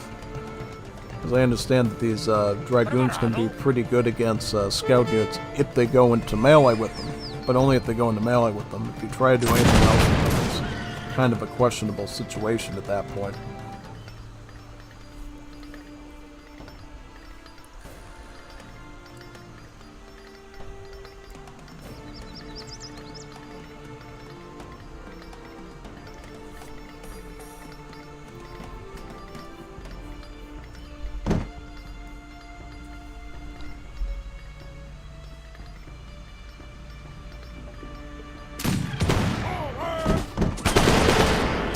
Oh, yep, I get one over there. Yeah, here's the thing, though. These Texas Rangers, for all it's worth, actually were acting as somewhat anti-dragoons themselves, because they're doing literal, like, 31 damage. You know, so when you mass them up against, like, your white cat, trying to go into melee, that's enough to, like, one-shot them and stop them from, like, engaging with the white cat. Yeah, it's pretty complicated.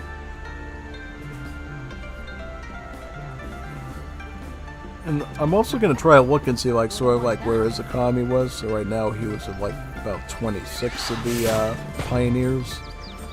Basically what makes the Pioneers different than a Settler, I think, is the fact I think they get a little bit more hit points than standard villagers do, and that's sort of the difference. Yeah, and he's really messing with me here because as I'm building a house, he's burning a house, and yeah. It's like not leaving me alone at all. That's just really obnoxious. What I'm trying to do.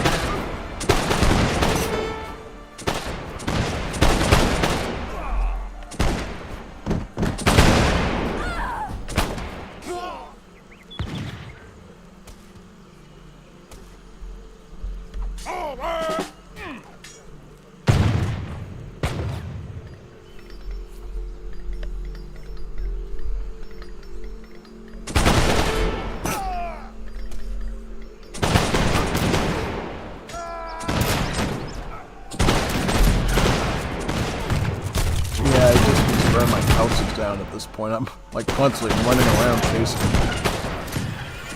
All the while trying to queue up villagers too.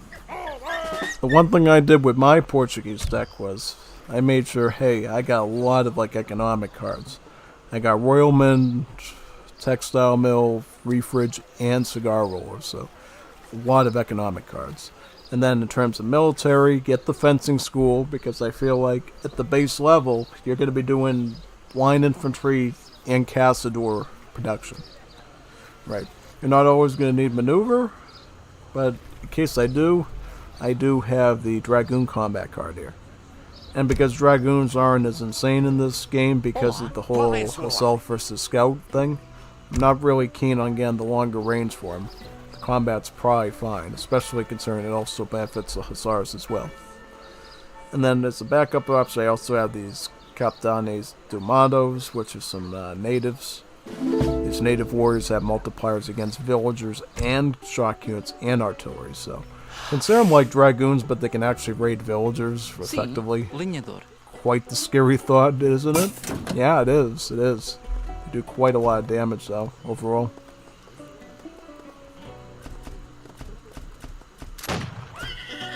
Yep, but playing more Ring Around the Rosie with me at this point, just run around my base. I'm trying to basically keep them out of everything. Yeah, notice here how Sabero is also expanding as well. You know. Yeah, he's also expanding as we speak as well, so he's not staying in one place too long. He's like constantly like expanding.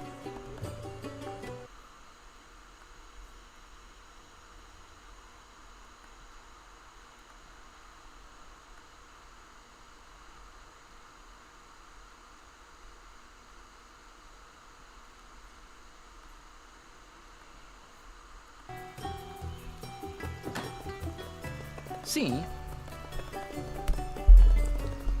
Yeah. Always remember though, keep queuing up villagers, you know. Regardless of all this like run around stuff I was dealing with this match, I knew, hey, I gotta keep queuing up stuff. It's really important. Also gradually add to your army as well, like queuing like one Cassador, one Dragoon, even if you don't need any more of them. At least you're just gradually growing your forces enough to be able to deal with them. Which is probably what you want to do, you know. I think the problem here for this match was you were dealing with this. I was dealing with the Civ that had an answer to line infantry without needing skirmishers, right? Because normally what you could do is if somebody's going like, you know, they're adding in skirmishers and hussars, I can go hussars and like dragoons or something, like musketeers, right? Yeah, like pressure the skirmishers with the hussars. His hussars will try to defend him, and then I'll throw the bayonets and force him back. Or I can add in dragoons or something, you know. It really depends. But in this game, in Wars of Liberty, especially against the United States, it's not that simple. You have to think of it from a whole different angle. And it can get pretty messy pretty quick. And one more thing I do too to save on the housing space a bit is I start to add in those natives in as well.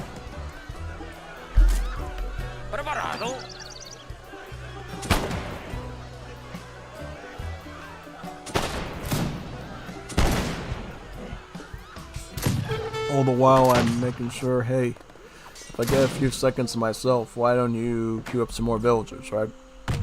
Yeah. Always important to do, you know. Then I'm also constantly adding in crates as well. Very important.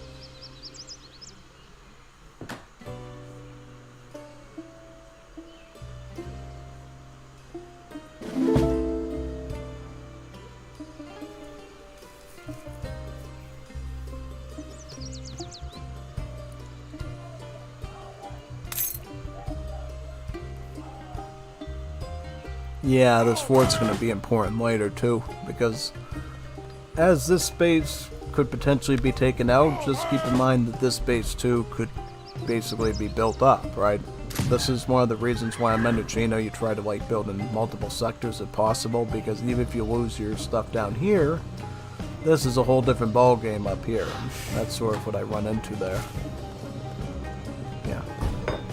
Now, one more tool I have for Portuguese, again, that you don't have in vanilla is you can actually make the foot artillery, the falconets, with the Portuguese. So you got like fully fledged anti-infantry artillery at your disposal. And to me, I was thinking in case he goes with riflemen or, yeah, sharpshooters. Well, riflemen, because you definitely don't want to use cannons against sharpshooters because they have multipliers against arty. Yeah, pretty much just add some arty in there that I could use against buildings and infantry. Also add in some hussars to take the front lines a bit too. Because right now, as you'll note, it's still about neck and neck for the most part between the two players. Not a lot has changed too much.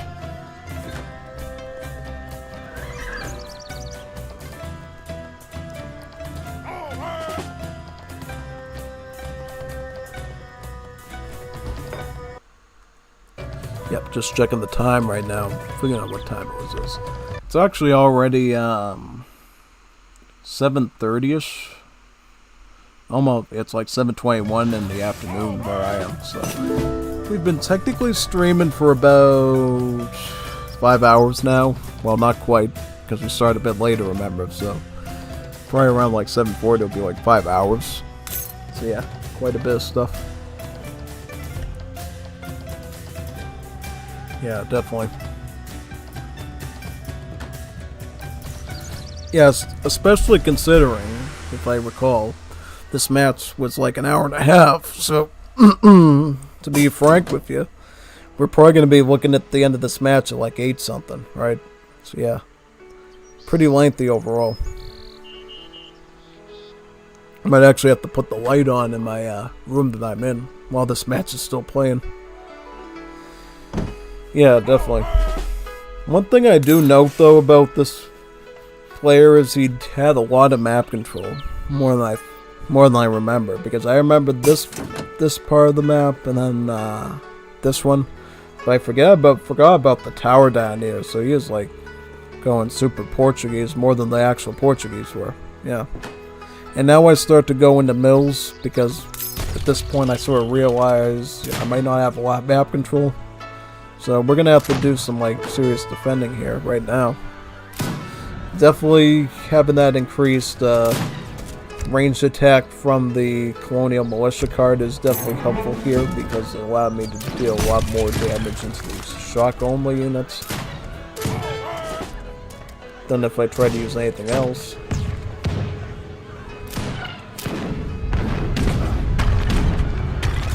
At this point, what I do is I actually go straight into his base and I try to kill him, which is kind of interesting. Kind of an interesting strategy to go right for the jugular, you know. Don't give him a chance to grow. Like I want to just finish him off at this point, and the scores to me made a lot of sense because I could say, hey, I'm a little bit more scored than he is, so maybe we can pull this off. Maybe. Right, maybe we can force him out. Moving in with all these armies and stuff. I got Hussars, Dragoons, Castadors. I got a lot of stuff for it. I have villagers mixed in too for some reason here, which I wasn't too sure about. Not for the least. I don't know.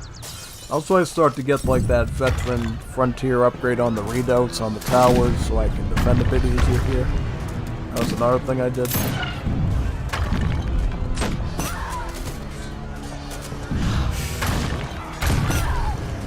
Yeah, I've got to get the vills into the town side though, because if you don't, they'll get completely shredded. Having some towers here will definitely help and probably, hopefully, discourage him from assaulting further.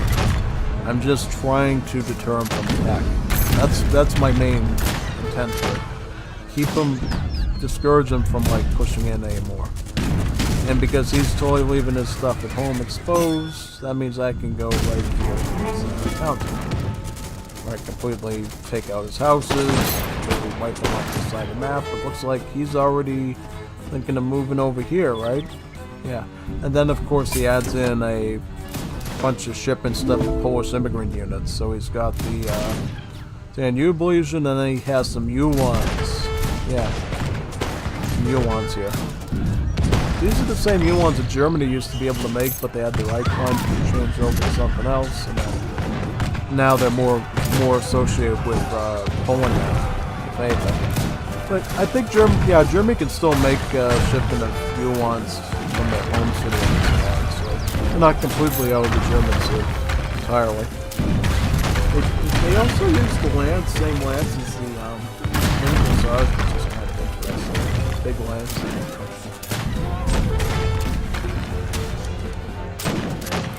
I remember this being a big giant mess. Yeah, and I was mostly concerned with trying to like siege through their base. Because I didn't want this base coming back. I wanted these houses like gone, this area cleared out. Yeah. And I think the fact that I didn't see a lot of villages there should have worried me a lot because it seemed like, yeah, you took the base out, but his economy is still active. That's something you gotta worry about.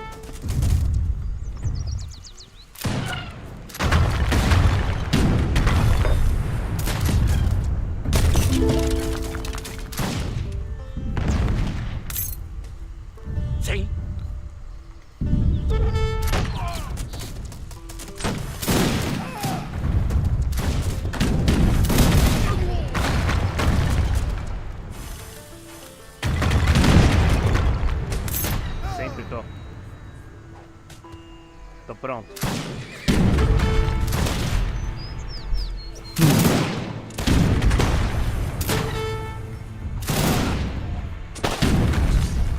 Sempre tô.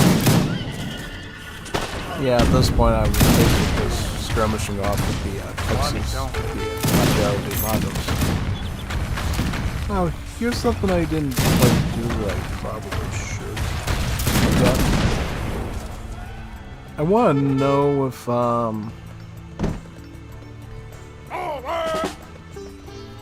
do these have an assault tag?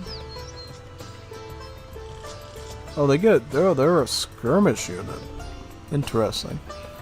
See, I never realized that they had a skirmish tag before, but when I think of, like, the rifle riders of the Lakota, they're the same way, you know? They have a multiplier against heavy infantry, and they were given the, given a skirmish tag as well in Moore's Liberty, so kind of interesting to see they went that route. What that means is like if I'm playing like a Latin, if I know I'm going to be fighting USA, going with the Latin American civ, or any civ that has a multiplier against skirmish, like, you know, the Indians with their Sawars, or Japanese with their Gunto Riders, that's the way you want to go against Texas Rangers, because regardless of their multipliers against you, right, you got some decent multipliers to deal against them, right? Oh, wait a second, actually. They actually have hand armor. Oh, yeah, because doesn't the rifle rider also have hand armor instead of... Yeah, I think I remember that, yeah. Then I just move over down into this section now. Try to do some damage here.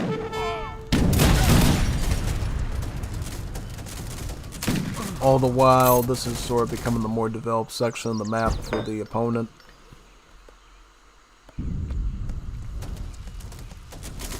Which definitely helps me out because it's one less area I have to worry about getting too much damage from, right? Yeah. And there's that, another town center in. Still maintaining a score presence above him. How many villages do I got this point? 55? Not bad.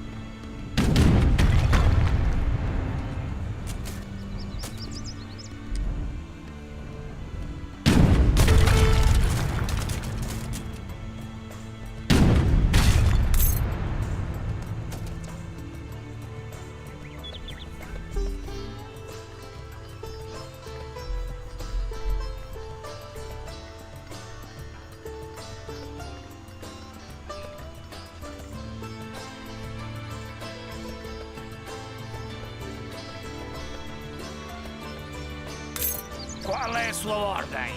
Sim.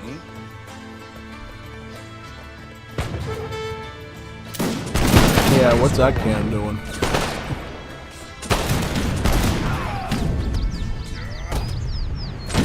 Yeah, because I feel like in this situation I was like really the wrong suit. I think if I went India, I probably would have been somewhat better because, yeah, if I was India, I could, attack him with the Sawars and stuff. Sawars and Zambrats, right? Really, the Septor Sawar. Oh yeah, I mean, you go Septors face off the White Cap, and then you just charge the Texas Rangers with the Sawars, and with their multipliers. Probably the best thing would actually be like anti-skirmish. Oh no. Well, the point of like worrying about like anti-skirmish and melee is the fact that you can chase the Texas Rangers away. Chase them away and therefore drop the protection against assault and other stuff from the light cap. Right? You can actually put them in the house. Wait a second, Mahouts. Mahouts have multipliers against skirmish units. So went the Mahout Elephant actually. Yeah. And I think the worst part here was too because such a portion of my army had like Minutemen in it still, like they were just like shredding through me with that stuff. It's really bad. And at this point I decided, hey, I may as well try to pick up fencing school, because I might need that, right? Like if I have to take out like a bunch of like line infantry or something, I'm gonna need that fencing school to do that, so better get that going now. I should also get a church up, which I don't think I got a church up yet. That'd be the other, well no, not the church, the capital. Because in Legacy you get the training upgrades from the church, and was Libby again from the capital.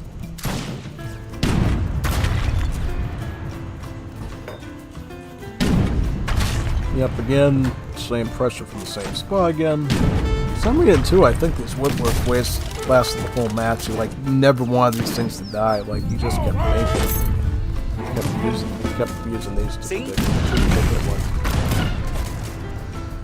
Yeah, and now I go with the line infantry because at this point I'm like, okay, well, yeah, we got like problems with the Texas Rangers and stuff, but yeah. I don't think in this match I even realized too that the Texas Rangers actually have hack armor. I thought that they always had pierce armor though to make them better against muskets. Yeah, for some reason I believe that.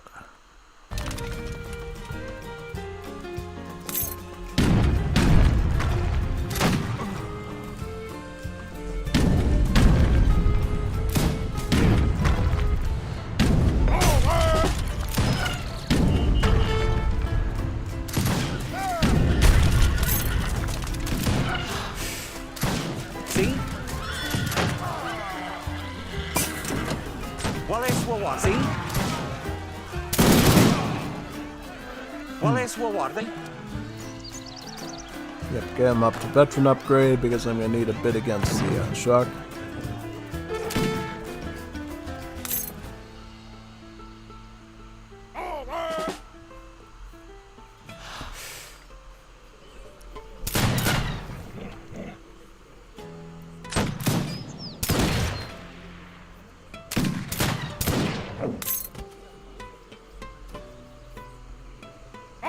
Yeah, now I start to get in, like, the economic technologies as well. I start to pick up the refrigeration. I kind of wished, like, as I was playing this, that I had economic theory, too. But at the same time, I kind of realized why I have these unit cards here, because I realize not everybody's going to be as friendly. Like, they're going to be fighting you in age, too. Like, you need to have some unit options. Like, you can't just assume that they're going to leave you alone and they're going to let you get that, economic theory, right? They're not going to let you get sustainable agriculture, because if I could get those, that would be phenomenal. It'd probably give me like the best economy of always of the two players. Yeah, pretty much. Other thing I can consider doing is getting the the Royal Decree? Because that way I could send in the the Black Riders, right? The Talent Sword Fighters. That'd be a good defense against Cavi, and then I can use the economic technology to boost up my economy. Yeah, definitely another consideration too.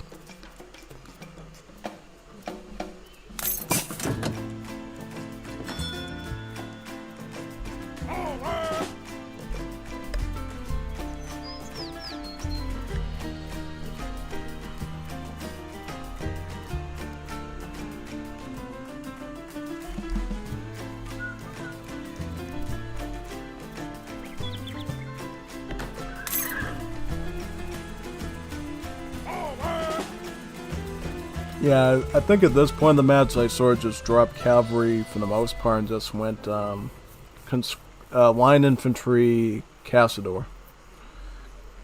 Yeah, because I figured, try to play defensively, because there's not much point trying to push out anymore if he can just build a side base somewhere else at that point. I'm not gonna try to play cat and mouse with him too long, because when I try to play cat and mouse, he's gonna do this.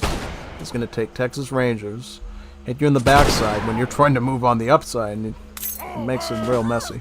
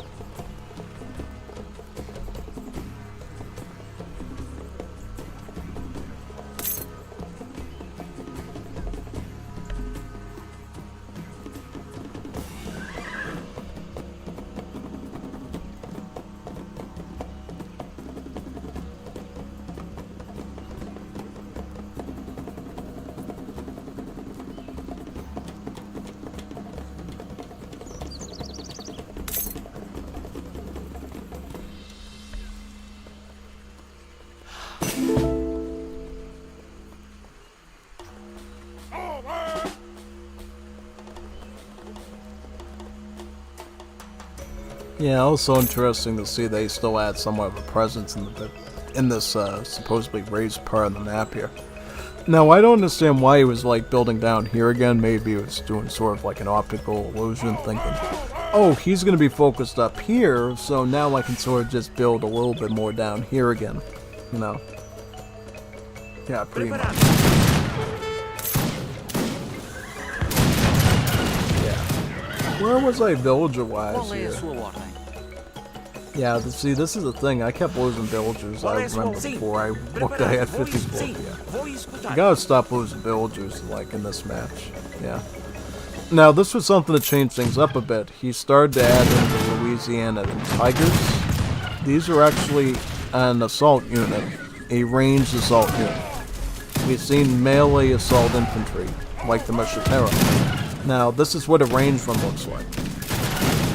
Still has hand armor, but it does range multipliers against infantry. It also runs very fast, at about 5.5 speed.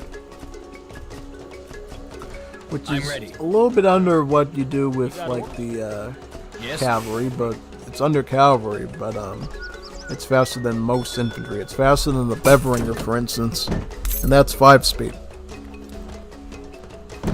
So, just as a perspective for you of the different movement speeds and what they mean. Yeah, so yeah, definitely. Yep, again with the cavalry. Now you got the Tigers in the out. One thing I think I did here is, did I go in the bayonet? Yeah, I did. I went for charge. I don't care. I'm sticking these bayonets right through you. running the right through. Against the light cab, it worked pretty well, and then I just went back to range combat because I realized, hey, the one thing that the Tigers don't have is Pierce on them, so now you can just sort of just shoot them with the infantry.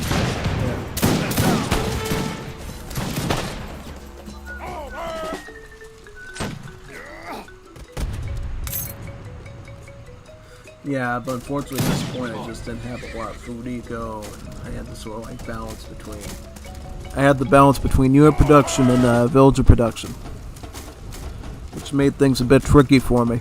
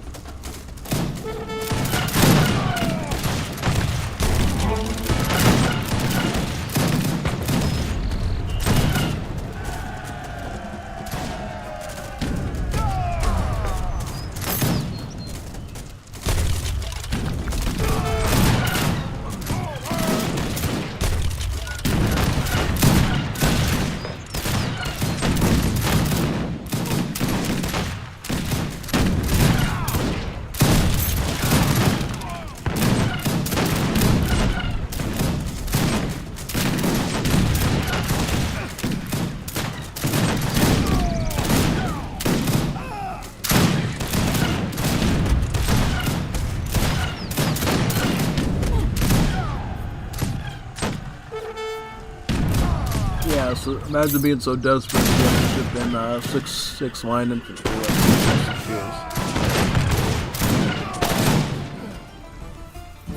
Yeah, and I think that was the problem at this stage of the match. We were just not having a win knocked out me resource-wise.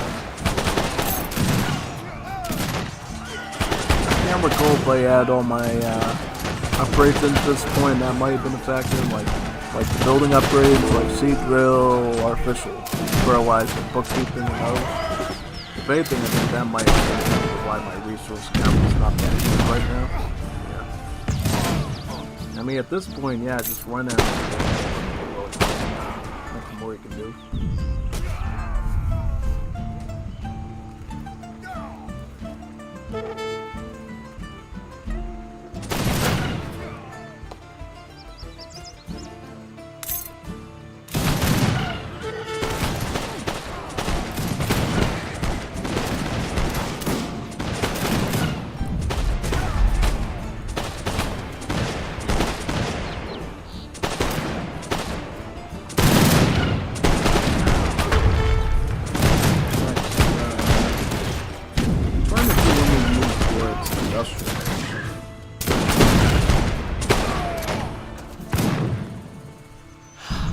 Oh, he was definitely right for industrial age, you can tell.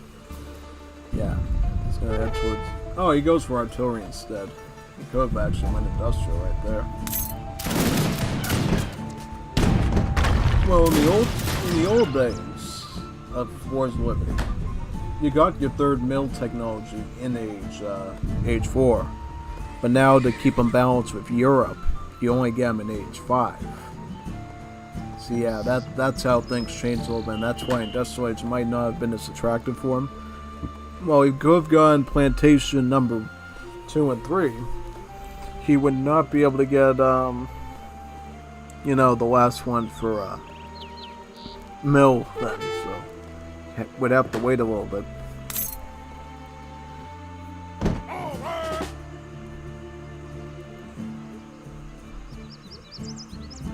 Well, I should say the last 2, because remember, it's the United States, so they get, like, extra techs.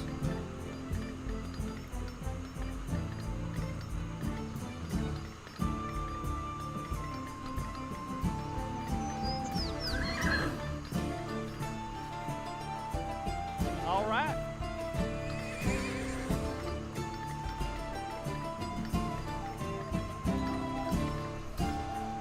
You got orders?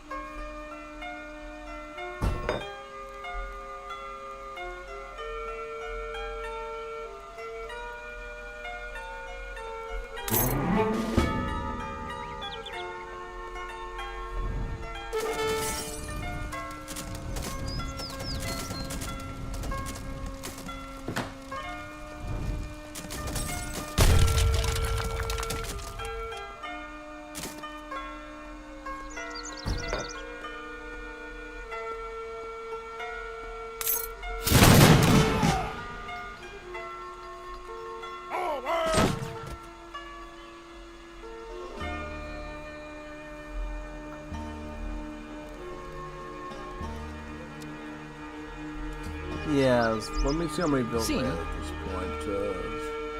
Yeah, see, I think this was like phased, like the finalist phase of the game. Preparado. When we were just sort of like stacking resources. Correto, Doing, like, sim. these big giant like balls. Atacar! Yeah, then I realized what's going on over here. Like, no. Yeah. Sim, qual é a luta? Sim. And going again into the can, not the best move. Atacar!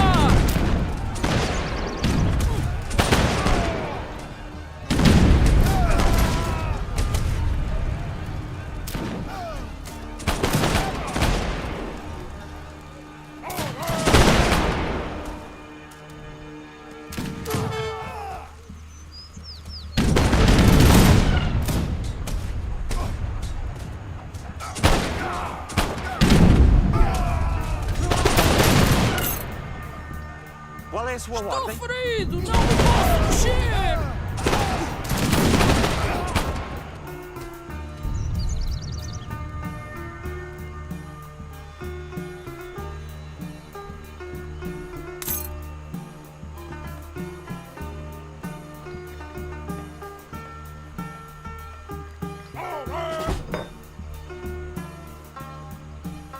Yeah, I was trying to also complete a wall here as well to like close it off, and then I only had like enough stuff to do half of it, or I think it was the problem because I was gonna, yeah, there was the Texas Ranger. Hold on. I like big part of this match and why I was having a lot of problems is because it's really just got punched hard all game, giving me a hard time. Really every piece of land for the most part.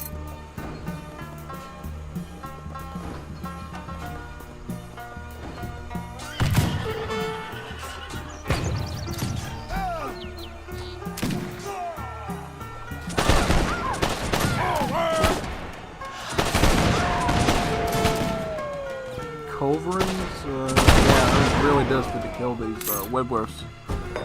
Getting Culverins.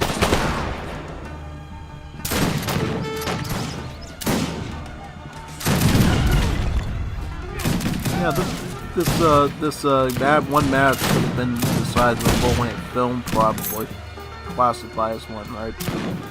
When you watch one of those old movies that were like an hour and a half, something like that. Yeah, that's how this match went pretty much. A lot back and forth. And then he adds in the Gatling guns, another aspect to worry about.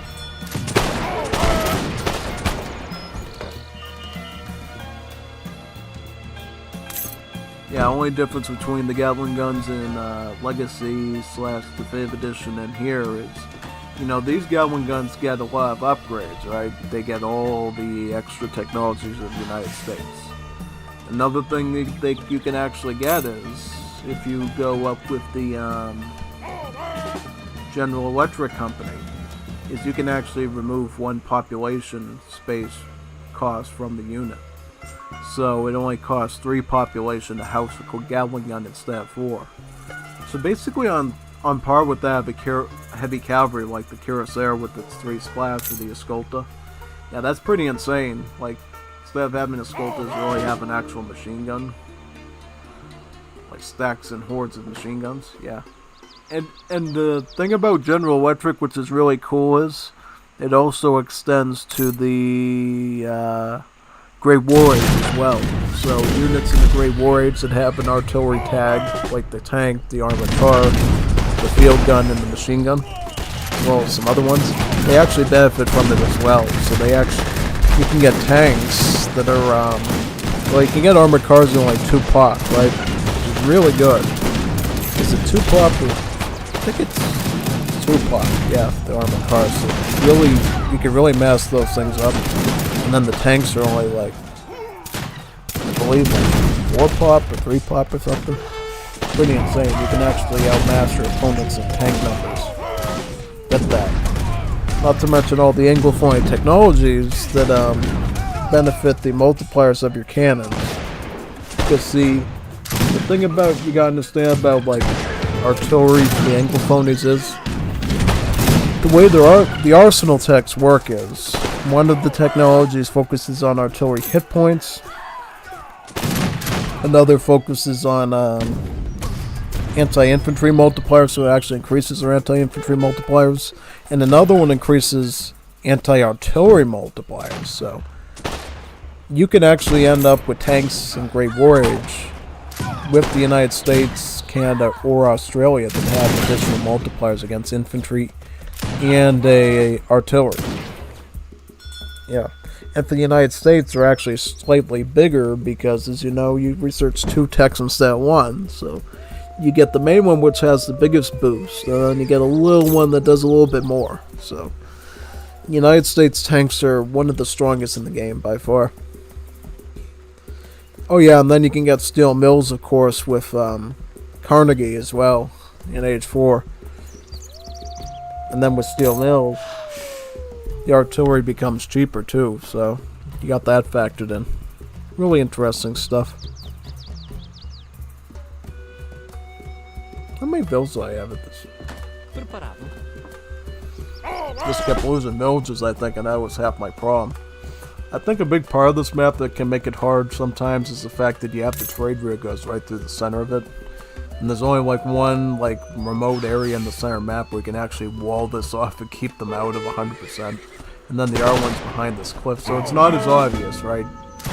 Yeah, you have to basically like walk all over the place to keep them out, and then by the time you do that, this army of cavalry here is already sieging at another angle of you, and another angle, and another angle. It gets really overwhelming really quickly, overall. Yeah, pretty much, for the most part, yeah.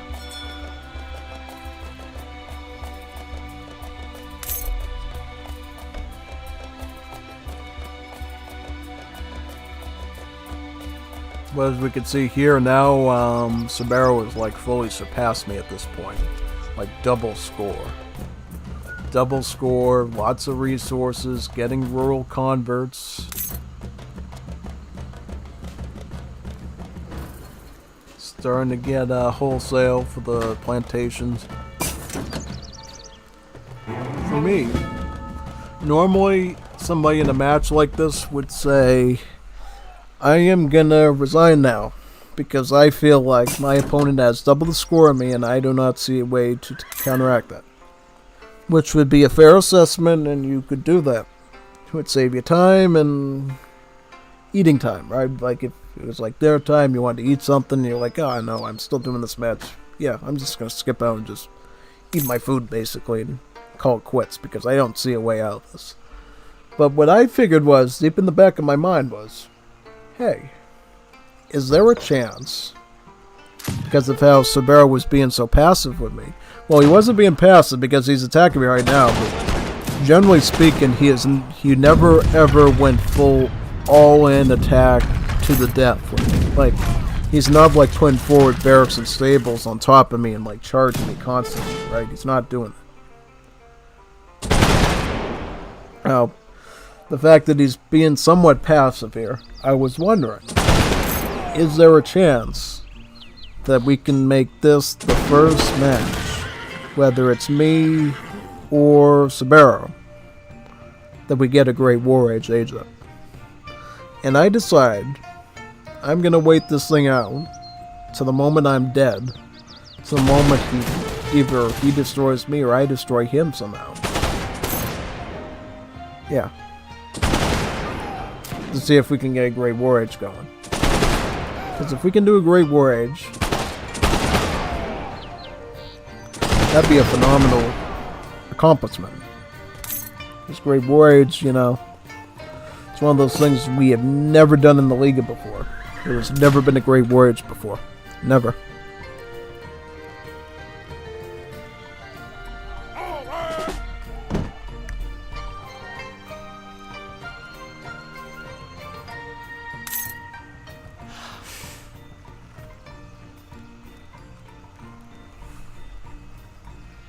Preparado, sim.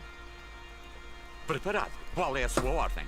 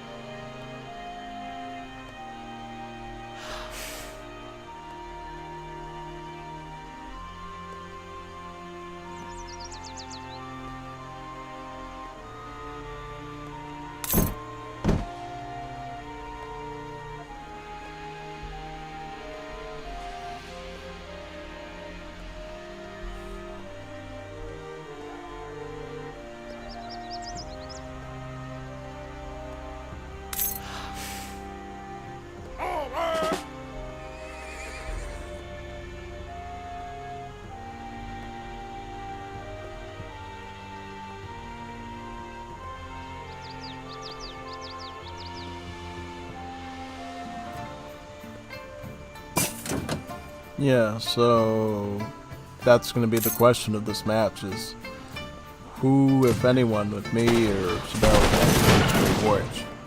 That's what I set out to do.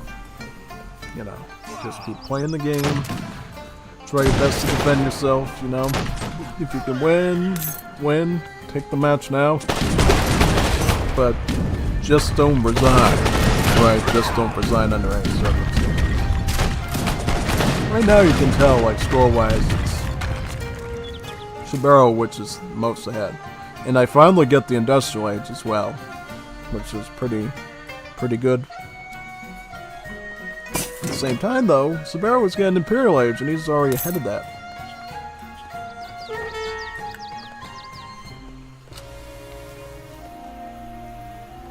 And who is he going up with? Robert E. Lee of the Confederacy. The Manifest Destiny, right?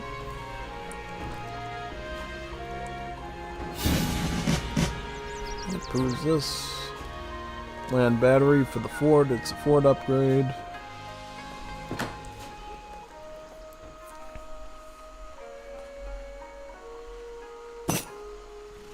As well as the pillbox for the towers.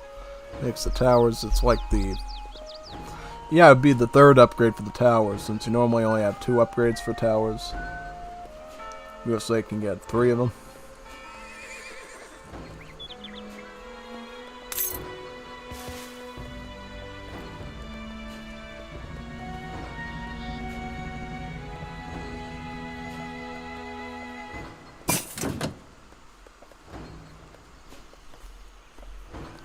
Yeah, and at this point, once I hit Industrial Age, I start to focus more on, like, more on economy, getting my upgrades in.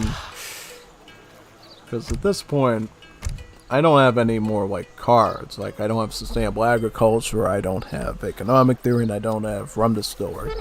So the only way you can economically grow through the home city is, of course, through the factories. But before that, I start to get combat, right? I start to get the gunpowder infantry combat. I already have Advanced Arsenal in play. Can't recall if I already got those techs yet. I got my nice covered wagon here, of course, though, which is nice and helpful.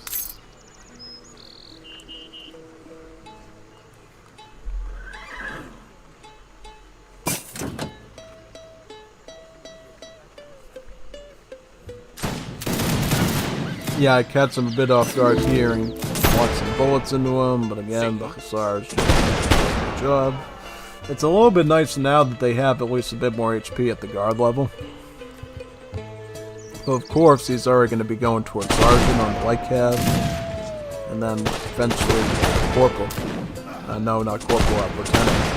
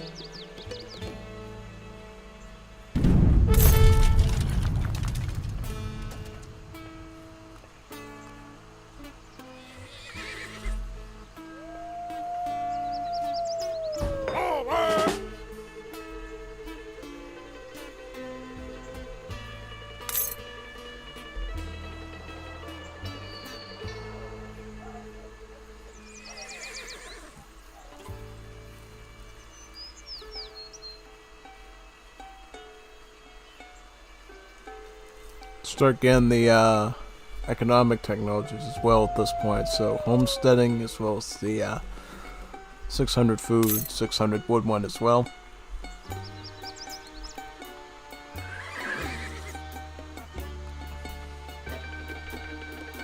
Obrigado por teres pago o Let me see what resgate. Samaro's at this point.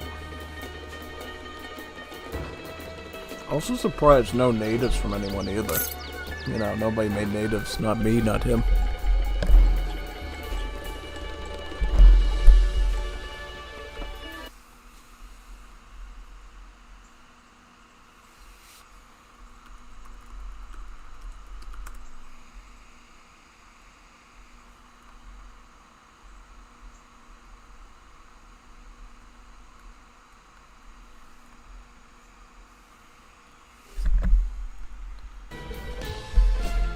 Comes pesticides for the U.S. farming, as well as agribusiness.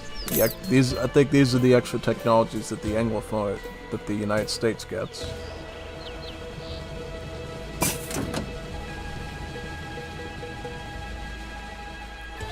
Is that let's see a call coming in. 1 second, please.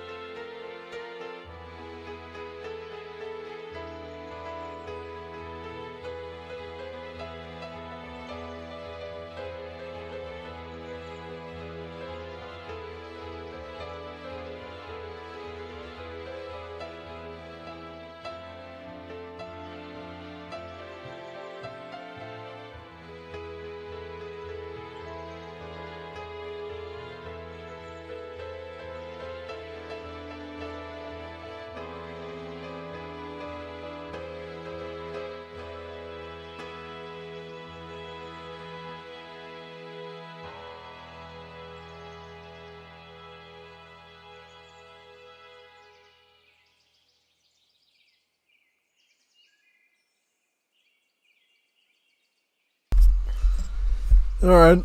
We're back. Sorry for the wait. Had a bit of a phone call, so I had to answer it. Let's continue, shall we? The best part of this match is just before our very eyes.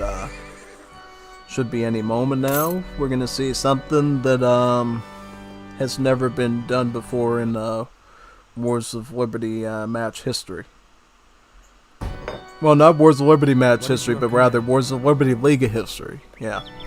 It's been done probably a million times before in like regular matches, but there's one part of the Wars of Liberty mod which we have never really seen before, ever done in like a Liga match before. And we're gonna see that in a matter of minutes. In the meantime though, I'm just jumping around the map looking to see what to do.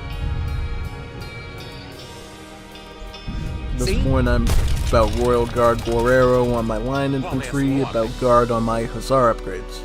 I'm gonna keep trying to engage in some skirmishes with them. Qual é a sua ordem? Preparado.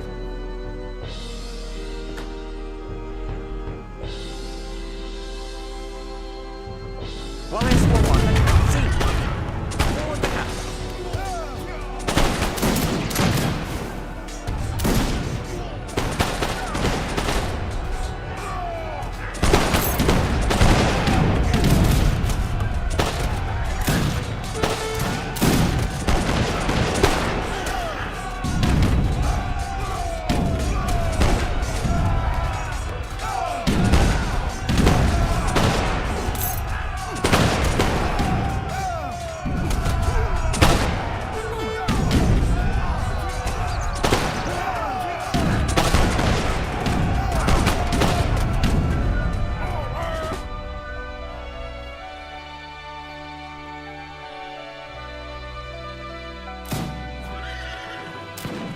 Oh, we made the Cavalry Corps. I forgot about these. Yeah, so these are the Cavalry Corps. These are the final, like, unique units you got from the Confederacy and the Imperial Age.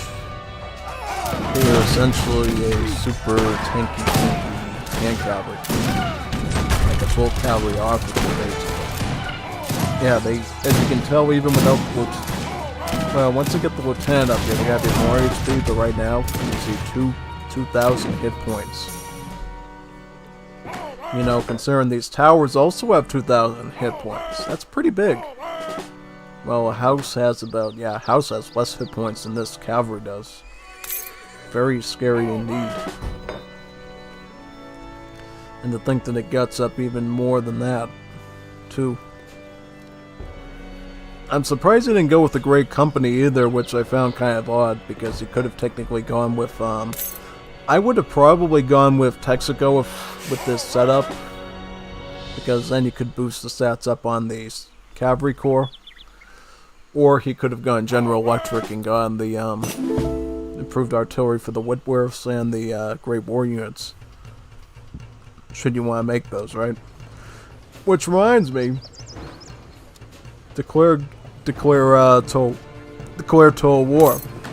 This is the first time in a Age of Empires 3 Wars of Liberty League game that we will ever see Great War Age research. First time ever. It's never been done before. No one has ever researched the Great War Age in any Liga match to date. First tournament game this has ever been done. First tournament date that I can commentate on Great War Age. I can talk about Great War Age strategy. I can talk about Great War Age itself and how it works. Never in a tournament match have we ever gone over Great War Age because no one has ever reached it before. Cerbero is the first Juanito Bonito to reach the Great War Age. And I told him that in the match too. I said, "Hey, you realize you just made history today?" I said, "How so?" "Well, you just did Great War Age and no one's ever done this before." It was a goal I wanted to do myself, but Cerbero beat me to it. Oh, he went with the Ford Company. Interesting. Yeah.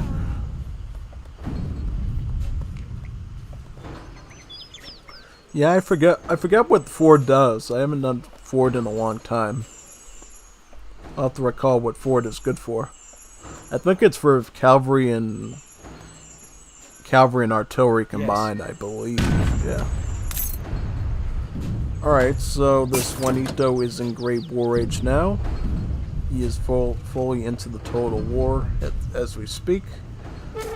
And at the same time, I think I'm going to go Imperial Age at some point here as well. Try to get Imperial Age on these units.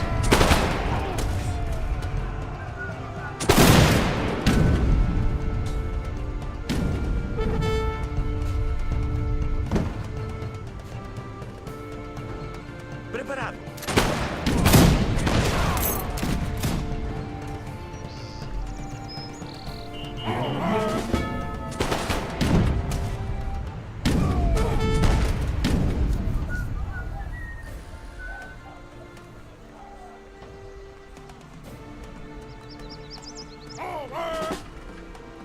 Oh, here we go. Here we go. The first truck in Liga history being constructed. Well, that's second truck. Here's the first one. So, for people who never seen Wars of Liberty, I'm going to be explaining what Great War Age is and how it works. So, for those that took history class in America or whatever country you are, you might have heard about the Great War, right? The war to end all wars, World War I. Yes, sir. You know, the one that fought was a huge giant stalemate that took many lives. That's what this is, basically. And yes, if you do reach a Great War Age, you will be taking many lives of your enemy. But if they get Great War Age, they'll be taking your lives too. And if you both got it, many lives will be lost, right? And depending on how good you are at Great War Age combat, you might be sitting there for a while, so just be warned. The way of Great War Age is simple. Your town center will gain the ability to construct trucks. Trucks are simply units that we can use to construct different World War I buildings. Because remember, in the old Great War Age of the War of the Triple Lines, you lost your villagers and you completely converted your society over to World War I. But in this new Great War Age of the future, now the trucks are a mechanism that you can use so you can keep your old villagers, your old buildings, your old units, right? You can still train units normally the way you did in the Imperial Age, so you don't lose anything. And now the Great War Age is more of an add-on, more of an extra thing that you can add to your forces, right? So the way this works is simple. Once you get your first truck, you're going to construct a supply depot. You see, Great War Age buildings work in nodes, right? And to set up a node, the supply depot is your node. Within a certain circular radius around the supply depot, you will be able to construct World War I buildings. And there's many different kinds. One of these that you can see right now is the bunker. And what the bunker does is it basically has machine gun turrets in it that fire rapid fire bullets into whoever walks close to the thing. And I believe it gets stronger too the more units you garrison inside of it. Right, if you like put a bunch of villagers or soldiers in there, you can put like military units in there too, I believe. Or at least infantry. Yeah, you can put them inside the bunker, and they will fire rapid fire bullets into your enemies. Here is another Great War Age building. Nope, never mind. Still just supply depots. Well, here's another one we need to talk about. This is the oil rig. Oil rig, it trickles a resource called oil. This resource right here, this little oil drop right here. Yeah. Wondering where religion went, where all that faith stuff went? Well, faith was removed from the game, so that oil could be added to the game. Oil is the new resource, and with oil, you can basically construct a lot of different units with it, right? Yes, sir. Well, obviously, when it comes to more like infantry stuff, you're not going to need oil, but when it comes to more heavy machinery, particularly things that, run on gas, like, cars, trucks, planes, zeppelins, they're going to use oil. Alright, so one of such buildings that we can produce units from is the assembly line, as well as, I believe we're going to see the field barracks too, but this is the assembly line. As you can see here in the icon, there's a tire here. What does that mean? There's going to be actual, like, cars and vehicles from him, right? Up until this point, the only car you've probably seen in AoE 3 is, of course, the tuk-tuk truck, right? The big monster trucks. Now you can actually train actual vehicles from these assembly lines. And there's quite a different variety of units you can make from these buildings.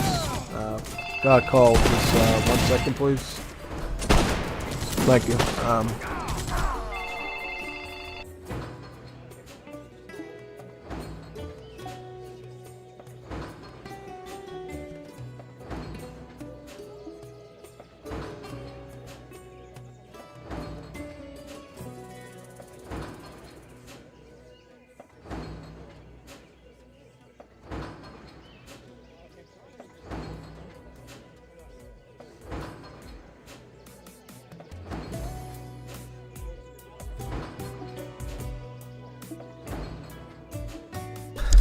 I'm back. Sorry. Got a call related to my pizza delivery that's going to be coming later on, so had to get that answered about the toppings. Let's continue, shall we? Alright, so where did we last start off? We were talking about assembly lines. So assembly lines construct a lot of heavy weaponry for us in the World War I, Great War Age. So the things that they can produce are, they can produce, oh yeah, by the way, this is the dog sled of the Inuits. Yeah, when you do the Alaska purchase card for America, you can actually get one of these cool things. Guy literally stands on top of the sled shooting a bow and arrow with his doggos in the front pulling it. Pretty cool, huh? So, yep, this is one of the units you can get with an assembly line is a tank. So, basically, tanks have two modes of attack. They can attack standard units like infantry and cavalry with their machine guns. Very in rapid fire succession. As for artillery, buildings, ships, that stuff, they'll pull out their artillery, their cannon at the top of the tank, and they'll start firing their shells into it to deal like crush damage. The machine guns are pierce damage, whereas the cannon is a crush damage on the tank, right? And which weapon it uses depends on the unit class, right? So here we see the tank, and I believe this is going to be a Gerald Ford tank, so it's probably going to have some different properties compared to that of the General Electric tank. I think it's probably going to be faster, might have some other stuff too, I'm not quite sure. Yeah, see all the nice little multipliers you get on. Normally you don't get infantry multipliers on tanks, but thanks to the Anglophonies multipliers that they get for artillery, through their arsenal techs, yeah, tanks can get that. Right now, because I have a large mass of stuff, I'm actually able to overwhelm this tank and tackle it, right? Blow it up. Really light round fire. Completely blackens out when you're complete. So yeah, not only can you make tanks, you can also make armored cars. So armored cars are basically just weaker tanks, really. They don't have the artillery piece, right? They're not that, they don't have that. They can't shell things, but they do have their machine guns. But because they are like a lighter unit, they do cost less population, they cost less oil and gold to make. So, if you don't have a lot of oil, or you want to get a more massable unit, go with the armored cars. Tanks are more of a power play. In addition, there are some other things you can make too. You can make machine guns. It's exactly what you think, two guys with the tripod and the machine gun itself. When they find a place to plop down, they'll sit there and they'll start rapid firing into their enemies. You got the field gun, not to be confused with the upgrade for the Falconet, is a World War I piece of artillery, basically. You know those guns you see from World War I, World War II that shoot big giant shells and stuff onto the battlefield? Yeah, those cans. That's what the field gun is. Yep. In addition to that, you can also, depending on your civ, make other things too. Right, because India, for instance, can make the machine fin, which is an elephant with a machine gun mounted on top of a platform of it. Also, you can make, Africa can make the, trying to remember, the dispatch rider, which uses a motorcycle, actually. Yeah, he rides a motorcycle and uses a machine gun on top of a motorcycle. Yeah. So a lot of interesting weapons. One more unit you can make too with the machinery is also an engineer. He's basically just a repairman who's good at healing tanks, armored cars, as well as artillery units. He's a good fixer-upper, basically. Uses his wrench and his hammer to good use to fix stuff. Yeah. And see here, even with like Imperial Age, like line infantry, these tanks killing a lot of soldiers, right? Like blasting their machine guns right into them. The only thing it's like, and this is a cool thing too you got, because you can make your regular units, you don't have to rely on the slow train out times of the tanks to keep living. You can still make your light cavalry, your lieutenant light cavalry, your riflemen, whatever you want, and combine them with the tanks. And that way you're going to be on top, like militarily, like fighting. One thing to note about the tank's tags is they do not get a shock tag. They get an artillery tag. But they also get an assault tag, which is kind of interesting because usually assault is only assigned to either infantry or cavalry, right? Well, assault is only assigned to shock units, but in this case, because of how World War I works, the idea of scout or assault applies to tanks and armored cars. Armored cars would be considered a maneuver and a scout unit, whereas the tank is a assault unit. But they both have the artillery tag, which means you can actually counter tanks relatively well if you have culverins or dragoons. Yeah, dragoons can actually complete. Now the thing about dragoons is they usually have multipliers against both assault and artillery, so their multipliers are going to be extra effective. So definitely consider that when you're an age behind an Imperial Age and you're trying to fight off some tanks for your ally. Just make a bunch of dragoons, you know? Also some culverins wouldn't be bad either. Any other units that happen to have the anti-artillery multipliers, like maybe naval infantry, another option. Yeah, because right now it seems like all he's doing is like trying to fend me off with the United States cavalry. Wow, he's rolling in tanks to hit me with heavy with their machine guns. And then once he blasts through my infantry with his machine guns on his tanks, then the artillery shells from the tanks will start to fire on my buildings.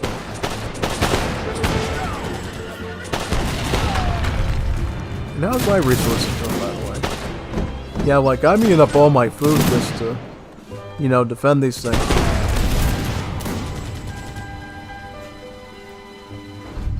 He just did tanks. I thought he made planes as well or whatever. Oh yeah, he was gonna make the airfield. Here's the airfield. See, this is another thing you can make in Great War Age, is the airfield. And yes, it makes actual aircraft that do function perfectly. So there's 3 different types of aircraft we need to be aware of. There's the fighter. Fighter, you know, the Red Baron and the whole dogfights, stuff you see in war movies and stuff, the dogfighters basically fight each other in air with their machine guns trying to shoot the other planes. That's what the fighter is, you know. Fighters can only attack other aircraft. They cannot attack ground units. You know, they can't turn their machine guns on the stuff on the ground. And I should mention that aircraft normally cannot be attacked by ground units like ever. There's only one ground unit called the anti-aircraft gun, which you can construct with a truck. That's the only thing on the ground that can actually hit things up in the air. Nothing else can actually hit that high into the atmosphere to do it. Planes are basically immune to most stuff. You know. Besides each other and the anti-aircraft guns, that is. So you got the fighter that kills other aircraft. You got the bomber, instead of fighting other aircraft, its specialty is to bomb buildings and ships. It cannot bomb other units though. You know, it has to target big threats like ships and buildings. And then we get one final aircraft, the Zeppelin. The Zeppelin can also act as a bomber and also bomb things, but it can do 2 other things. It can let us put units inside of it and move them across the battlefield. However, you need to be very careful with this because if an enemy has fighter planes and the aircraft guns shooting on that Zeppelin and it dies, guess what happens? that Zeppelin goes up in flames and your units fall to their death down below, right? Yeah, no parachutes for your men. It's real, folks. Just like if your ship capsizes at sea and you roll around, you will fall to your death from a Zeppelin that you're riding on if you don't get out of it before the thing dies, right? Make sure to unload your units if you know a Zeppelin's going to get down by an anti-aircraft gun. But the last thing that the Zeppelin does, which, you know, is totally banned by the Geneva Convention, is mustard gas. Yeah, lots of it too, you know. It releases a big cloud of mustard gas. And with that mustard gas, it sprays it over a large vicinity, and any unit, including your own, even though you're the one that deployed it, will die from it within a matter of 1 to 2 seconds. From asphyxiation and probably a lot of pain. Yeah. Yes. Think of the Zeppelin as like the demigod unit of the aircraft, basically. Yeah, you'd probably never want to have to deal with it if you can avoid it, right? Yeah. It's kind of funny because up until this point, looking at these Gerald Ford technologies, tires and steering wheels and stuff, you're like, how is this applied to artillery and cavalry? Like, are we going to stick a steel... Are we really going to impale a steering wheel inside of a horse to help the horse steer better? Like, what's up with that stuff, man? That's nasty. You know? Oh, it is. But now we're starting to see the beginning of the aircraft coming out. We can see Zeppelin, we can see bombers, as well as field guns. So, Sabero at this point is like, you know, this match has gone on for over an hour and a half almost. I think he even mentioned to me that the chorizo muy largo was going to be muy enojado for the situation to happen. Like, what are you doing, Juanito? I have to sit here and stream for an hour and a half? What about my tacos? They're going to become muy frío. And I'm going to have to reheat them again in my microwave. You know? Basically that stuff.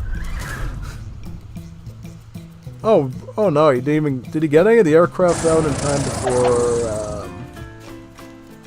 Trying to see. Did he get any aircraft out before the... I thought he got the Zeppelin out. I can't tell. But anyways, this is the first ever Great Warriors demonstration during the Liga game that I could do, and I was very proud to be able to do it this time. I don't care if I died. I don't mind. This was a really good game. And I wish every game was like this. Now, I'd probably have to stream multiple days to get games like this, but yeah, pretty much.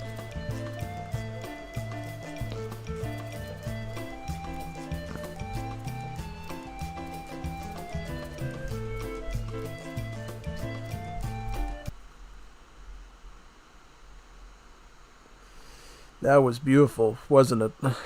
Hopefully everybody got to see that. That was really, really a good Wars of Liberty history moment right there. You know, it's not every day we get to see Great War Age take place. You know, that was some once-in-a-lifetime stuff for us. You know, for the 3 viewers here right now, I hope you enjoyed watching history, and I hope you tell everybody you know, hey, I got to see Great War Age today in the Wars of Liberty tournament. Maybe you should check this out. You know what I mean? Yeah, because you're never going to get a moment like that again where it's like the first time it's ever done. And I feel like Sabero handled it pretty well. Like, he knew tanks are really good, but he also knew, hey, I got to train my regular stuff as well. I can't just drop the ball on it. That's what made it pretty good. So after that, really good match. We're going to watch a not-so-good match that was probably pretty dry and way too short and boring. Yeah. I didn't like this match at all. This one... I honestly felt like this one was going to go a little bit better for me, but who am I to say? So, I go with Koreans. They're one of my favorite civs. Now, Sabero goes with the French, since he seems to like this civ quite a bit. First thing you're going to notice, no more Native Scout. Native Scout is out, and what's in is very colorful hot air balloons, which come from France, right? So, yeah, the hot air balloons from France, they have lots of nice red and blue stripes on them to represent the French flag. Yeah. I believe in the old days, too, for the, back in when the for the Confederate immigrants, they used to have a hot air balloon of their own too, that you could get as the Latin Americans that had like the American flag on and stuff, which was pretty neat, or the Confederate flag. It was pretty cool, you know. Neat designs. Hopefully get more hot air balloons of different designs and stuff in the future. That'd be kind of a nice add-on. Yeah, so anyways, other than that, France, they had some changes, but they're not severe changes, you know, at least not for the most part. So instead of the Courrier de Bois, you got the Sans Culottes. These nice revolutionary villagers from, you know, Definitive Edition. They even have the Definitive Edition icon to them. So yeah, they function exactly the same as the Courrier de Bois. Same military stats, same gatherer stats, same costs. So nothing really has changed, you know. The only thing that's changed is they no longer perform mitosis, and by that I mean, remember the old days of France when there were no women. They just somehow multiplied men, basically. Now they have women now, so it's confirmed that the French in this game do reproduce normally. Yeah. What a shocker. Yeah. So other than that, there's one civ bonus in particular you'll notice with France. It's that because of the French Revolution and in its ideals, all people are somewhat equal, right? And what does that mean? Every military unit in your roster is now a Royal Guard unit. Can get Royal Guard status. It's not for the elites anymore. Elites can't decide who's Royal Guard. Everyone's Royal Guard. So what that means for you is, once you hit that industrial age, expect all your upgrades except for like the cannons to be a 1k wood and 1k coin costs to a Royal Guard upgrade. Yeah. And that's kind of cool because that means France gets a lot more like special textures for their units than most of the civs gets, which is really nice, even though a lot of their units are generic. Yeah. But just because a lot of the units are generic does not mean that they lack any unique units either. So France gets some interesting unique units in this mod. So, believe it or not, Cuirassier is no longer one of them because the Cuirassier is now a common unit, right? Because in the old days, that was like the only military unique unit that France got. But now that's one of their common units. So what do they get that's unique now? So, one of their things is the French Foreign Legionnaire, right? Those famous white caps that they wear. You can make those. But you can't make them from the barracks. You have to make them from the tavern. So it's like a foreign-ish unit in that sense. Now, it still gets an Imperial upgrade, right? You can still upgrade to Imperial once you get the Imperial Age, since again, in Age 4 being an ultimate unit. So yeah, that part remains true. But the way it works is the farther away you are from the tavern, the consulate, or the town centers, the more attack and HP that it gains, it becomes stronger. You know, it becomes a stronger unit. So initially it might seem a little bit weaker than your line infantry, but if you get far away from the TC, it becomes stronger than your line infantry. That's the big difference. And also the difference that you can only make it from one building, the tavern. Kind of puts them in an interesting bind, spamming them, so it kind of balances it out so you don't end up with these super stat heavy infantry everywhere. You literally have to mine them out of one building. Yeah. Another unique unit that you get as France is the Chasseur Cheval. It's a mounted skirmisher. See, France, you know, one of the other things France was known for in the old days was the Voltigeurs, right? The Royal Guard skirmishers. But in War's Liberty, you don't even get skirmishers anymore. You get the Chasseur Cheval, which as a Royal Guard would become the d'Afrique or Afrique or whatever it is. I mean, I'm not a French croissant expert by any means. So yeah. And basically the way that works is it ends up being like a 2-pop unit. It has a shock tag instead of an infantry tag, but really not much else is different. I think it has a shorter range, but it ends up doing a bit more damage, I believe. So yeah, it's kind of an interesting option. And then they get a third unique unit here, which we might see here. These guys, the Zouaves. So the Zouaves are basically a clone of the Louisiana Tigers we just saw in the last game. Same concept of infantry assault unit at range, not in hand. It has multipliers against infantry. It has hand armor. That's what you need to know about that. Now, there's two ways you can access it as France. You can even ship them from the home city, or with the card in Age 4, which we don't see here, you can also train them from forts. Right? And France doesn't get castrumentation anymore. So basically the card that unlocks his webs at the fort is also the one that lets your French explorer basically build the forts, which is kind of cool, right? It's one less card you have to worry about. So I guess France starts out with their 3 Hussar ship in here. Again, back to combat. I go up with the Grand Palace just like the earlier Koreans today. And what I do is, I go for my consulate rush. So I go for a push initially with my Opposhenets. 13 really good spears, and I try to go right for them. Because I saw what happened last game, and I just want to take him out quickly here and then try something in Malaysia. That's my goal. See what I can do, basically.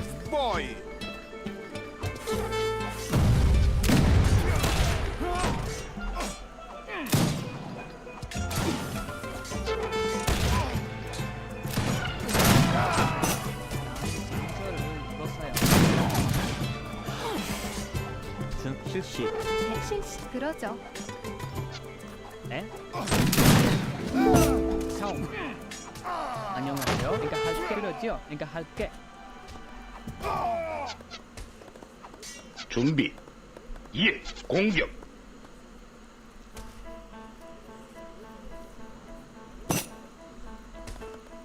저요? 이동. 준비.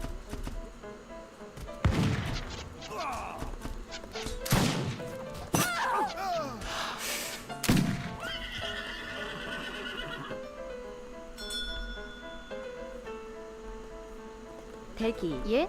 대기. 준비. 대기.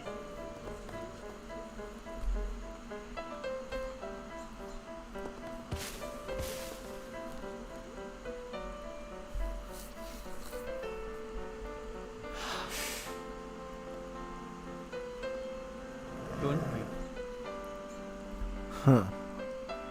Yep, and basically, I'm trying to... Oh yeah, that's right. So basically what went wrong for me here was... I was going for pike and shot, you know, just like the campaign, you know, crossbow and spearman. Only this time it's longbows and spearmen. So, where I ran into trouble here was the grenadier unit. And how that went to problem was because apparently Subaru was an expert of using the charged grenade attacks, and I was not ready for that. You know, I kept trying to aggro him and sort of pressure him and try to take him out here, and he just wouldn't budge. And then after I stood back for a little bit and tried to like really mass up a lot of stuff to attack him with, it just did not work out at all in the way I envisioned. It was just really bad.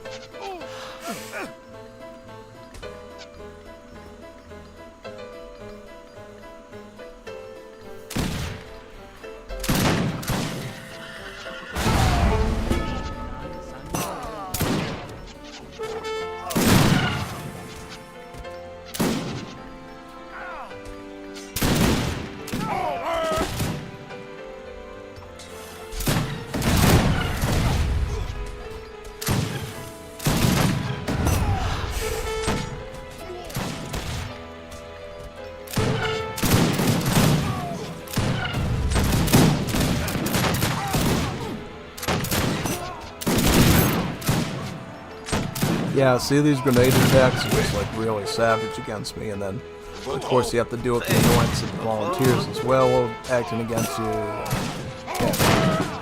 Oh yeah, and then he already has another batch of them. Oh yeah, he didn't even throw that one properly. It's just kind of overwhelming at this point. And I think around towards the end he also somehow pulls the magic bag of the love hussars out of his back pocket with his resources, and that sort of like tipped me over the edge at this point. Yeah, like in terms of combat, like I was just trying to deal with this grenadier prom, and then he magically pulled out like all these hussars. And like, how is he doing this? Where are these resources coming from? I mean, I get that They're Sankolites, and they have a good gather rate, base gather rate, but I didn't know it was that extreme. Like, oh boy. What did I get myself into here? Like, am I gonna actually have to fear the French when I play against them now? Like, what's up with that? Wait a minute, I died to the French in the previous week, when I was Portuguese. Yeah, I mean, you think of the French and you think of surrender, right? Like the white flag, like hold up your arms and surrender peacefully. You don't think of them winning. At least not without the United States and Russia's help, and Britain's help. Somehow in this game they don't surrender that much, I guess. I can't believe it. Unbelievable. Yeah. But now I'm going to get a monastery. This is one thing I do for my decks. I get the Lord of the Mountains. And what Lord of the Mountains does is it lets your church, right, your monastery, produce tigers for free over time, but it cuts the build limit of them down by half, right? Because normally you can have about 10 tigers. With Lord of the Mountains, you can only have about 5 tigers. Yeah. And tigers actually are a really good military unit because they have a lot of hit points, some decent damage, decent rate of fire, and they don't have a lot of tags on them, so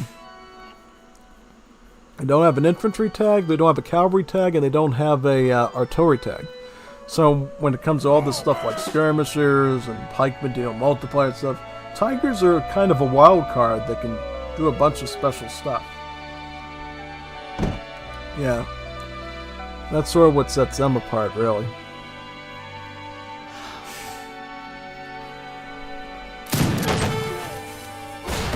Yeah, more grenade tosses. I think. Oh yeah, I think there I was able to make it a little bit. And he's got more grenades reserved as well, as you can tell. Yeah, so he's actually doing really well, like pulling them back quickly enough so he doesn't lose a lot of them. Which I think really went into his favor here.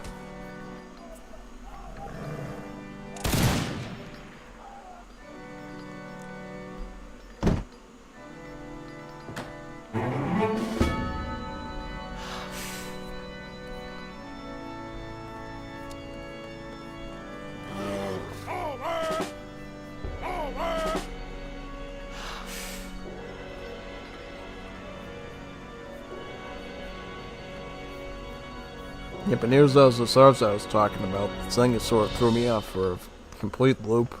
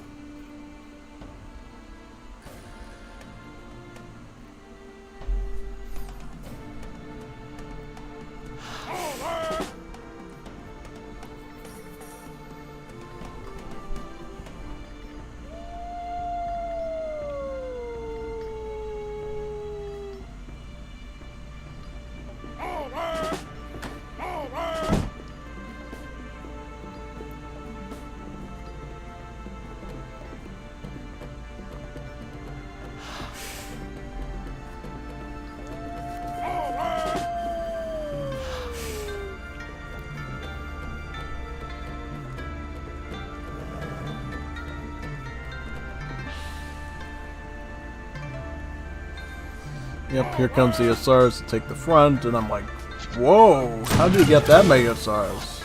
And then trying to deal with that, and running grenades right into my front lines. Look at all the volleys of grenades I have to deal with. Like, it's not like just one wave in the front. He's got more of them reserved. Then it hit me with more of them. And now he's got my whole front side exposed. He's gonna finish him off with this.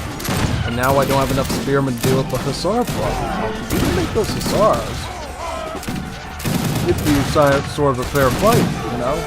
Fair skirmish. But the fact you add the Hussars in, then I lose my archer mass. The only thing I got going for me is the tigers, like, ripping apart their ankles, basically, and trying to eat them. Grenadiers, Hussars finally gone, and then this comes. I'm like, how is he affording these armies? 2k food? Really? How's he getting this food? What is he eating? What kind of steroids is he on? Only 36 villagers and he's eating like that? It's just, what did he get? No furrier, no spice trade. Not even economic theory. Like, how is he eating like this? I just go in the barracks at that point just to hide. Hide from certain death.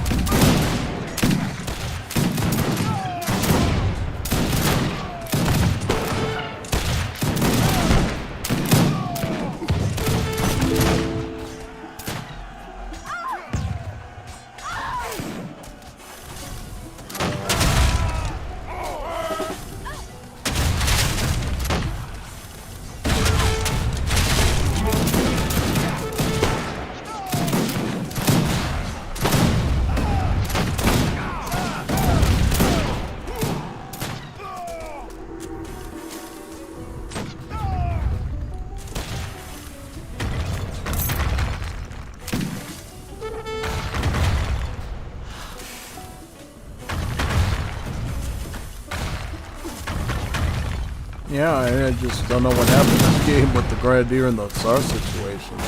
I knew Hussar and Grenadier was a good combination for France, but I didn't know it was that good. Like, Lily, that's pretty impressive, actually. Yeah, not bad. Not bad at all. Not bad at all, honestly, you know? Alright, so now we're going to be booting up into the next encounter, finally, you know? This series of Mine versus the Barrel has gone on for closer to that of 2 hours, actually, yeah. Last night, before this encounter, I was like only like 6 something, right? And we're looking at 9 now, 9 p.m. at night. So, now we just... Oh, whoa, wait a sec. Oopsie. Oopsie, I accidentally went in the scenario editor again. Sorry about that. I do that every now and then, and it's such cringe. Just boot that up again and we should be good. Alright, here we go. Okay, back on track. So I think we got 2 encounters left. One of them is the best out of 3. No, they're both best out of 3s, but one of them had to have like the tiebreaker 3rd match. So I think we have about 5 matches left.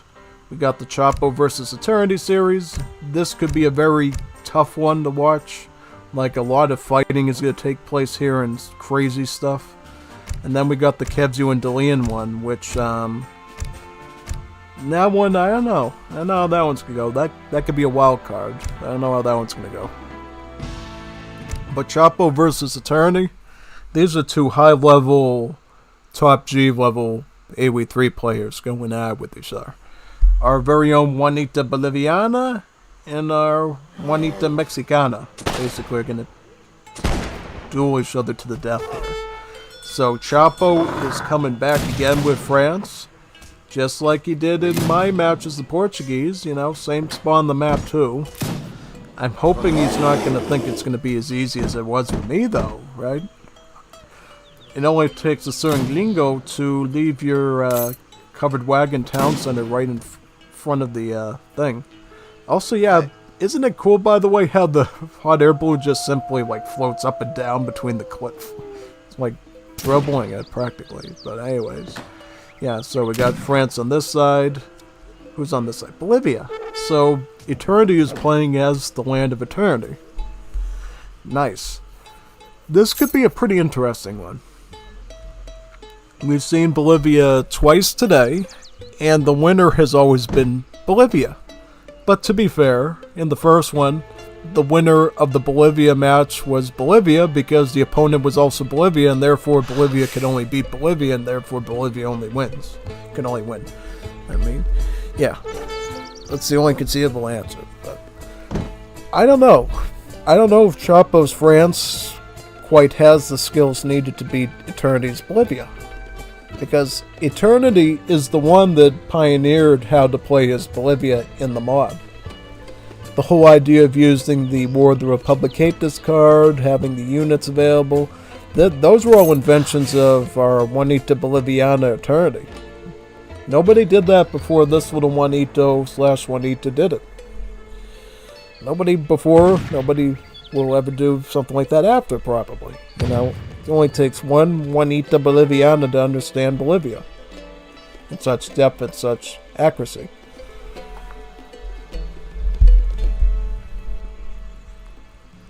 And therefore, we're going to have to check out and see which of his decks he's going to use. So, yeah, this is a War of the Republicatus deck. And just like, I think this might have been the first one I've seen him use it with too. So, what it includes is lots of unit cards. You got Roma Conscription, which has some Kearunas. You got the Kearuna card itself. Dazas, Mosquiteros, Francotiradores. And then in Age 3, you got Francotiradores, Dazas, Vivanderas, and Colorados. In terms of the rest of the cards, a lot of it is focused on native warriors. We got these ones in particular. While Mesazahe contributes both to the War of the Republicatus and to natives in general by increasing the natives build limit, we have other spicy things in here like Palenque, which improves the training rate of natives. We got Native Militia, which makes natives cheaper. And then we have this card here, Tokoyo Industry. While it does give 5% hit points to your units, it gives an additional 35% hit points to your natives. Meaning your native warriors will gain about 40% hit points. Almost as much as an Imperial upgrade does in terms of HP. Other notable things to see here is Hilos de Tambillo. This allows your Francotiradores to get their Guard and Imperial upgrades, as well as giving them more range. Also this one here, the Communal Landholding. This is the card I was mentioning before that will essentially allow your mining camps to put out 6 villages instead of 4, making it really effective. And Age of 10, this is the one that removes all your wood costs and replaces it with coin. So basically I think your Kearunas, your Francotiradores, and your cannons would basically cost only coin and food. Whatever food costs and then coin, replacing that wood cost basically. Yeah, pretty much. Then we got this interesting one, Melgar Hizam. Makes your upgrades 30% cheaper.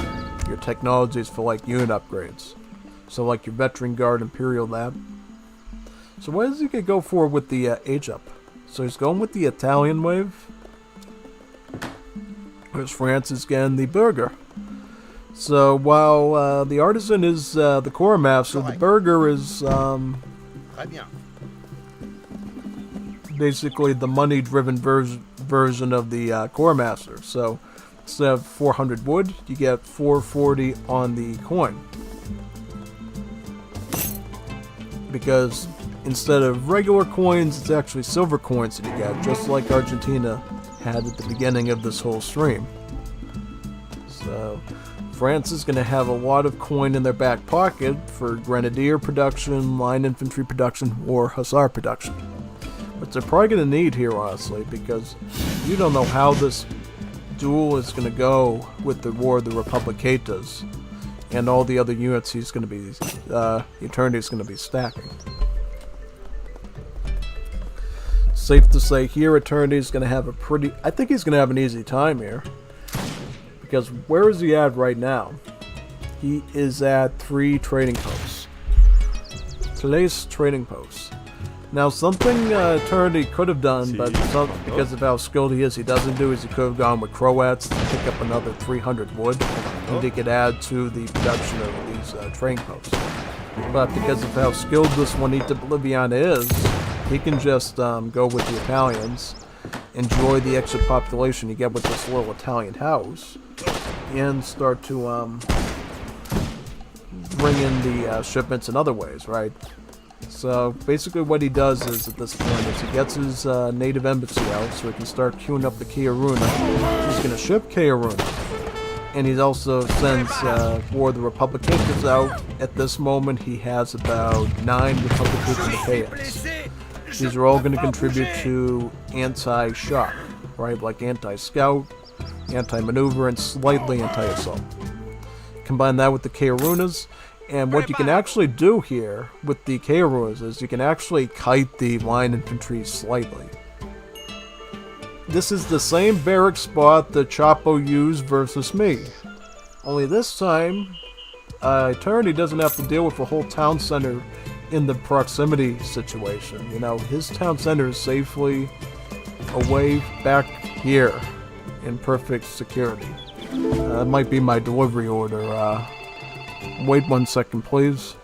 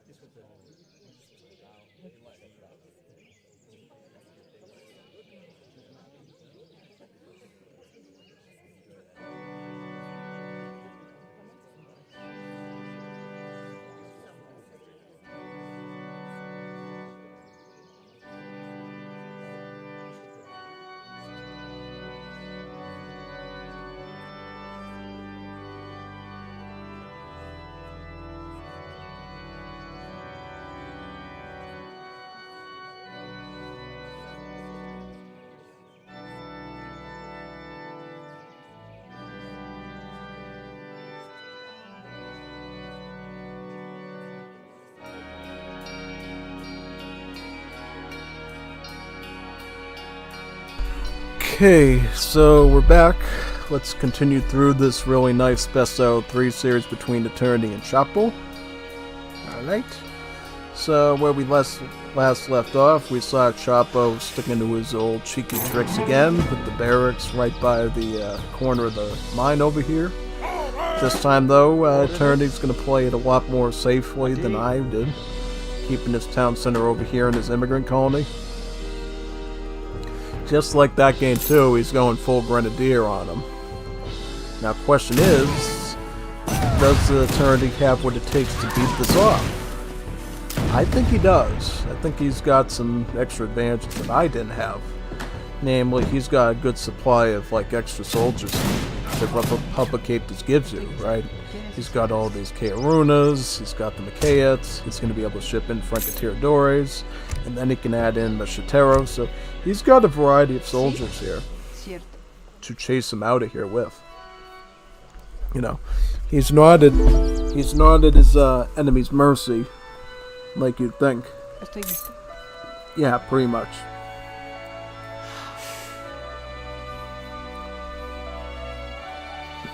So I think he's going to use the Francatiradores to do the initial push, right? And then after that, he's going to use his native warriors to shoot from the back there to try to support him, right? Because really, you want these Francatiradores taking the front run of the attack, because they don't have the infantry attack, so they have the best chance at surviving his grenade tosses than your infantry does. Because grenade is a 1.25 multiplier against your infantry class. So shot class, including these, will be more immune to it. Oh, now I remember seeing this from Chopper in our match. He made the Jeremy shield maps. These are actually a high hit point native warrior with the same stats as a Montanera. But because it's older school and wasn't updated, they still have the assault tag. They really shouldn't have the assault tag because the Infinale does not have the assault tag. That needs to be removed by the developers. I don't think it made much of a difference here though. Well, it did make a bit of a difference because the bayonets actually did some multiplier damage versus them. And technically this Macaeus did some range damage versus them. But, yeah. Looks like Juanita Boliviana has survived the Bagarmi shield mites. Now he has to face off against the French infantry. He's going to ship in some Macheteros to help with that. And while that's going on, you should get his Explorer up with the help of somebody and start building some more training posts to get some more Macaeus up. He can definitely stall out by using the stagger mode, which he's doing right now. As long as he can do that, he can basically give himself a bit of immunity. Now the Machetero is going to be instrumental here because the Machetero, deals splash damage, so it's definitely going to help out against his infantry. Oh wow, look at that. Good spawn too. Good spawn. This is going to mess them up. Still pretty good. Take that group out. Oh no, now the Hussar shipment comes in. This is not good. It's not good at all, honestly.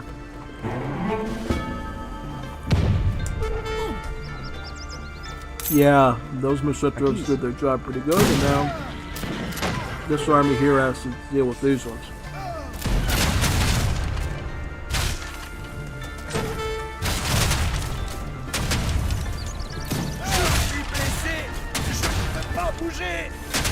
Interesting.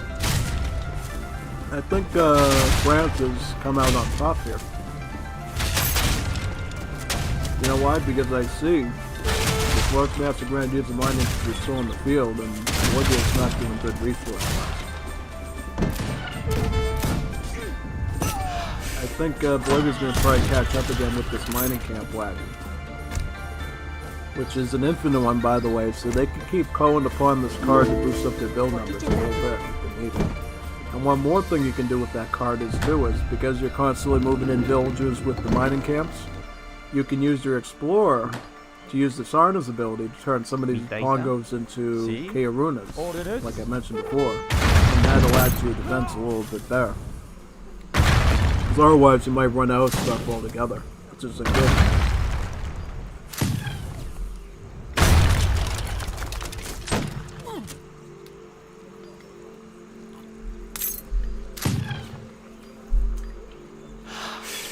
Aquí. Allá en la patria.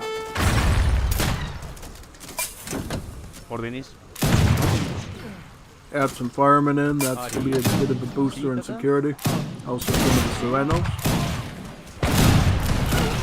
Don't be fooled by the Serenos though, they might be holding a spear, but they actually have multipliers against siege units as well. So they actually do really good against Grenadiers.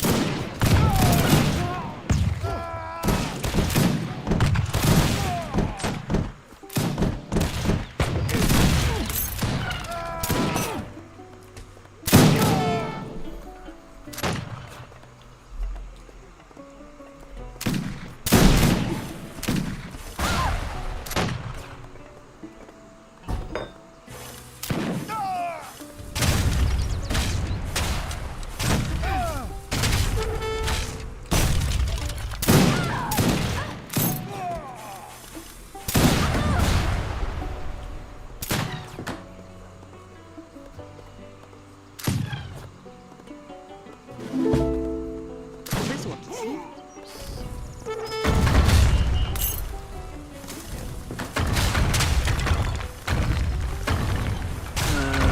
Yeah, I don't know. I don't know if it's Levy at this point. It doesn't look too good for him, honestly.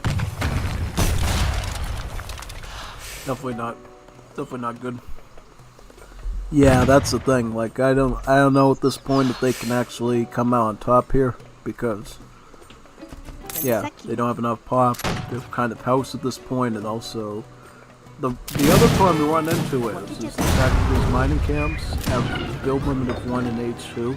So even though you have a wagon waiting, it really has to wait for the other one to collapse before you can actually put the next one down, which is really slow and agonizing, especially in this situation. Yeah, I think it's about the end of Libya at this point. The next thing they can do is start to chop some wood over here and try to get some more Kaorunas out. The war is still down, so no more Macaeats are coming from the other side of the map. Yeah, because look, you got like 5 more trading posts, which comes out to about 15 Macaeats if you want to. 15 Macaeats. That'd be really pretty good for you at this point. Yeah, honestly speaking.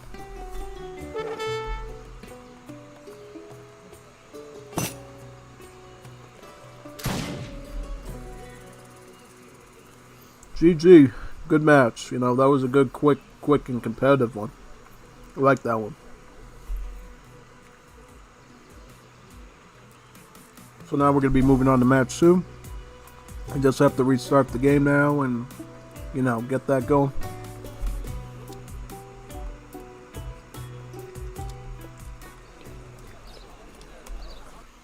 Oh, it froze again. Let me get the task manager out.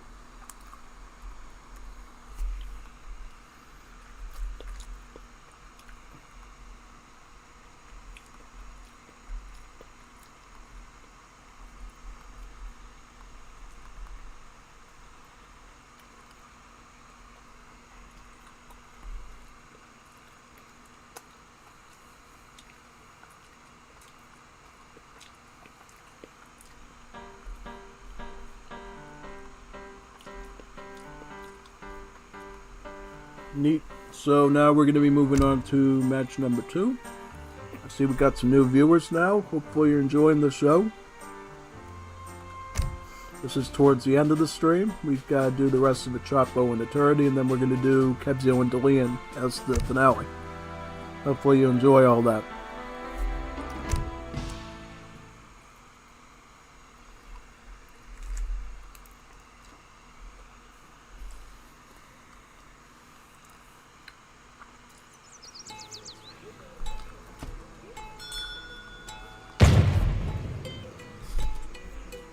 Alright, so we got Chapo with España, the Ole Santiago Toledo Civilization, and Eternity with the Koreans.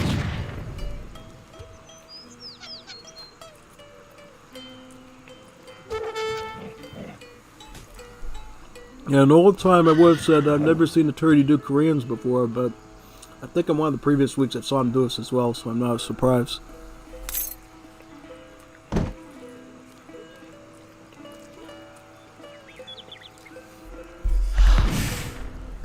We already know enough about Koreans at this point. You've seen me do them, you've seen Sog do them, so not too much about them. Let's go back to Spain, though. There's some interesting stuff to touch on. So Spain, you know, most of their bonuses, right? The quicker shipment times. The, also the, Lancers and all that. So Spain and Moors of Liberty is a bit different. Well, their shipment stuff is the same, but the unit roster adds some modifications to it.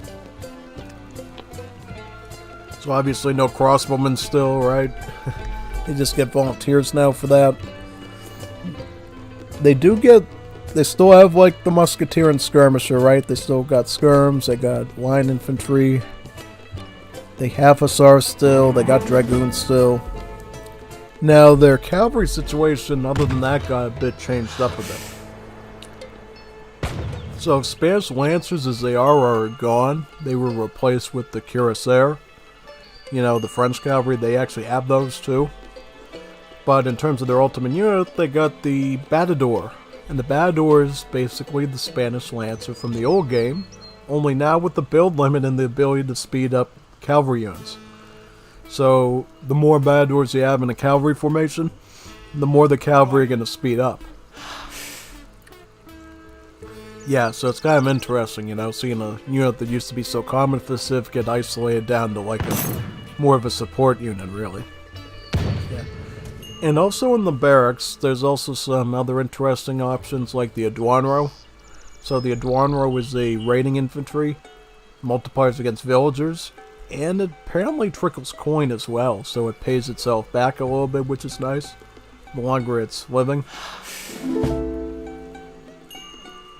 And then also they have a unique sailor, the Infante de Marina, out of the lightship, because that's where you train marine infantry in this game, is through the lightships. Unless you have a fort, of course, which we saw earlier today, remember. You can make them at forts, too.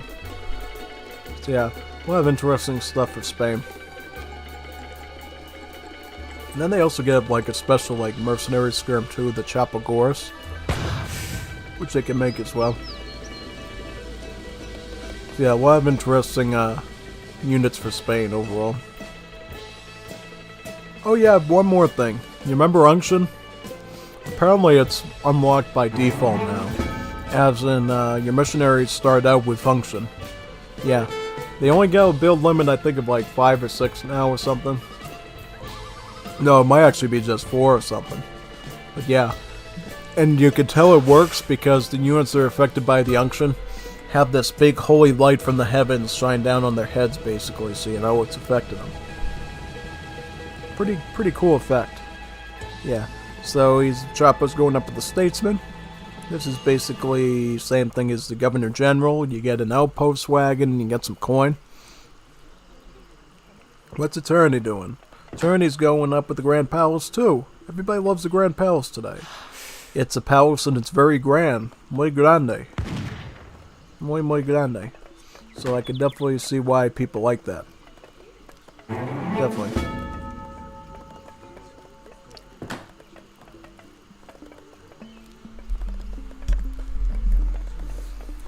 Yep, definitely.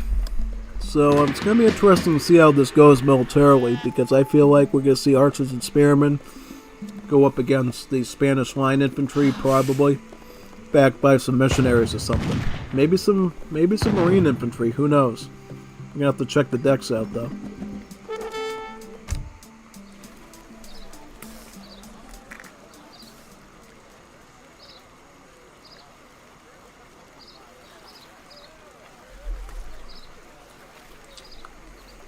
I do see a lot of FF potential in this deck.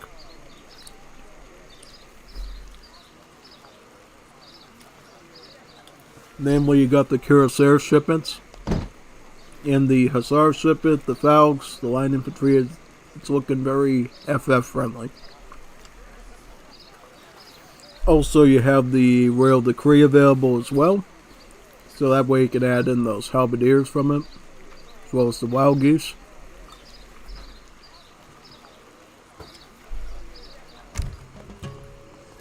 Hola.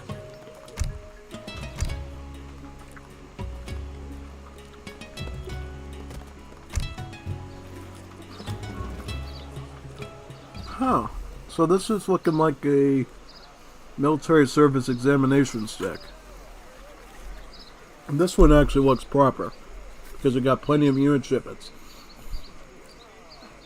See, what happens when you send this card is, all your unit shipments will send additional units in the shipments. I think for infantry it's like 2 or 3 extra units. For cavalry I think it's 1 or 2 more units. And for cannon it's 1 extra unit. And basically with that, you can get some really good aggressive rushes going, which is really powerful. It's really strong overall. Yeah, in general it's pretty tough to do, and it can do a lot of damage to your enemies with, so it's definitely recommended to give it a try every now and then.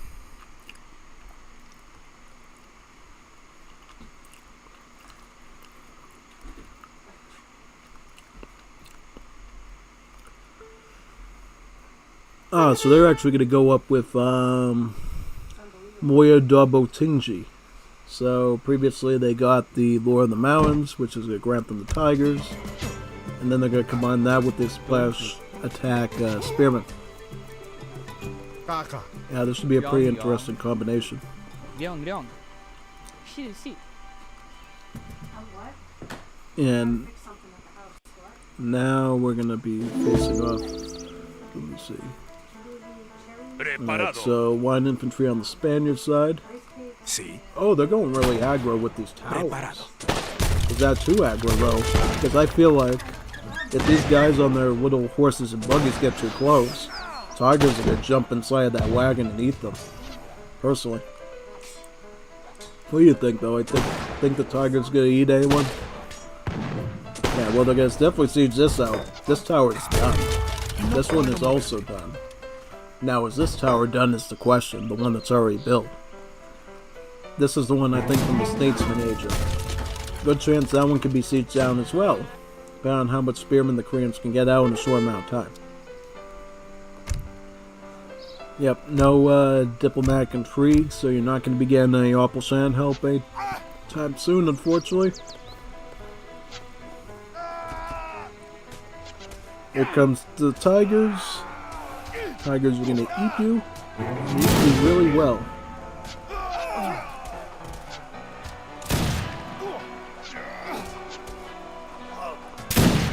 Yep, yeah, see, this is why I like these tigers a lot. They almost deal like 20 damage almost. This is as good as Paraguayan cavalry, really. Like the Asiyo Batai. That's about the same like damage output as that, just about. So, combine that in your armies of spearmen. Your army's gonna have a hard time like targeting the spearmen. With all these ravaging tigers jumping on top of stuff with their hitboxes. Yeah. Now, okay, Chapo. Okay, what is this? What do you... I think he just wants another match for us to watch. Why else would you do this? Such an essential shipment of 700 cords of wood sent onto the front lines where the enemy is sieging the tower down. He's either... You know, this is what happened, I feel like. Because Chapo loves Juanitas Bonitas. He is simping for this Juanita Boliviana. And say, hey, if I put my wood in front of my base and I lose for my little Juanita Boliviana here, maybe she will notice this little Juanito Bonito and give him attention. And that very well might happen. So, hopefully it works out for you, bud. Yep. Just have to grab the wood here and, yeah, yep, grab the wood. Exactly. He's gonna try to keep her from doing it though by targeting his Billy. Yep, with these, but you can only make so many of those, right? Yeah, he's just gonna send more villagers in to grab them at this point. Like, I would never let anyone just grab the 안녕하세요. Not grab those crates there. That's like crazy. I don't know. I don't know what you're doing in Spain. Like, you might have... You just blundered the game. This is something we'd expect in Liga B, not in Liga A, man. Like, seriously, this is like Liga B material. In real time. Is he going to recover it, though, is the question. No, because the tiger is here and he's going to eat the civilian that is unarmed. Oh, yeah, he's going to get some of the wood, but is it enough? Is it enough? No, because this villager's going to grab some of the wood, too. This villager's going to get about half of the wood. Yeah. Unreal, right? Oh, yeah, Spearman can kill that villager, so... Yeah, I gotta get all this 500 wood I can expect. Yeah, all that wood is gone. Say goodbye to that wood. In all honesty, though, I think Chapo was kicking himself here. Like, I just lost an easy 2-0 matchup because I put my wood on the front lines. Yeah. It happens, though, to people, you know? You could be like a high-skill player, but you're taking in all these calculations and then you just make one simple blow like that costs you. It could totally happen to anyone. Nobody's at fault for it, really. You know. If you do it all the time, though, yeah, that's a bit of an issue. Yeah. Also, yeah, here's why forward basing away from the map is not always the best idea. Because now, because you have no wood to build a barracks at home because you blundered it, you have to run all the way from this side of the map to fight an enemy that's about the same length, right? So you're resupplying the defensive position as quick as he is coming from across the map, which should not be the case, right? Now, he does have a barracks here, but still, like, if you put that barracks over here, you'd be outproducing him, and you would be dominating on that front against the opponent. You would be winning that really easily. Like, super easily, actually.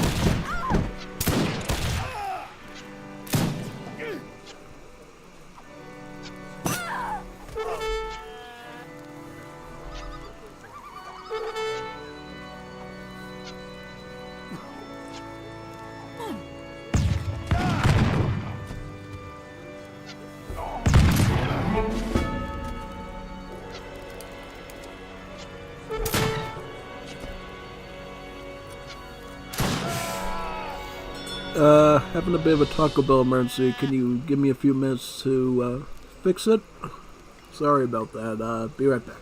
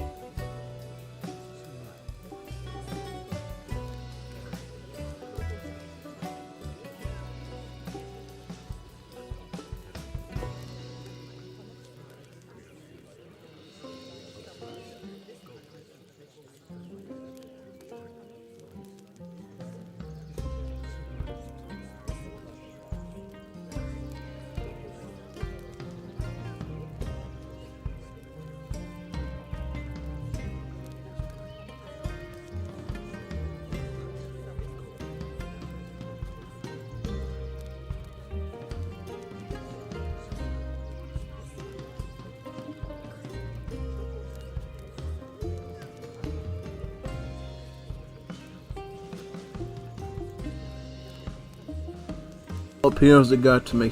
Hopefully they don't get to me again. Let's continue. Alright, so, where do we leave off? We got the, Koreans here with their archers, and they're going to be pushing them again against the Spanish. That big blunder of the 700 wood basically cost Spain the match, I think. They don't have any wood for infrastructure that they could normally use to, like, fend this off easily with.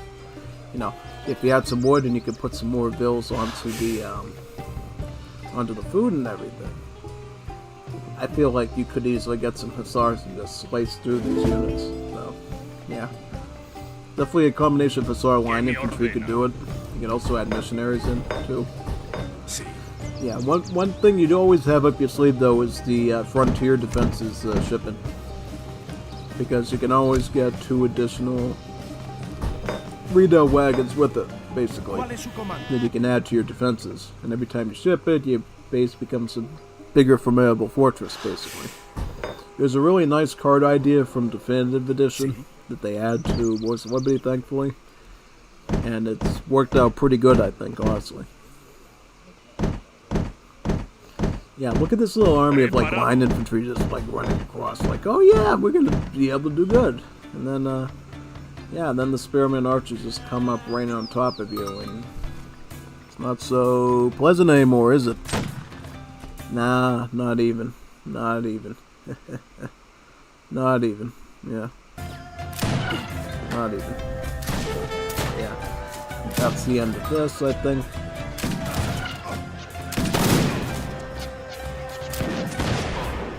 Oh, yep. Looks like we're, it's gonna go down. Country's gonna go burning. And now it should be the end of match number 2, and then we're gonna duke it out for the best of, for the tiebreaker of the best of 3. And that should be the last of that one. So we just have to let that TC to go down. And we will see it go down, and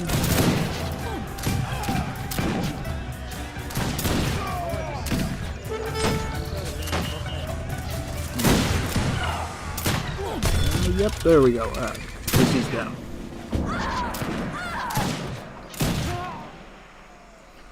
GG. Good attempt on both sides, just a little bit better for Eternity because at least he knows where to place his crates.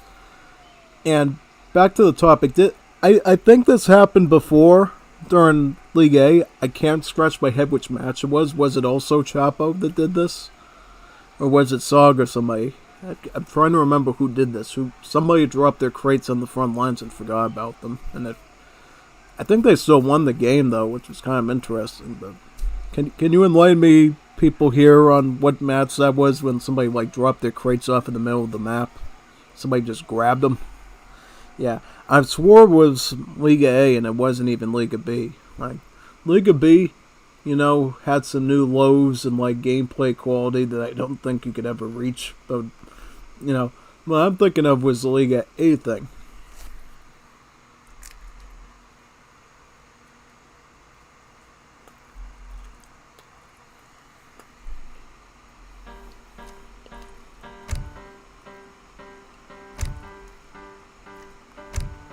Alright, here's the tiebreaker of the Eternity vs. Chapo series.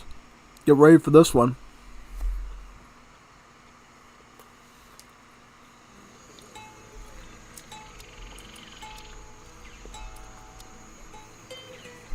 Alright, so we got Chapo with India. Civ he used against me.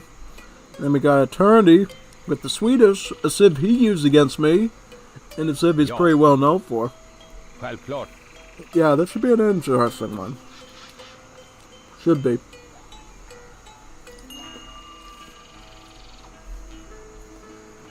The only thing we really need to know about India here, really the only thing, is that their cards have been improved a little bit. And by that I mean, notice in a deck, like this one, notice that when we look at a deck like this, how it says +4 villagers. In Legacy, DE, all these cards only ever gave you 1 free villager. But in Wars of Liberty, they've stacked it up so that depending on what age you're in when the card arrives, or rather what age the card appears in, you get that number of villagers. So an age 4 card will give you 4 villagers, an age 3 card 3, an age 2 1 2, and then only like distributivism and things like this are going to give you only 1 villager. And that allows you to boom a little bit quicker as in. Other than that, biggest thing to watch for is the consulate. They also get the British consulate just like the Chinese do. They also get the French. The French one is quite different actually. See, what they get is, they get grognards, which is the royal guard for the grenadier. So that's like the one unit they get that's considered like a common unit. But everything else, they get Chaucier, Chevals, and Zoueves. So it's actually all anti-infantry. So if you want to go full sepoy and add the French consulate to it, that is an alright combination to do. And we'll see if Chapo ends up doing that. Because when I was dealing with Chapo, he was more enticed by the Ottoman consulate that has Abyss guns and Humbarasi grenadiers. Yeah. And Humbarasi is a name you're familiar with because they're also in Definitive Edition, right? And I think the only reason they were added to Definitive Edition was because they were supposed to be in the Napoleonic era mod, which would have been inspired by the Ottoman Civ mod, which was back in Legacy days, and since Lance never got to add the Ottoman Civ mod stuff to his Ottomans, he decided to add some of them to the Definitive Edition, with the Humbarasi being one. So yeah, pretty much the Ottomans are another anti-infantry option for the most part, because what do they have? They have the Great Bombards, of course, called the Darnelles guns. Then they have the Humbarasi and the Abyss gunner. British, they just have red coats, rain jackets, and cherry bums. Portuguese, I believe they have the volunteers, the academicos, because in Legacy, of course, they're crossmen called the Bestieros. Dragoons, and I think maybe Culverins. Yeah, I think Culverins. So yeah, nothing else too much about that. Well, what does the deck look like for Sweden right now? So this Sweden actually has the advanced allotment related cards. Advanced Torp to get the Beveringer allotments easier, and the advanced Rust Tail, which gives you access to the Hussatrupe ones. And in terms of everything else, we got volunteers, we got Beveringers, Hussars, Fencing School, Riksbank, Nobel Prize. Now, Nobel Prize is generally good if you're going to be going to like Imperial Age, because you get shipment points with each age up. So basically it gives you I never really tested how good this is. Maybe in like a team game we should see how good Nobel Prize actually works and how it actually benefits the team, right? Could be interesting. New Riksdag. Imperial Age politicians are 2,000 resources cheaper. That's an interesting one. I'm trying to remember if I ever got that one. You know, I don't know if I ever got that one before. It says here it's like... Wait a minute, if it's 2,000, wouldn't that be like 50%? Looks more like 1,000.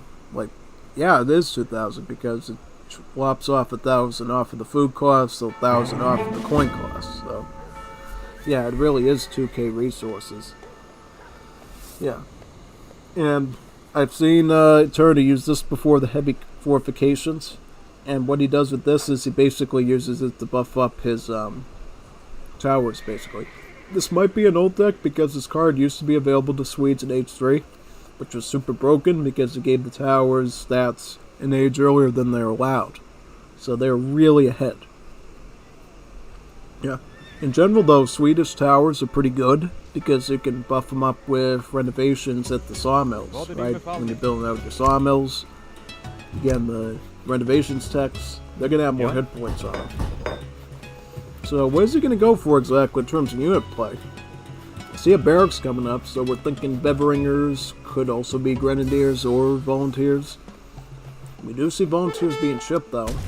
As for India, they're playing standard Agrifort play, from what I can understand. So they're going to go Sepoy. Now, whether they're going to go semi-FF Sepoy in the Elephants, or they're going to go full Sepoy rush, that is to be seen. You know, and if that is the case, maybe we're going to see a stable, a caravanserai, to see some of the Sawars be made. They'll have to be seen, though. We'll have to pay attention to that and see where they go with that. Because, see, normally how you play Indias, which Chapo's doing, is you go distributivism for a wood trickle, you go for foreign logging, which is a bigger wood trickle, and then you go over to coin as part of the semi-FF. And if you're going for combat, you would usually go for diplomatic intrigue to get your consulate going, and then you would go Sepoy Sawar.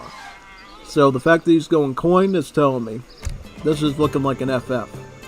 And with the Indian semi-FF, you just train Sepoys to pressure the enemy, to distract them, or you could use it to defend as well.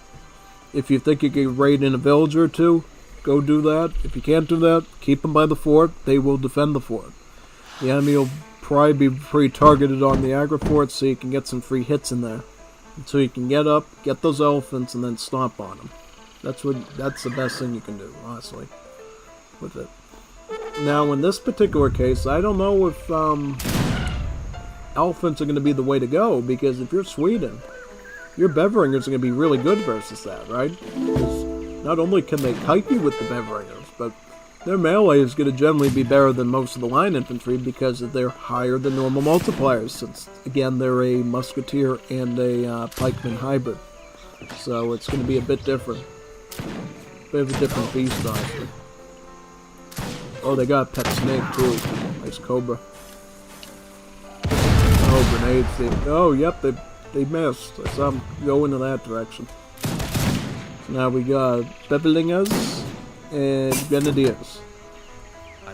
Now we're going to see if these Sepoys can defend. Oh, he's switching over to the Gurkhas, the skirmishers. That changes things up quite a bit.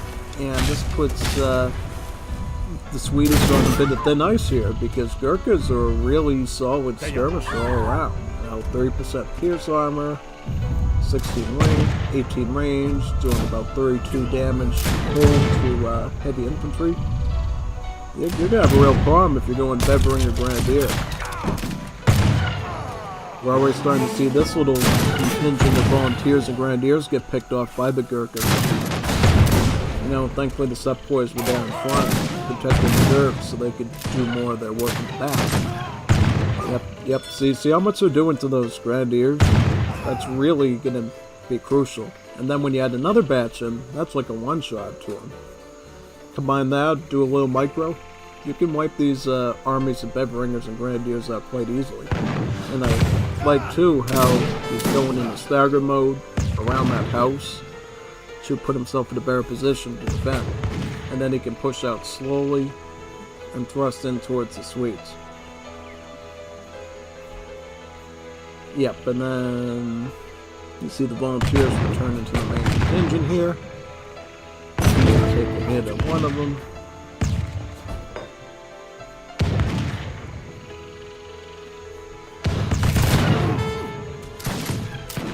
And retreat, push back.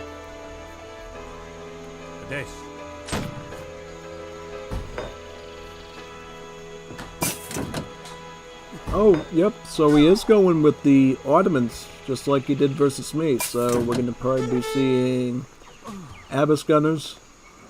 What are these? Oh, the sentries and the irregulars. Oh yeah, the emergency units. Yeah, that's a good way to hold them back a little bit. You know, yeah, that should help out a little bit. Now, these sentries actually are a anti-cav, mind you. So yeah, they do affect the Hussars pretty well.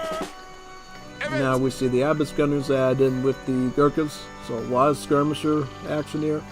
We're probably going to see the shipping of Sepoys in too, maybe the Sawars. Could even see the Tiger Claws at some point. Now I don't think Tiger Claws are going to come into play until we see like skirmishers and capital waves, because Tiger Claws, they are more of a scout unit, right? So they're gonna probably be better at ripping through the skirmisher line units.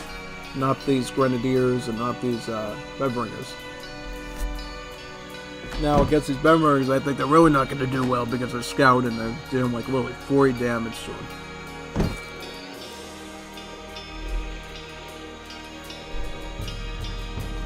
Yeah, kind of insane sometimes how like Bedringers and other muskets can really shred through you know, like coyote runners and stuff. Because now the multipliers are literally equal now. They're not proportional anymore. When you're dealing with the arrow or anything like that, it's going to be through and through the same damage. Now we see Hussars taking up a swoop over here into this one. Boy, Abbas gun is unfortunately caught in the front. Now with the retreat in the back row, that boy's going to take the front line and try to push. Try to make the combined force, I'm going to try to push on this one. This is sort of the same stuff I do when I do like my ranked India games on DE. This is the sort of stuff you gotta prepare for. Combine your Gurks and your Sepoys in proper unison.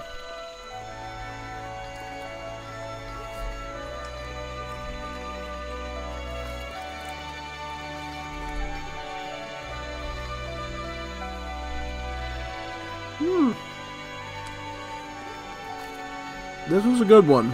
This is a good choice. If you can get some fishing boats in, why not do that, right? Especially considering the fact that you're a Civ that's always gathering wood, because your villages cost wood, so why not take some of that wood and put it into fishing? Get you some coin, get you some food, it really works out good.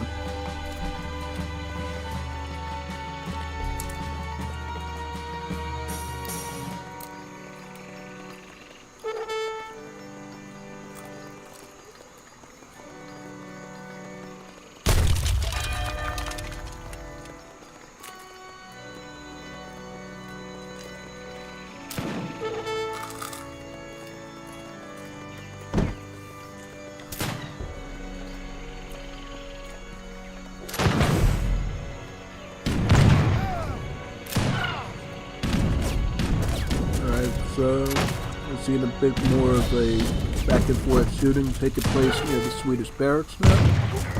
And now we're going to see if this larger contingent of skirmish units can indefinitely push back the heavy infantry of the Swedes. Yeah, pretty much when you have this large force over here of the skirmish, you're basically going to be able to outrange these heavy infantry and you're going to be able to deal heavy damage. The only threat you have is these Hussars, right? Because of their high HP. They're pretty tough to the skirmish. Now, India's doing playing the same game sort of with their Sawars. So the Sawars, not as good are they? You know, the HP's lower, the damage is certainly lower. I mean, they really excel versus the skirmish where they're end up doing like 40 damage. I mean, they seem to be doing okay here. Slowly forcing the Bedringers to go into full melee. Also roaring out that last Hussar to be finished off. And now we see the Minutemen being called from the Swedish town center. One last volunteer here, getting the barracks, getting wiped out.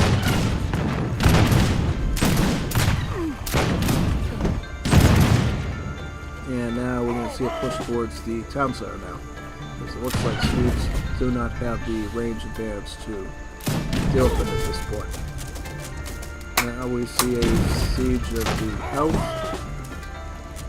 Now we're going to see a siege further this house over here.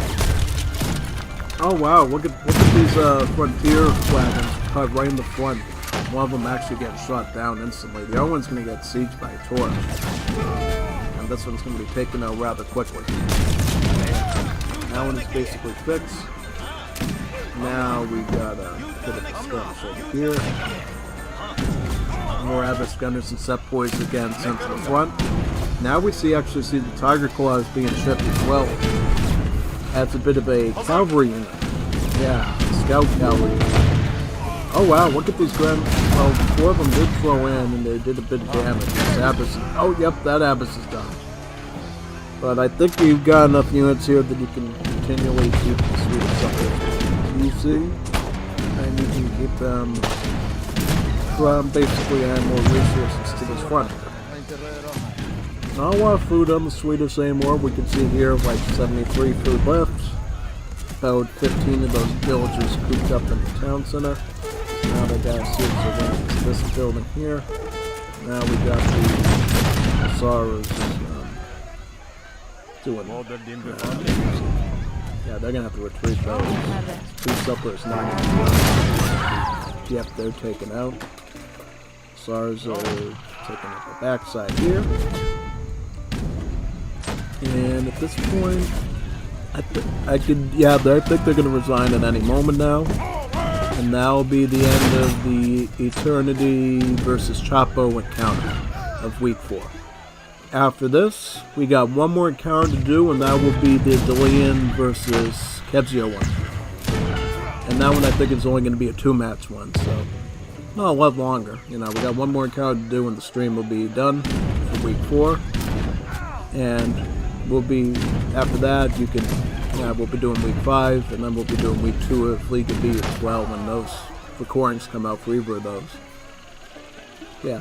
Yep, I can see the tiger claws coming out the side here too. That's pretty cool.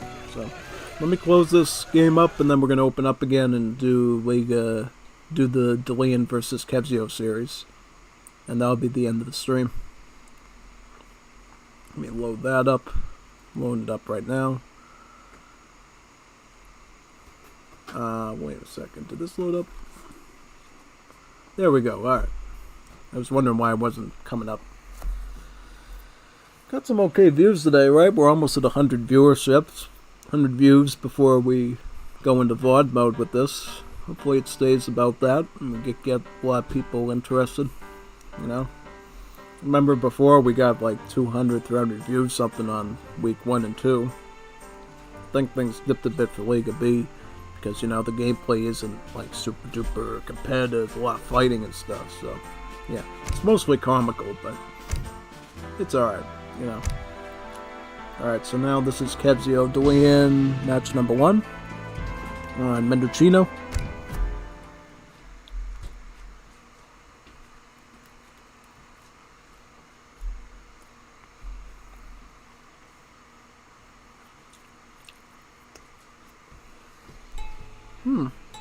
Lakota. This is a very good Civ. And now they're going to be facing off against Kebzio using the Paraguayans.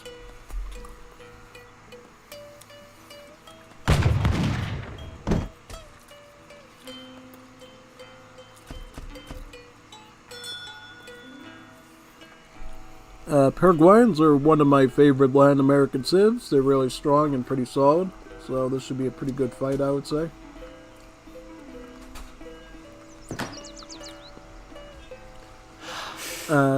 You don't need to know much about the Lakota, I think, for Wars of Liberty. I think the biggest thing you gotta note is the fact that the Lakota units were modified slightly to have naturally higher siege numbers. Yeah. I still have the siege dance at the fire pit, but I think it was reduced a little bit because now the Lakota units have a lot of that siege enabling in them now, even when the dance isn't active. So yeah. Another thing to note is those bison cards, including the infinite bison cards from from the definitive edition game, were added to Wars of Liberty. So you can have an unlimited supply of meat food to get those hunts in, because, you know, as Lakota, they're a horrible farming civ, right? They're not good at gathering that corn and that maize. You know, they're made for hunting bison. So now you can get as many bison as you need through those shipments, and you can definitely rack up the hunting cards like Furrier, Spice Trade, and Great Hunter together to really get a good hunting rate going. Along with hunting dogs, of course, from the market. As for Paraguay, though, there could be a bit of a different civ to understand if you haven't done it before, so I'm going to kind of give you a bit of an intro of them. So the way Paraguay works is, they're really like a very automatic civ, as in, They do a lot of the work for you in different ways. So, number one, this card. A Foodworks wagon. So a Foodworks is basically a factory that produces food and trickles it. It's like a factory but not a factory, because it does cost 3 population to build. Actual population is a building. You've rarely ever heard of that, right? Yeah, so it trickles 1 resource, food. There's also a Woodworks and a Coinworks.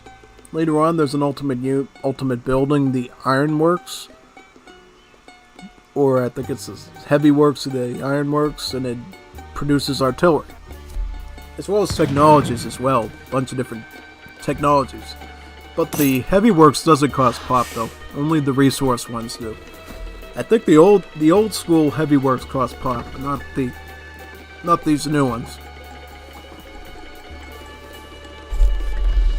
And in addition to that, the Paraguayan barracks and stable also produce units for free. And as a result, they have a build limit to prevent people from abusing them too badly, right? And now these villagers here, the Koigwas, also are a special villager that has a strong combat ability. It uses a shotgun, and it has 3% pierce armor. So think like the Courier de Bois, but instead of Barrigatherite, they simply have a really good combat ability. And they can use that shotgun to deal a lot of splash damage and a lot of damage in general. And unlike the Courier de Bois, they can be upgraded just like military units from the town center. So a veteran upgrade, a guard upgrade, and an imperial upgrade. So yeah, a lot of different upgrades going.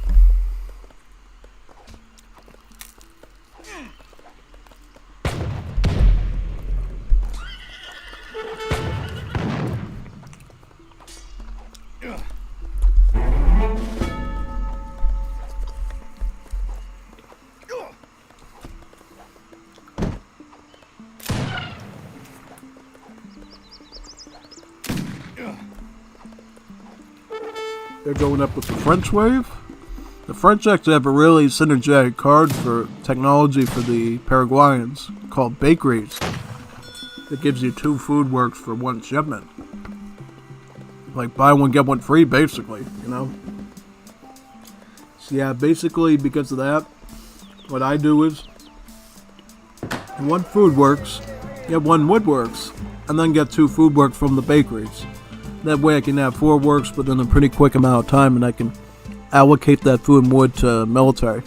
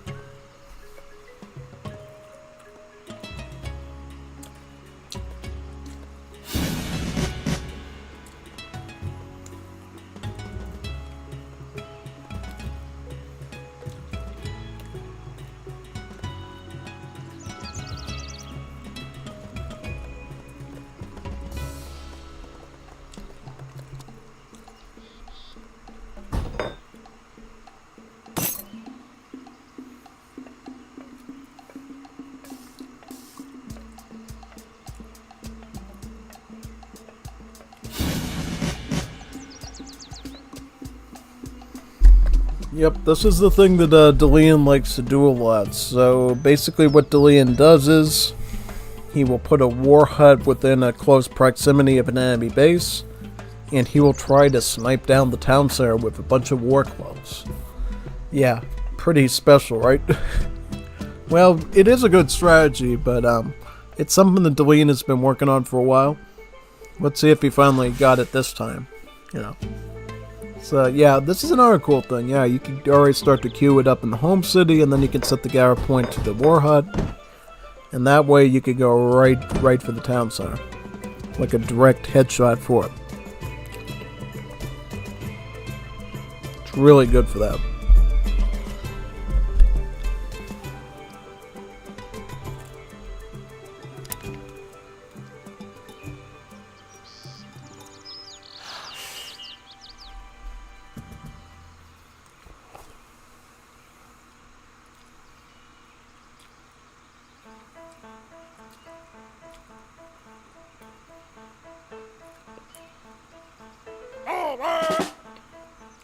Let's see if you remember to... Yep, you remember to set the shipment point there. That's good.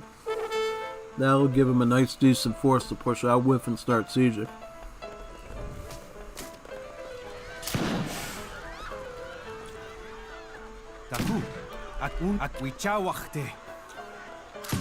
Yeah, I would go for one of those works first. Actually, go for the house. Like, house him. How's that Juanito?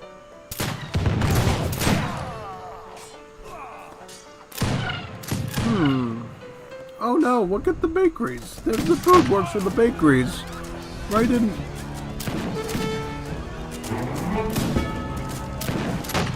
Yeah, I don't know about that, though. That's gonna be a little bit questionable.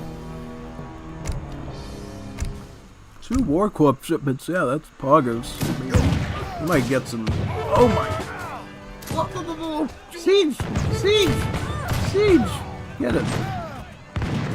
Oh no, you did too late. You gotta be on top of this stuff, man. You can't just let him have his way with you like that. And now he's tanking you with these master engineers here. Not good. If you didn't know, these master engineers, these are basically just heroes to construct most of your buildings. So barracks, stable, works, houses, markets. The Quaggas can build a couple of buildings, but not a lot of them. You know, they can make walls, I think, they can make houses, they can make markets, they can make mills and plantations. In Latin America, they call haciendas the farms. Yeah, not a lot of stuff. So yeah, you're doing most of your construction with the master engineer, who can also, thankfully, chop wood too. So when he's not building stuff, he can still do some sort of work, which is great.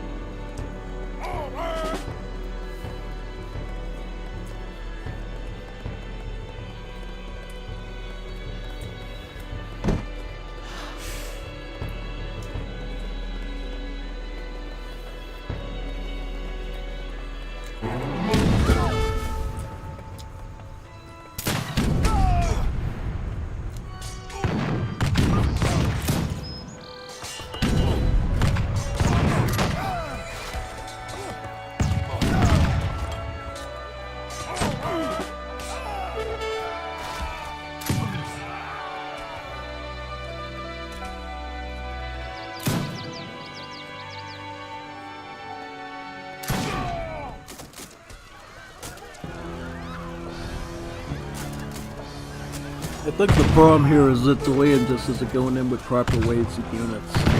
And I think this drives in particular is really bad against Paraguay because, well, the Quaggas actually have, well, they used to have hand armor actually, now they don't, but the shotgun though, they can literally shotgun down your war clubs as they enter the town center vicinity. Yeah, it's really not good. It's really not a good situation for you if you're going with this build.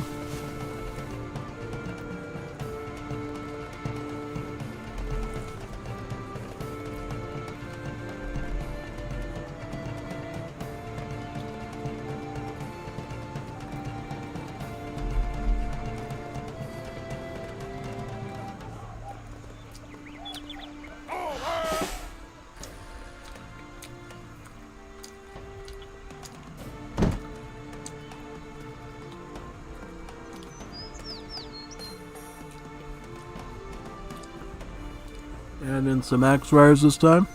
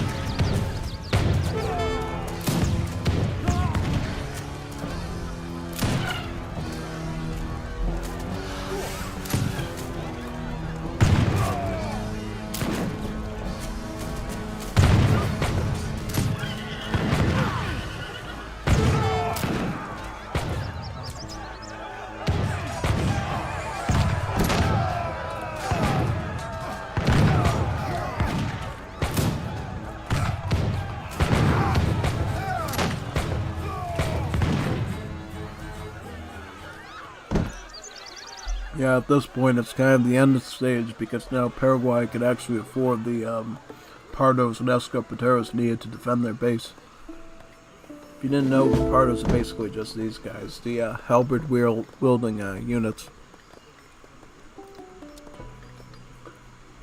Oh, now he's getting Lopez Protocol, so now he can make sailors too from his barracks. That's a really nice card. And allows him to train quicker too with the same improvement rate as fencing school, so this means that you're gonna get a lot of nice spammable infantry now. The cool little side bonus about the sailors is compared to other marine units, they have a lot of hand damage. Hand attacks are pretty solid.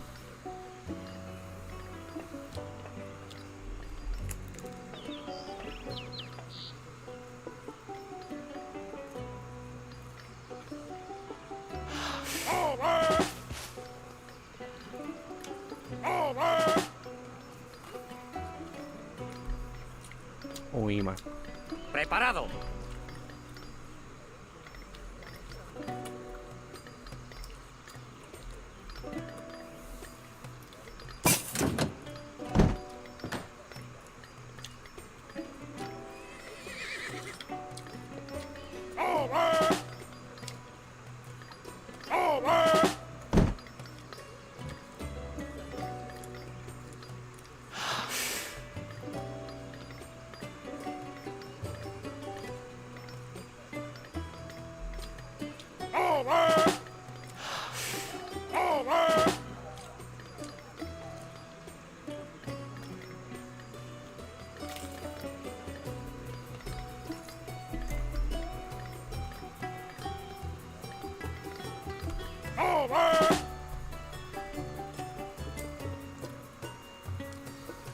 Dog soldiers are typically a pretty good assault unit, but I don't think they're going to do really good here when you got all these Paraguayan units, so.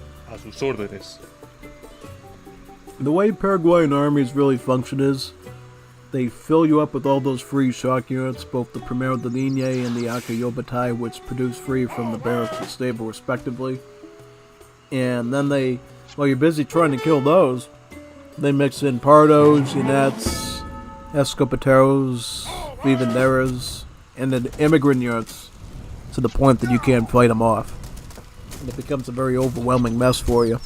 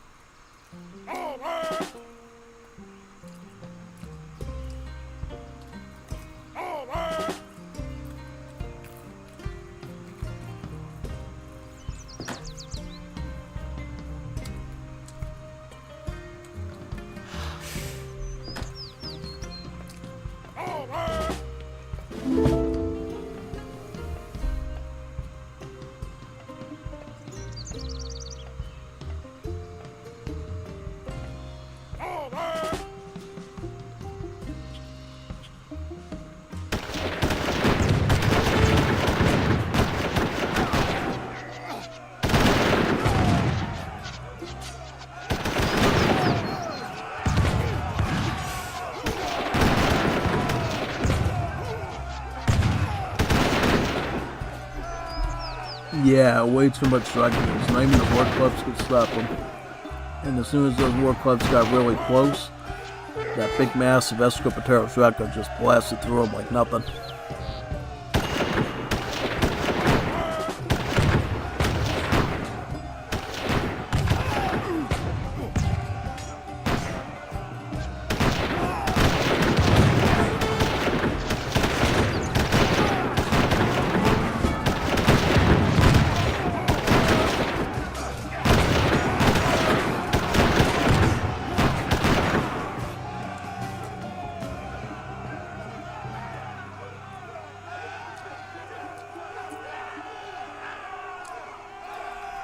GG on that one. Now we're ready to go to the last match between Kevzio and Lian.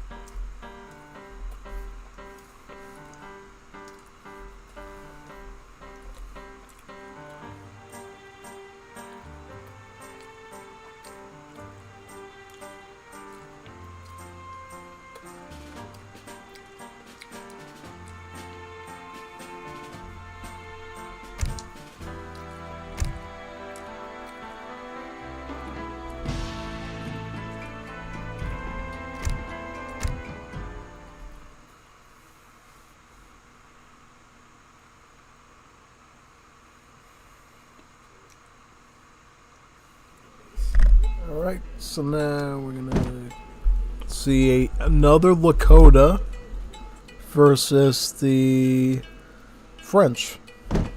So, literally just a vanilla game. Yeah, no Special Wars of Limited Civs now. We're down to French and Lakota. Yeah, I don't know how this one's gonna go. I mean, I guess it really depends on how Delian can do this time with his aggro. I feel like you have a little bit of an easier shot against France. Because while these Sans-Culottes do have some good ranged attack, one thing they don't have is a shotgun. So they're not dealing splash. Yeah, they have a little bit more pierce armor, but they do not have splash. And I think when you're spamming in a bunch of war clubs, it doesn't matter how much pierce armor you got, you're dealing melee damage anyway, so you want to get those big wooden sticks or whatever and start beating down the French villagers with them. Yeah, that's what you're gonna... It's better to just have these guys than the Queguas up there really blasting you into smithereens with their shotguns. Yeah. Yeah, because every time I see Delian go what Cody always does, that's the same thing. Put a war hut down, just spam a bunch of war clubs and try to burn the thing down. Yeah. Yeah. He does play Danish, I believe, and Belgians and some other stuff too, but he seems to like the Lakota a lot.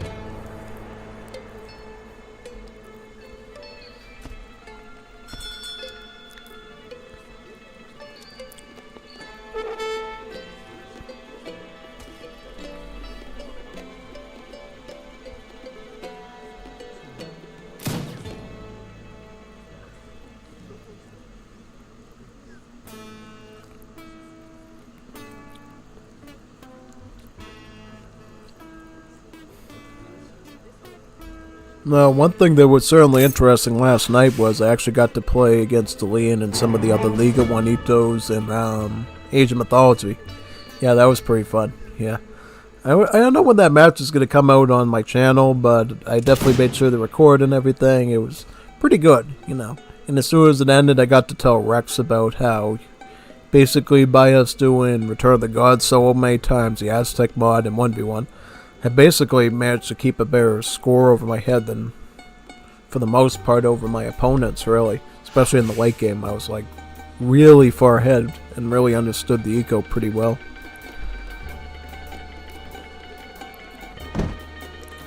Yeah, definitely. Troppo was a pretty good Age of Mythology opponent, you know. He really knew how to spam the Hopkins really well with the Nemean Lions. And I really had to get smart with my Hoplites and my Gasterfettis with Hades to be able to beat them. Yeah, that was fun. So let's just review the deck again. Yeah, he's doing exactly the same deck. All or nothing for the most part. Like, you're never going to see Capital Age with this, I feel like. Unless you get enough Bison and then you can add the coin crates in. I just don't see you ever getting to, like, Capital Age with this. Yeah, definitely not. Why Tajunki Prowlers? Why Tajunki Prowlers? I would put in Axe Riders myself. probably axe riders and another group of Wakina rifles. Because, honestly, Tajunkes are only good when you can, like, mass them up in large numbers. Which I know he's not going to be able to do. Like, ever. Yeah, I don't think he's going to be able to pull it off.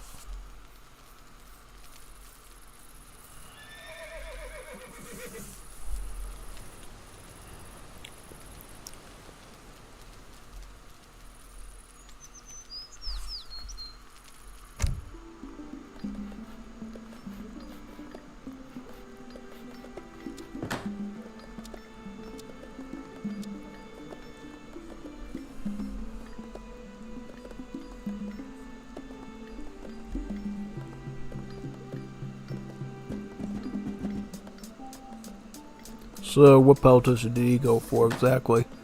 He went with the artisan, and it looks like Delian's going with chief. So I think the chief gives you, I believe, wood. Yeah, that's right. Yeah, it does give you wood. It's like the core master. So this should be a pretty interesting duel, I think. We'll see how Delian does with his warhead placement. Yeah, he has his explorer like right here. I think he has it knowing like what Delian is going to do with his villager, because he knows if he puts it over here, he can literally start shooting them, chasing them back. Yeah, most likely.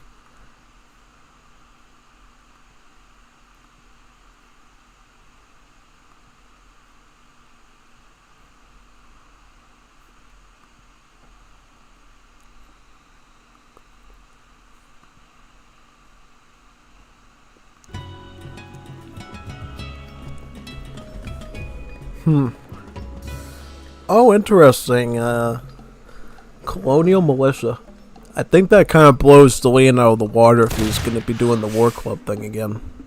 At least that's from what I understand. That kind of just blows him out of the water. It's like, where's he going to put his warhead if he is going aggro? Oh, he's going to be running behind the town center. Oh my, this is not, no, you can't do that. He knows that. He knows he has to run back.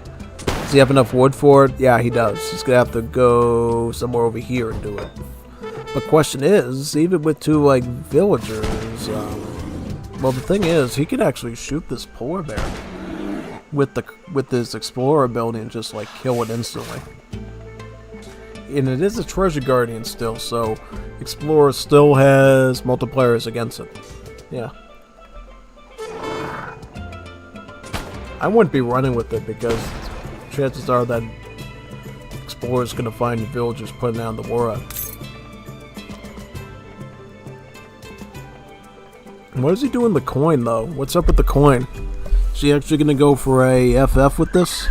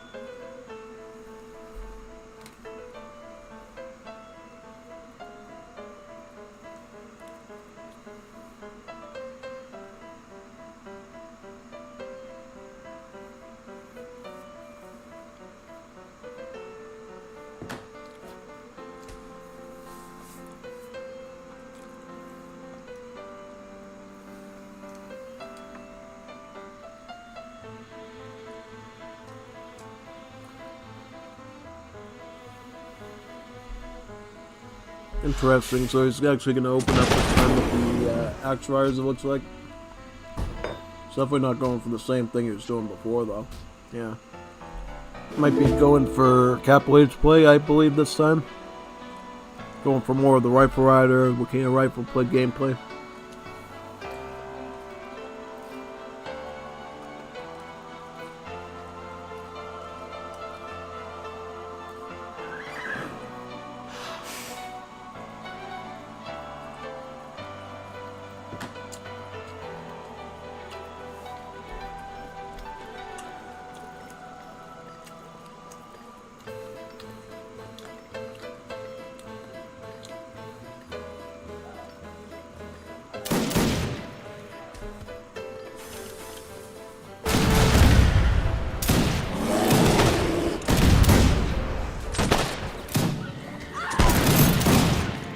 Oh, not bad. You got a Suncolet.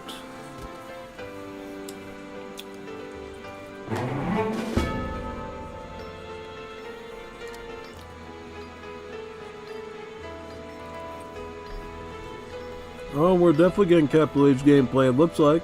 Yeah, with that extra coin coming in. Here's the coin they got now to get that Capital Age Egypt going, and then...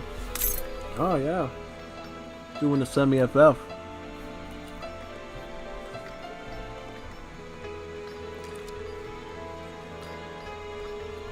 Pioneers? Wait a second. Is he gonna go for a San Colette rush? Maybe.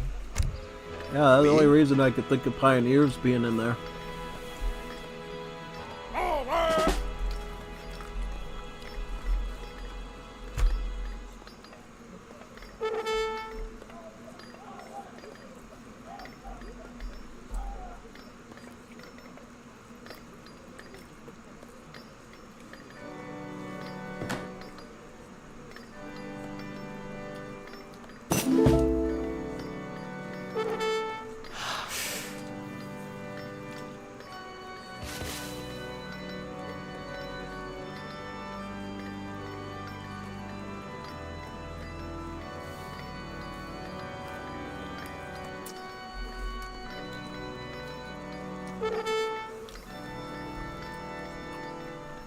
Votre ordre?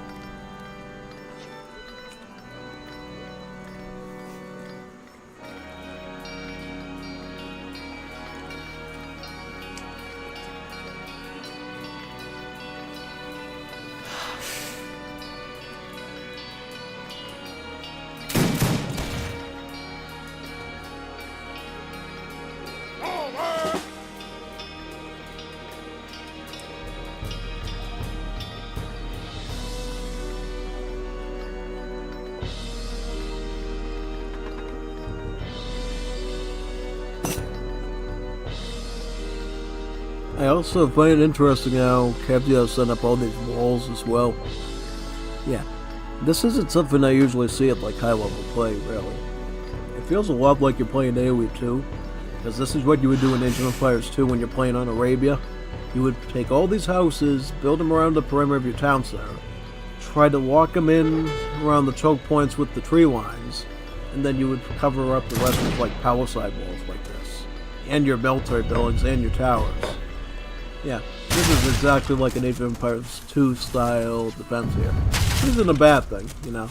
The fact that Kebzio knows about how to do that tells you he knows a bit of AoE 2, and AoE 2 is a very hard game to play, so if he can handle that against AI, it's something that's pretty good. And it definitely gives him an edge over the Leon then, if he knows that level of defense.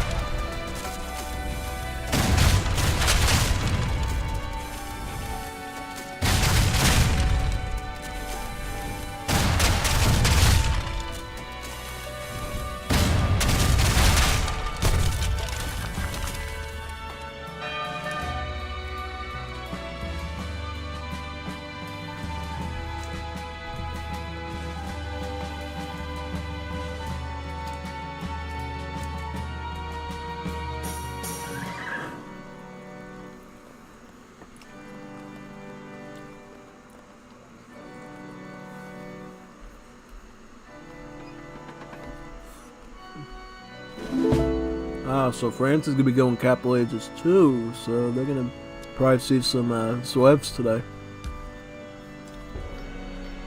Does Kebzio have Zwevs? Oh, no Zwevs. That's kind of disappointing. I mean, he does have the Chaucer Archibald and Kurosawa though, so he's got something.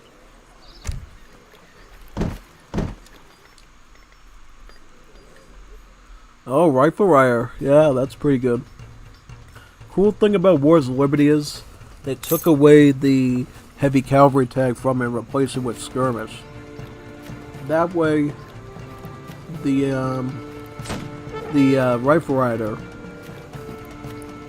acts more like isn't as vulnerable to range attacks anymore, because in Legacy and DE, you can kill Rifle Riders with both Dragoons and Skirmishers because it has light cap and heavy cap tags. it was the case a while in Wars of Liberty that they had the assault tag. Because they also counted heavy infantry, just like assault cav does. But, with further realization, the devs aside, because we've got mounted skirmishers in this game, let's just give it a skirmish tag. That way it's a little bit more nuanced and balanced, because now they only have to worry about the skirmishers at range. They don't have to worry about the dragoons anymore. Instead, they're going to have to worry about like things like the Mahout, the Sawar, or Lancero, you know, thrusting them with the lance, and again, that skirmisher multiplier. But at least one threat is from hand, one threat is from range, so, you know, you're not completely dominated in range combat by it.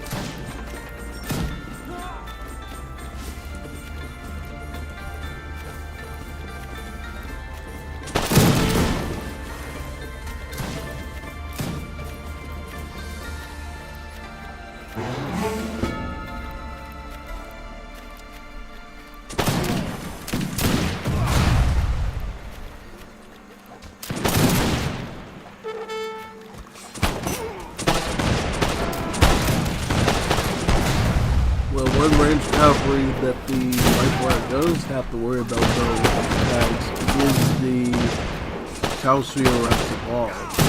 Calcio Estival is a skirmisher cavalry, so it does have multipliers against maneuver, which you see in these tags clearly. So yeah, you do have to worry about the Calcio Estivals. One of the only mounted threats with range that you really have to worry about, I guess. As well as anti-skirms too, like the bicycle infantry. That's all we gotta worry about in range. So dismounted anti-skirmish, like the Otis rifle of the British.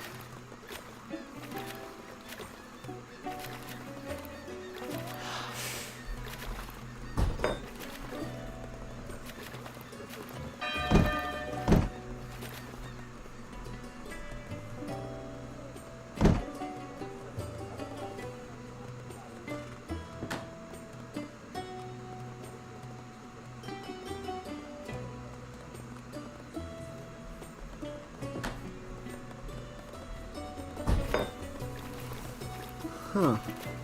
What's this called? Fort Pontchartrain. Fort Pontchartrain? Huh, interesting name. Pontchartrain.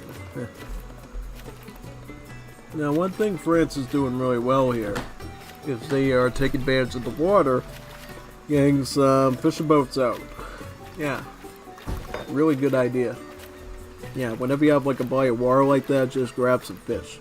You know, I think he's pretty confident at this point Delian isn't going to compete with him on water. He doesn't have any counter water decks, right? Any water decks, no counter water cards, right? Because when you see somebody go for a counter water deck, what they'll do is they'll put 2 warships in there, like two caravels or 2 galleys or whatever ships your Civ has.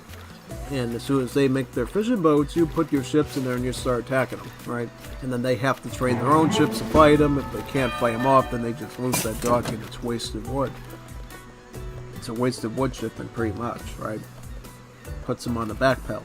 But if they can succeed and beat yours, then they can reclaim the water and then they can get a lot of food and corn throughout the match. So, just one area of combat that you should be aware of. Looks like Delian is trying to mass up these Tajonke prowlers a little bit here.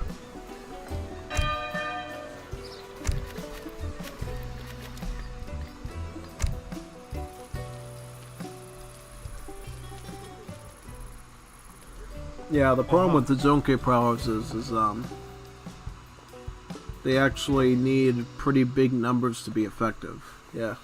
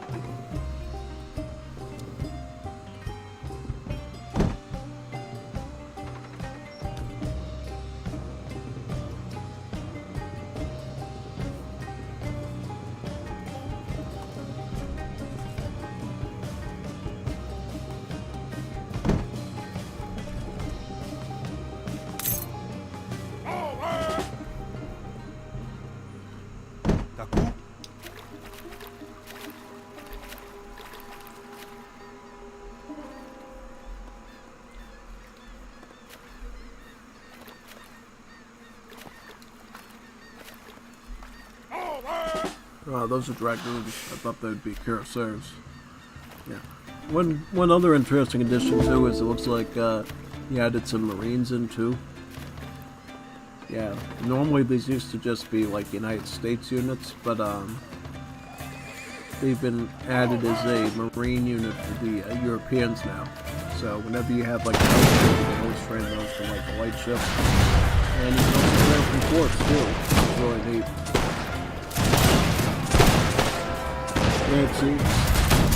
France is one of 2 European cities that actually gets Royal Guard Marines. You wouldn't think again Royal Guard unit from a dock, but France can do it, and the Dutch can do it as well.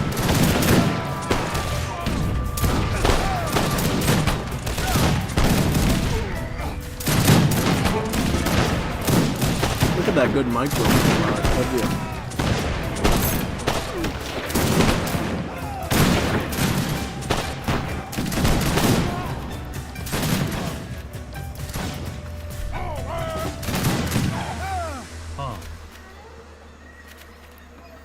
One more thing I'm wondering. Why no fire pit? Well, why aren't you getting a fire pit, man? He should definitely be getting a fire pit if he's Lakota. Or any native warrior Civ that has a fire pit, get the fire pit. You know, what he could have done is he could have gotten all his vills onto the fire pit, gotten a dance going, and he could have gotten really good stats. Like a lot of attack going to that fight with, and maybe could have overturned some of the skirmishes he did. Just won't know now because he didn't have the fire pit there.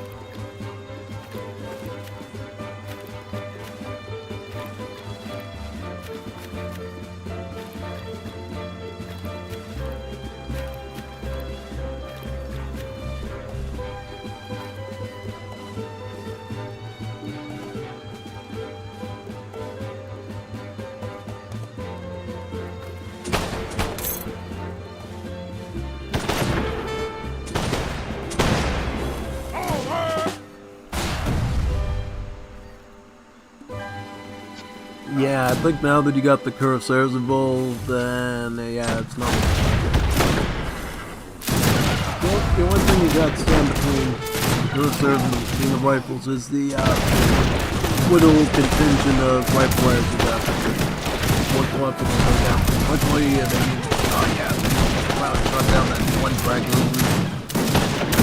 Only got down that one Cow Series ball and now the whole series. An okay versus they're beating them. Actually beating them. Now they're not. They're losing on them.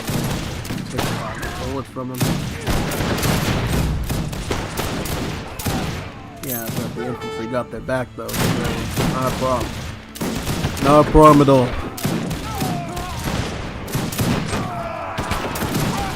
Yep. Good game though. Good game for sure. Yeah, I could definitely say that for sure. Yeah, this was a really good encounter, I would say, in general. Yeah, definitely. Definitely. It wasn't the best encounter, but, you know, we had a lot of good encounters tonight. Don't you agree? Which ones were your favorite ones? I like the Chapo versus Eternity one. I like the Aladdin versus GP one. Hadri versus Soglin, the first match was great. And then I liked the match that we did when we went to Great Warring. That was really good too. Yeah. I really liked that one. Yeah, that was really good. Definitely.